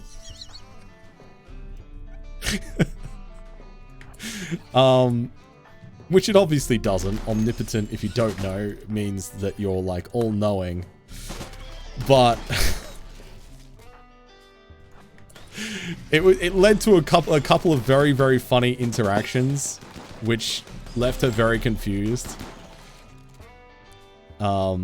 Which was a way of me pranking both the people I was trying to convince that this is what it meant, and her as well. And it was very funny. I enjoyed it a lot. Please tell me she spelled it incorrectly. No, she spelled it correctly. That would have been very ironic, though, if she'd spelled it incorrectly.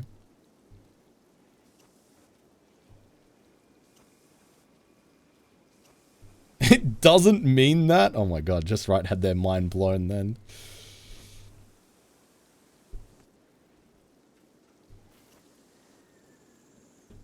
Quality school, if that worked. Look, I went to a public high school in country Australia.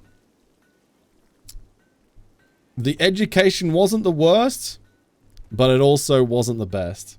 How'd she take it? Oh, she was fine. She thought it was hilarious. Like I said, once I explained what was going on, it was both hilarious to her and because it's a great joke, right? Because it's like it makes fun of her for being like really arrogant, but it also kind of, you know, is just a general kind of harmless prank to play on the people who didn't actually know what it meant. And play those interactions off of each other. It was just funny. It was just funny. We got a new recruit though. Kid has joined us. Thank you for the follow as well. I appreciate that. Chat, we have a name giveaway to do. It's been a while since we've done a name giveaway. So if you'd like to be one of our colonists in our colony here this evening, you are going to type in a word. This word will enter you into the raffle to become part of our colony. And the word tonight is hat. H-A-T. Excuse me. Hats in chat. Hats in chat, everybody. Why did you tell me that back in high school? I feel so betrayed. It's just right. Oh, dear. All right, look at this. We got some hats coming. We got some hats. If you're a Drongo sub, you can, of course, use those cheeky little Drongo hat emotes as well, of course. Love to see it.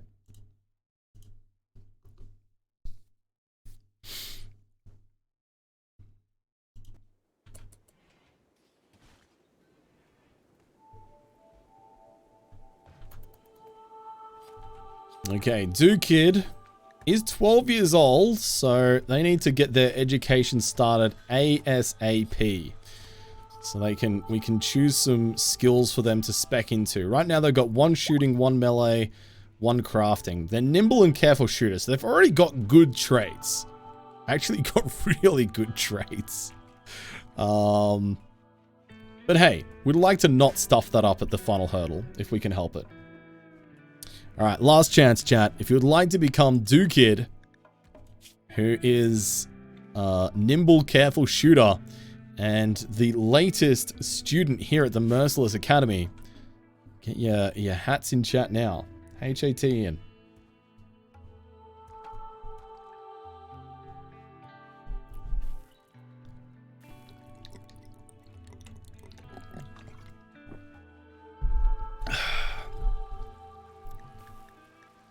What quest expires? Oh yeah, this one. Yeah, I'm not going to do that one.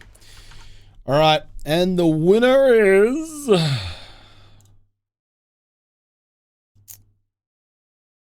Acefolius. Congratulations, you're in. You're in, Ace. Part of the ship, part of the crew. Welcome aboard. Oops.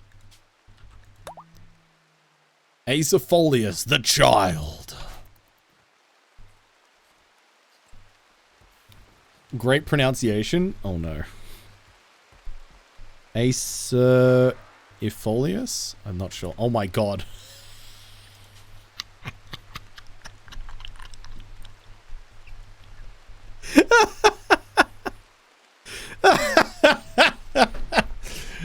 Oh. Sarge, can you add another? Can you add another graduate to the Merciless Academy, please? We got another graduate. Boom.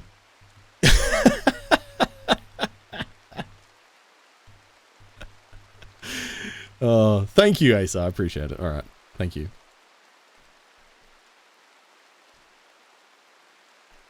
Is this the same one? What do you mean, is this the same one? No. This is actually growing up to an adult, Sarge.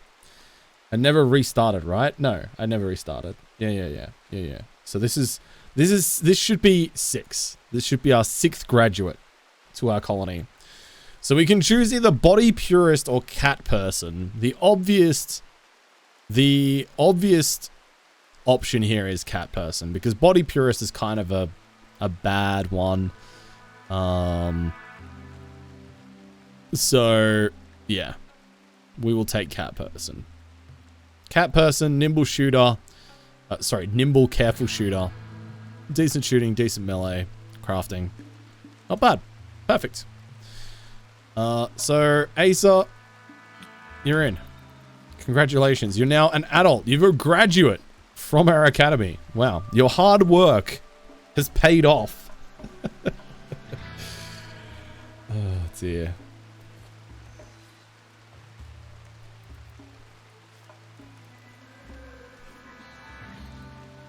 Hey, Will. Enjoy your ad-free viewing and your Drongo emotes. Appreciate it. Now it's 6. Okay. Thanks, Sarge. Thank you. Wait, why did it say 7? Did we have another graduate? No. Yeah, that's right. That is right. 6. 6 is right. I'm pretty sure. I'm doing well, Will. Doing well. We're having a great stream here this evening. Having lots of fun. We've just had another graduate. And, you know, things are good. Things are good. I think since Ace is nimble, I think I'm going to take melee on them as our option. And what are we going to set them up to do? We could set them up to do crafting. That may be the way. Get them to help out there. And low-level construction. Actually, cleaning and hauling is a good way to go. We do need some good cleaners and good haulers operating because we're not running any. Oh snap! Okay. Wow, I didn't realize we'd finished all of our work orders. Hot damn.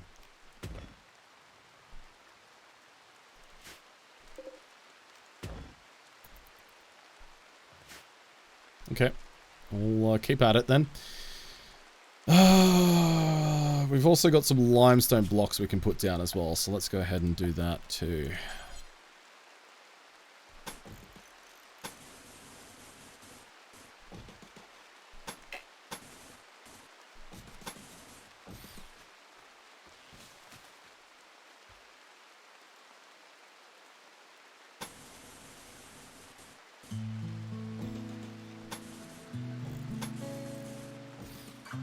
We're slowly but surely building out the... Big fucking awesome!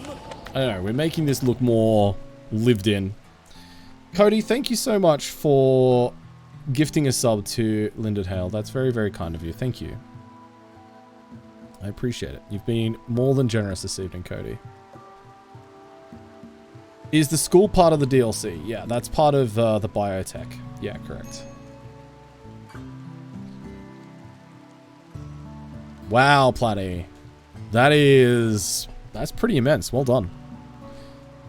Is having thicker boundary walls any advantage to defense? So, yes, Maznit. But not as much as you might think it is. So, the only benefit of having thicker walls is just that it gives you maybe a fractional couple of extra seconds before breaches or sappers will break through it, normally. Because breaches and sappers are so adept at breaking walls, they can cut through any wall like butter. So, realistically, you are going to end up in a situation where a sapper or a breacher is going to break through a wall in about, you know, maybe a second. So having 2 walls is going to be, you know, 2 seconds. Having 3 walls is going to be 3 seconds. In the grand scheme of things, it doesn't actually give you that much extra time to deal with the problem, and it is a lot of resources to double or triple thickness make your walls for very little payback. So, I mean, there are some things that you can do to slow down breaches, such as putting down sandbags or doors, because they take much less damage than walls do to breaches. But generally speaking, walls... yeah, you can double thickness them if you're feeling a little bit nervous.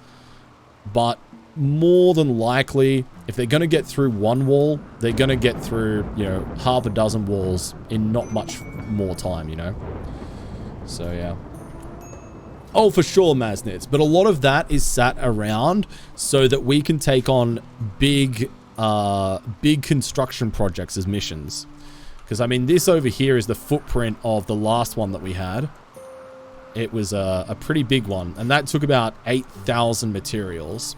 So we do want to sit on a decent stockpile of available bricks and resources. Just in case we get another one of those quests and it does give us a good reward.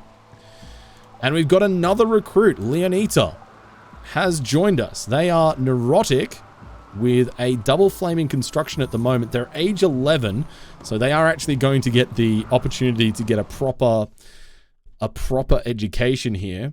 And it's another name giveaway, chat. So, if you would like to enter into the name giveaway to become Leonita, you are going to type the word RAIN in chat. R-A-I-N.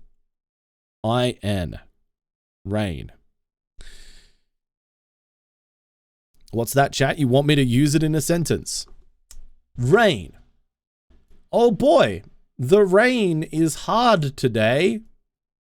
R-A-I-N. Rain. There you go. Spelling bees were never my thing.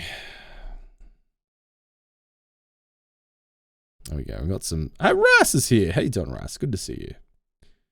Marge, the rains are here. True Australians know that reference. Ah, McCain, you done it again. Good times. Good times. Asa needs a meditation spot. What type? Oh, I didn't realize you were a Psycaster. Oh, snap. Asa is a chronopath with time skip meditation. Huh. That's cool. Okay. So, what type of meditation do you take? Let's take a look here. Artistic. Okay, so we need a meditation spot near one of our sculptures, which we can do. So let's reinstall this maybe here. And build some meditation slots around it. There we go.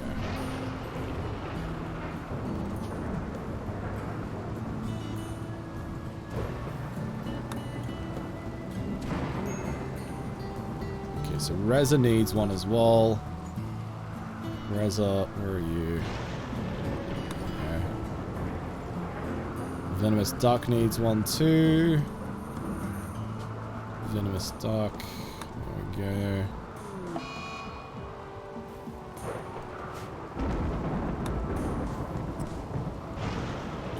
Oh man, just right. Yeah, that's old. It's an old one. Plant time skip is great. It is very useful in some clutch situations. There's no doubt about that. Meditation, Sarge.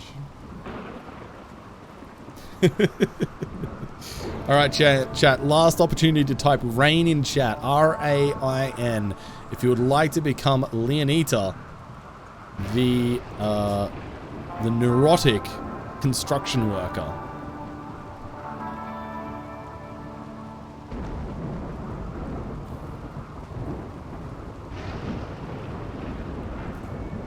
Alright. Let's go ahead, chat. Boom. Duke of DuPont. Congratulations, my friend.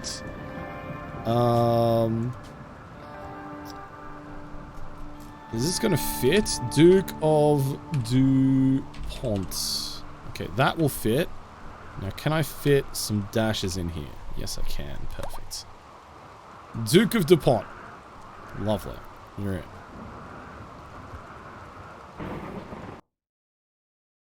Very good.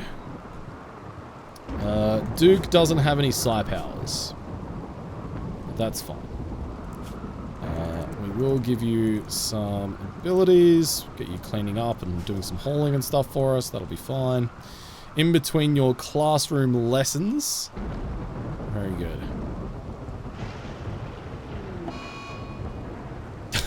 Just right. out here causing absolute chaos. Ridiculous.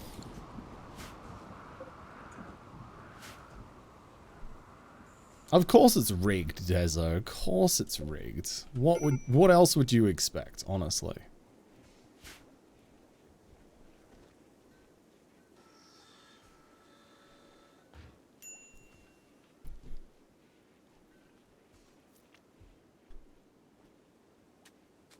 Nice. And then we finish this down here. Very, very good. Alright, and we can come across here. And come across there as well. Perfect. And then that way, more or less the entire base is connected with walkways through most areas. Our moisture pump is also doing its job. This one here expands in 24 hours. It's going to be interesting to see what happens when it starts to get close to that deep water there. I don't know how that's going to interact, but we'll see. Hey, Sui, how you doing? It's good to see you. Can we make sure we get a shout out for Sui, please?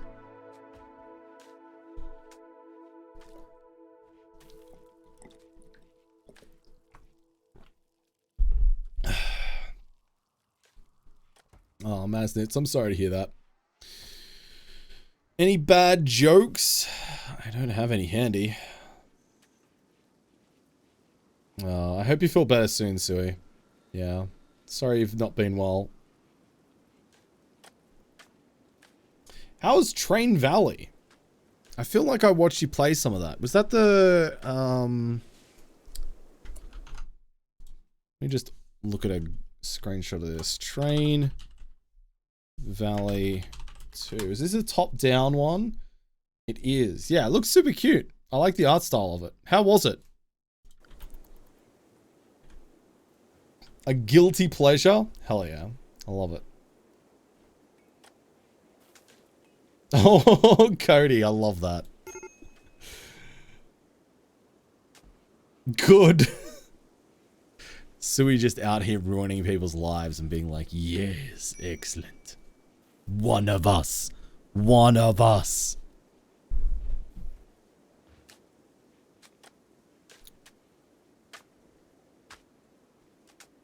But in good news, our colony is coming along very nicely.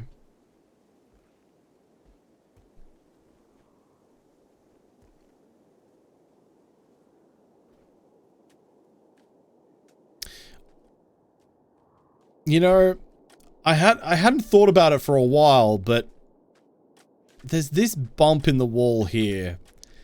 And I've just realized that we can technically get rid of this now that we have the moisture pump. So I could get rid of this bump of mud in here if I wanted to.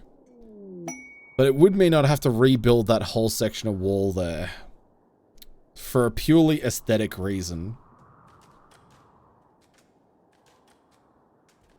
Which honestly I might do. Oh, what kind of weapon did we get? A stun baton! Oh my god. And a shovel. A silver shovel. Oh my goodness. Hell yeah.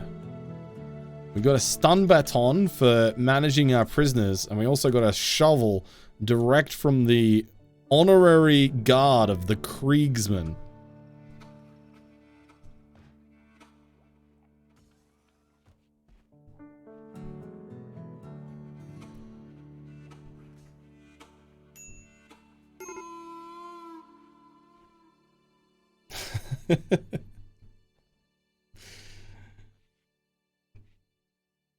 Why is there a child on fire? Good question. Why is there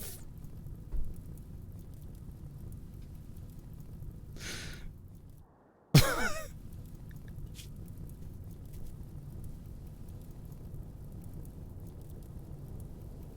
Why is there a 3-year-old on fire?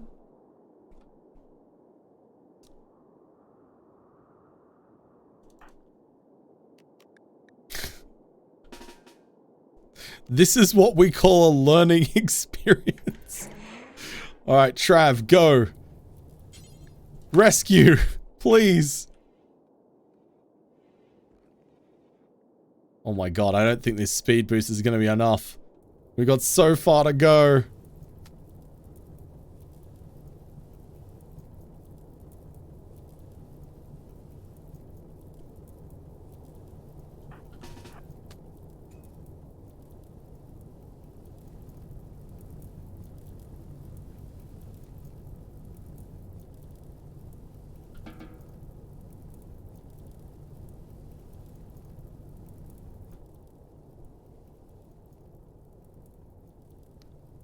Why is it there? I don't know. It walked there by itself, Meg. I didn't put the 3-year-old there. It walked there by itself. Any damage? I don't know. That's why I'm not celebrating yet. I don't know how bad this is gonna be.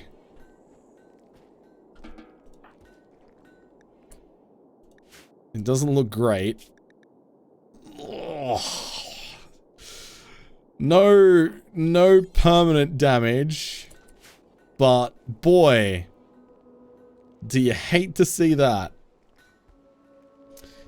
Didn't I put kids on the stove? No, that never happened, Dahl. That's fake news. Anything you've heard to the contrary about that, not true. I would never lie to you. Look at this face. I would never lie.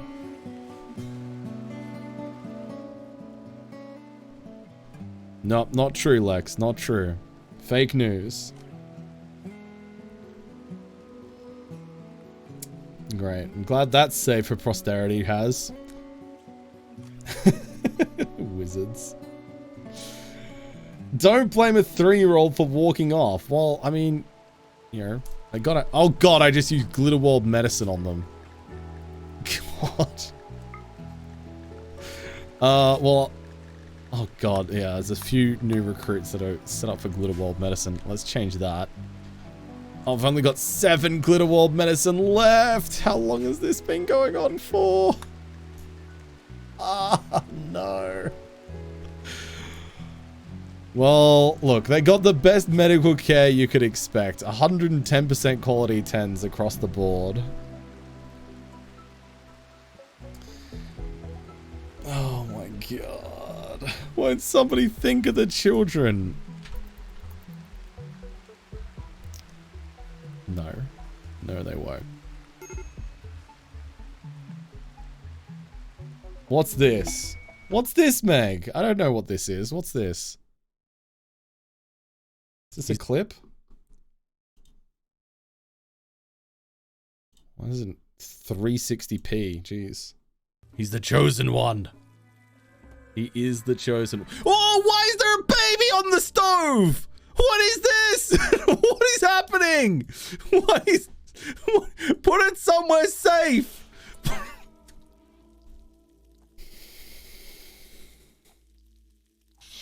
What is going on? No. Who did that? Why is this safe? I said safe. He's the chosen one. He is the chosen one. Oh, why is there a baby on the stove? What is this? What is happening? What? What's this second clip?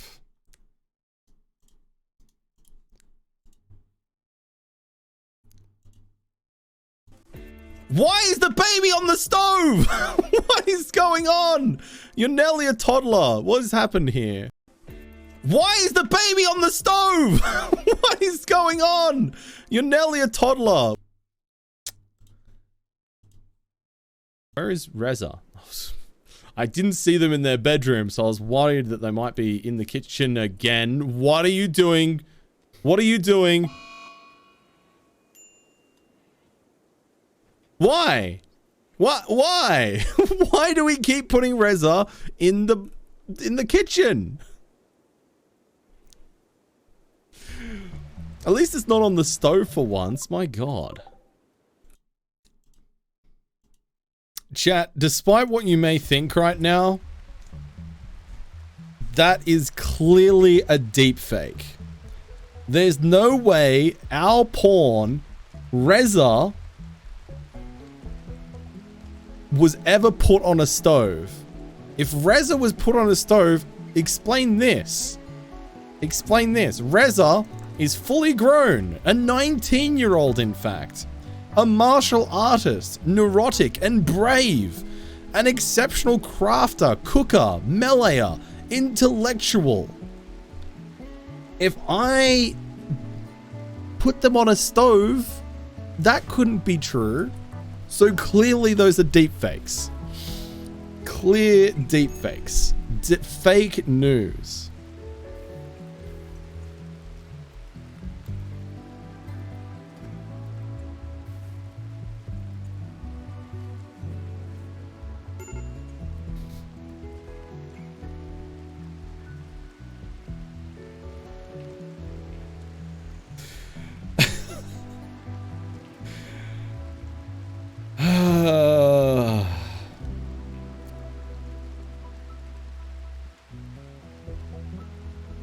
Look, alright, there's some unorthodox parenting methods going around right now. What is a shadow wreck? What is this? We have intercepted a distress signal. A hostile shuttle. Oh, okay. This is a Sanjafade event. A hostile shuttle carrying a Sanjafade master and 5 thralls is having trouble with its engines. You can use signals to draw it down to crash near the Merciless Academy. Once the ship has crashed, you can fight the Sanjaphages and her minions. If you can capture the master, you can force her to turn one of her colonists into, or one of your colonists into a Sanjaphage. Let's accept the quest, chat. I want to do it. I want to do it.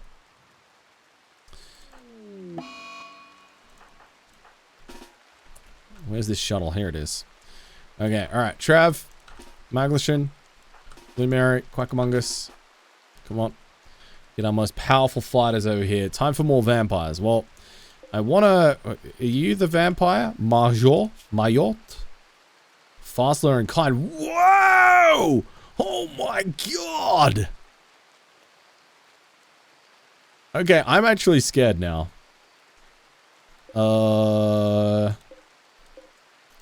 Rest of these, not so scary. But I'm a little bit scared now. That 20 melee? Yikes. That is terrifying. Age doesn't matter on a vampire though, Sarge. Means nothing. Literally nothing. Let's hit him with a little blat fire blast here.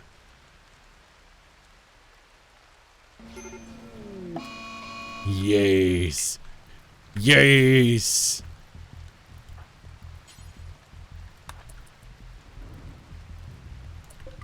Oh god. Get that gun out of the doorway. Alright, we took out the vampire. Let's go, baby. 10,000 IQ plays. The fire takes care of the vamps. Every time. Every heckin' time.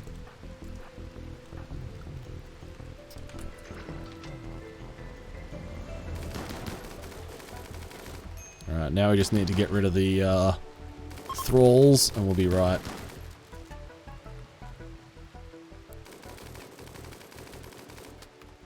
Hunt him down, Quackamungus. Hunt him down!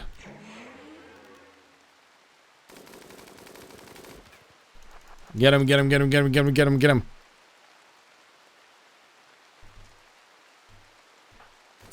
Alright.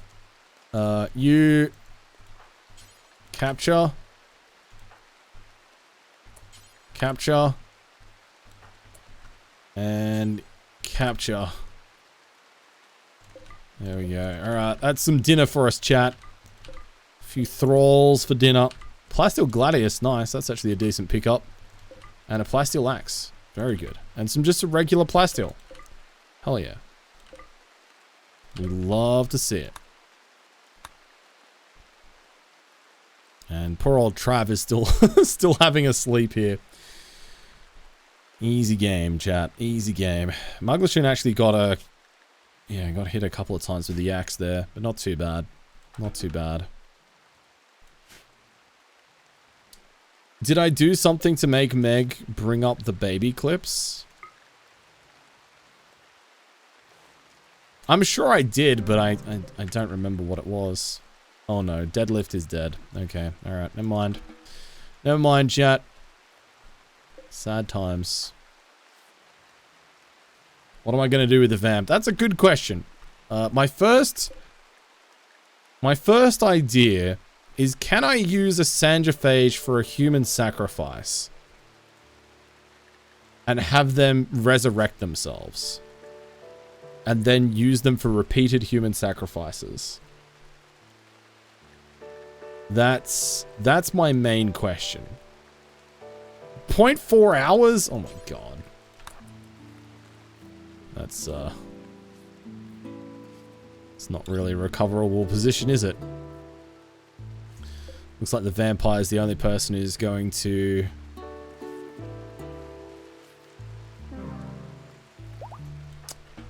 survive. Okay, whatever. Those other two can become lunch.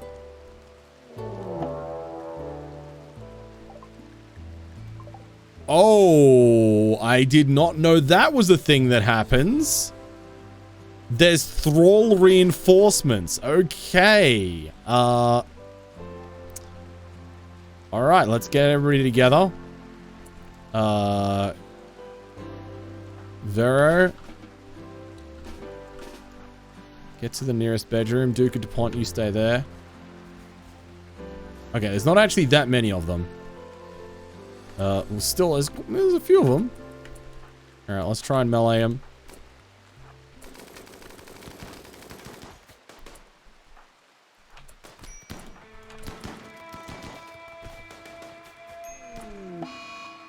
Oh god, Soup is having a tantrum. This is not exactly the time to be doing this, but whatever. Okay, alright, we've beaten them. Where are they going though? That is the question. That is the question.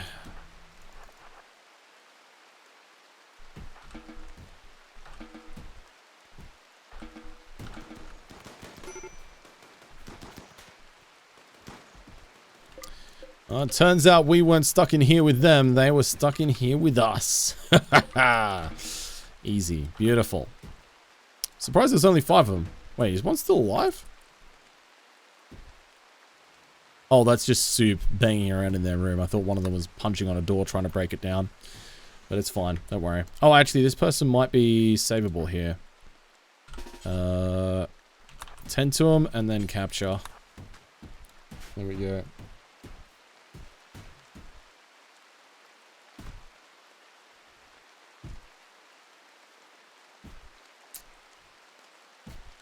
Yeah, well, I mean, they knew what they were up against. Oh, wait, they died?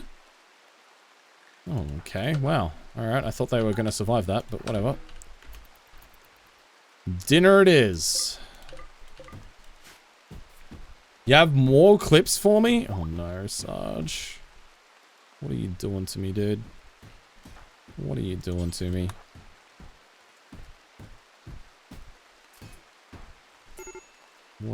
What is this?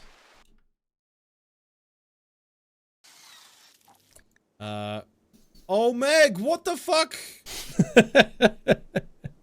Oh, Meg, you fucking dumbass. Fuck me. Oh. What's this other clip? Well, Arch, I'm pretty sure I told you that it was lovely to have your company on Saturday when we played some Forza together. Oh my fucking god. Megara, why? Holy Jesus fuck. Oh my fucking god. Oh my fucking...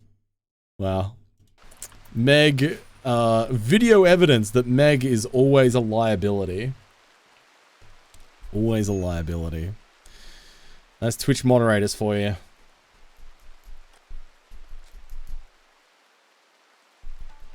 Blew themselves up, exactly. Yep. Oh dear. Oh dear. That's pretty funny.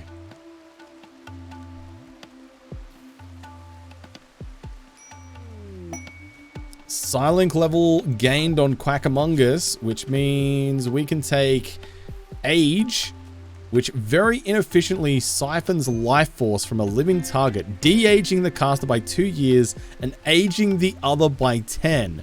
Very debilitating after effects for the victim and considered a hostile action by allies. No shit, that's a skill. Amazing. Perfect. We could use that on prisoners. I wonder if we could just use that again and again on Marjo here. Because they're a vampire, age doesn't matter. Yeah, exactly what I'm thinking, Valk. The pest men have arrived immediately with breaches. Oh my god, okay. The pestmans are here in great numbers.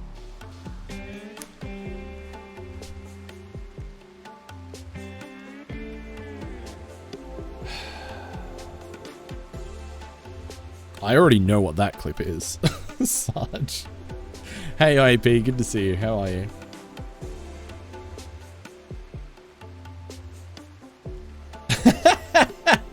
Cody.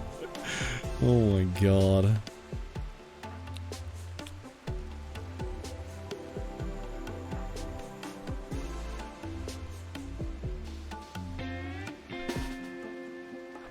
Okay. Alright, let's get everybody together. We need to deal with this. Tay, where is your melee weapon?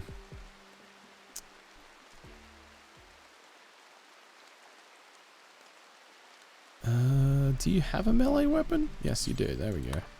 Grab that and then come down here. Yeah, Sarge is off on one right now. He's on the warpath.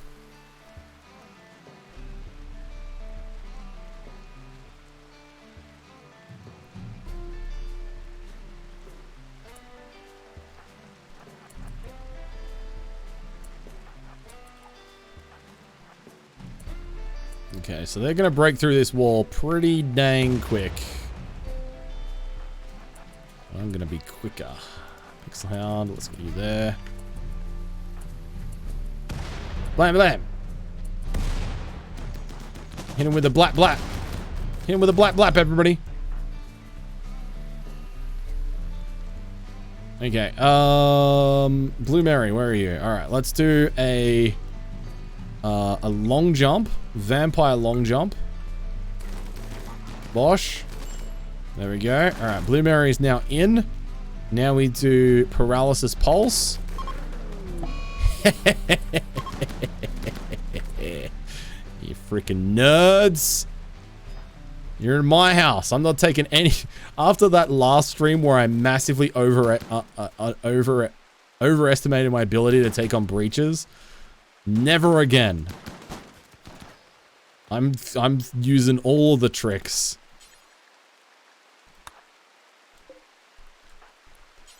You know what? I'm taking all these guys' clothes, man.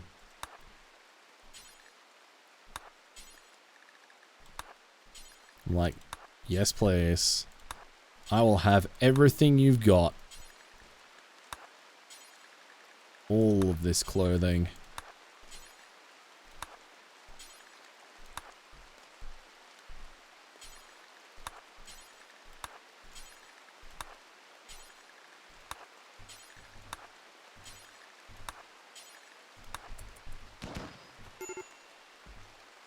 Get wrecked.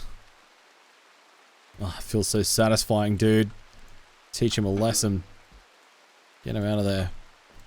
Those guys that blew a hole in my wall also get wrecked. And you know what? You know what? I'm going to keep Quackamungus over here so that when they wake up, they're going to have an unpleasant surprise waiting for them.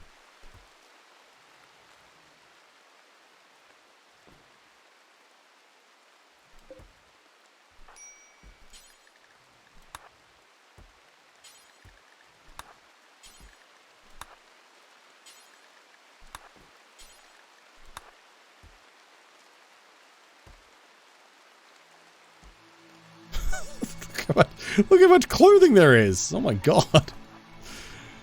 Well. Now we wait. Now we wait. The effect should wear off any moment now. So let's drop our firing focus. And control frenzy as soon as they get back up. Hit him with a black blap, everybody. Hit him with a black blap. Yes. Yes. Pest men getting what they deserve.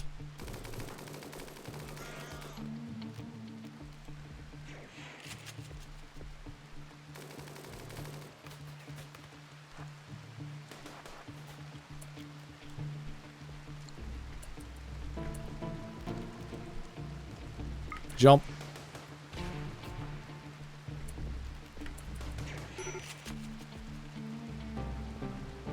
Oh, just got off the map in time.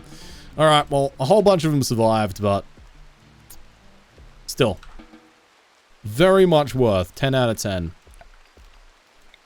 10 out of 10 worth. Perfect. Can you eat those people? You bet your sweet biddy we can eat those people. That is a whole bunch of food. Did it say Ace fled? Is Ace a coward? Wait, what was that message? Flee. A Sirius is fleeing. Why? That's weird.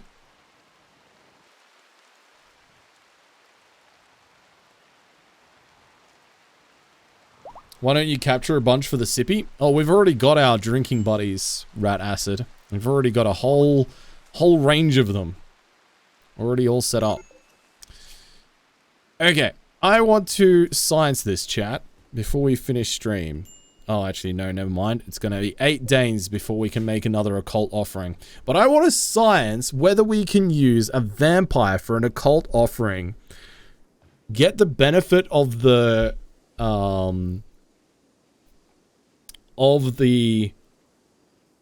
ritual, but they survive it. I want to find out. It may be possible that the death just applies to vampires as well, but I'm not sure, and I want to find out. So, we'll see. We'll see. How many vamps can drink per person? So I've found that with the 3 vampires I've had at the moment, I've been able to keep a surplus of blood up, so we're slowly keeping our blood harvest going. Yeah, exactly, Blue Mary. That's kind of what I'm hoping the outcome will be, is it drops them into death rest, and then we can just, yeah, keep on going. One of them had 85 smoke leaf joints on them. God damn. Oh my god, the game is real heckin' angry at me right now. Bloody hell. Defoliator ship. So that's a lot of centipedes, and a centurion as well. 2 centurions. Yucky. I do not like that. Holy fuck, you killed Snoop Dogg. Amazing. Amazing. Dear oh dear. We also got a couple of tox packs as well, which isn't super exciting, but kind of cool.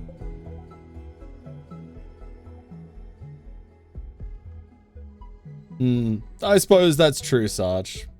Would paralysis pulse work on the mechs as well? It does. It does, but it's rare that you can get them clustered around enough to get all of them in one go, but it might work. It might work, but I think this is a problem that will be solved with mortar strikes. I think that's going to be the play here. But it may be. Nah, fire doesn't damage mechanoids. Mechanoids are immune to fire. It'll have to be a result that we'll have to find out next stream, chat, because it is after midnight here in Australia, and I'm keen to wrap up. My voice is getting a little bit tired now, and yeah, I'm ready to turn in for the evening. Thank you everybody for being here and watching along this evening. If you are new here, make sure to hit that follow button. That way you know when we will go live again as well. If you're not already, we'd love to have you in the community Discord. There's a link there in the chat. Also, go follow me on Twitter because I tweet, and we're closing in on 1,000 Twitter followers, which is pretty cool. There's also my Instagram, YouTube, my art channel, and finally Patreon. If you want to go above and beyond and get weekly vlogs that take you behind the scenes of full-time streaming, you get all of that on Patreon. Thanks for being here, everybody. Do you ever use EMP mortar shells? Yes, Pinky Fieldman. Yes, we do. We use EMP mortar shells to deal with high mech shields usually, but there are other situations where they are useful. But high mech shields is the main one. Bluffing through, thanks for being here. Meg as well. Thank you for that follow as well. Pinky, thanks for being here. Haz, I appreciate you. Thank you for being here too. Chat, we're going to, what was the minimum Patreon tier? The minimum Patreon tier is $1. $1 and you get access to all the content on there. Basically, the way it's structured is you pay whatever you think the Patreon is worth. The content on there, if it's not worth much to you or you're not in a financial position to support more, but you still want to consume that content, then you just pay $1. If it's worth, $5 to you, $10 to you, those options are there. So yeah, that's how Patreon is structured for those of you who are maybe considering it. Either way, I appreciate yous. Thank you so much, everybody. Yeah, one US dollar. Yeah, correct. Which is, yeah, depending on the exchange rate, might be different for other people. Yeah, thank you, everybody. Yeah, we've got a whole bunch of wonderful people who support over on Patreon, and I'm very, very grateful. Thanking you. Chat, what do we want to check out? We can watch, actually, let me see. Who's playing some RimWorld at the moment? Maybe we could go raid somebody new that we don't know yet. I'm in kind of that mood.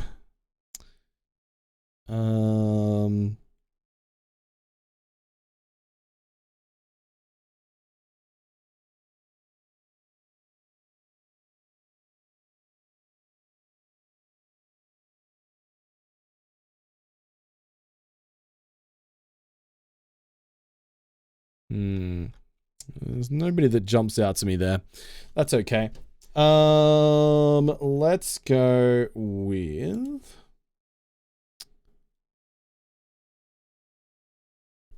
hot damn, Sarge. You got no chill, brother. You got no chill. Ba-da-ba, ba-da-ba-da. Ba-da-ba-ba-ba-ba-da.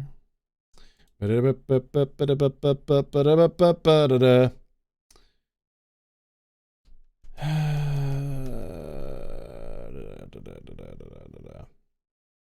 Oh, I know who will go raid. Let's go raid Saria Slays. She is celebrating her 3-year partnerversary, and she is the team owner of Rage Club. She's a fantastic Twitch streamer. I got to meet her and hang out with her and do karaoke with her at TwitchCon last year, and yeah, she's a Scottish lass, and she's a lot of fun. I think you'll enjoy her if you're not familiar. So let's go past the hype over to Saria to help her celebrate her 3-year partnerversary. That's a big deal. So there's some raid messages in the chat there. One there for subs, one there for non-subs. So copy and paste those, chat. Go ahead and grab them. Is that the one Sal's in? Correct, Sarge. Yes. Yes. Zejo, thank you so much for being here. I appreciate the heck out of you. Thank you so much, everybody. Meg, Sarge, Scarred Vulcan. Thank you, everybody. I appreciate you all. Thank you to everybody who has gifted subs and cheered bits tonight. We've had a lot of generous people in here this evening, and I'm immensely, immensely grateful as always. Thank you to everybody who followed. If you're new here, I appreciate you joining us and coming along with this ride. Thank you to those of you who have lurked and chatted. Thank you to the mods for everything they do. I will be back live again on this coming Tuesday, and we will be doing cursed cooking streams. We'll be checking out cursed cooking videos. It'll be a special event as part of one of our redemptions from the subathon, and yeah, it'll be a lot of fun. So I hope to see you on Tuesday, same time, same place, while we eat some food and react to some absolutely terrible cursed cooking. And if you do have any recommendations for cursed cooking, make sure to put them in the thread in the dinner table, the dinner table channel in Discord. Make sure to chuck it in there. Thanks, Haz. Thanks, Wizards. Just Right, Dalka. Thanks, everybody. Let's go say hi to Saria. Take care, everybody. Bye-bye.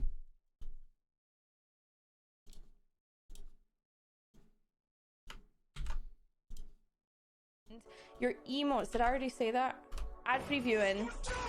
Drongo!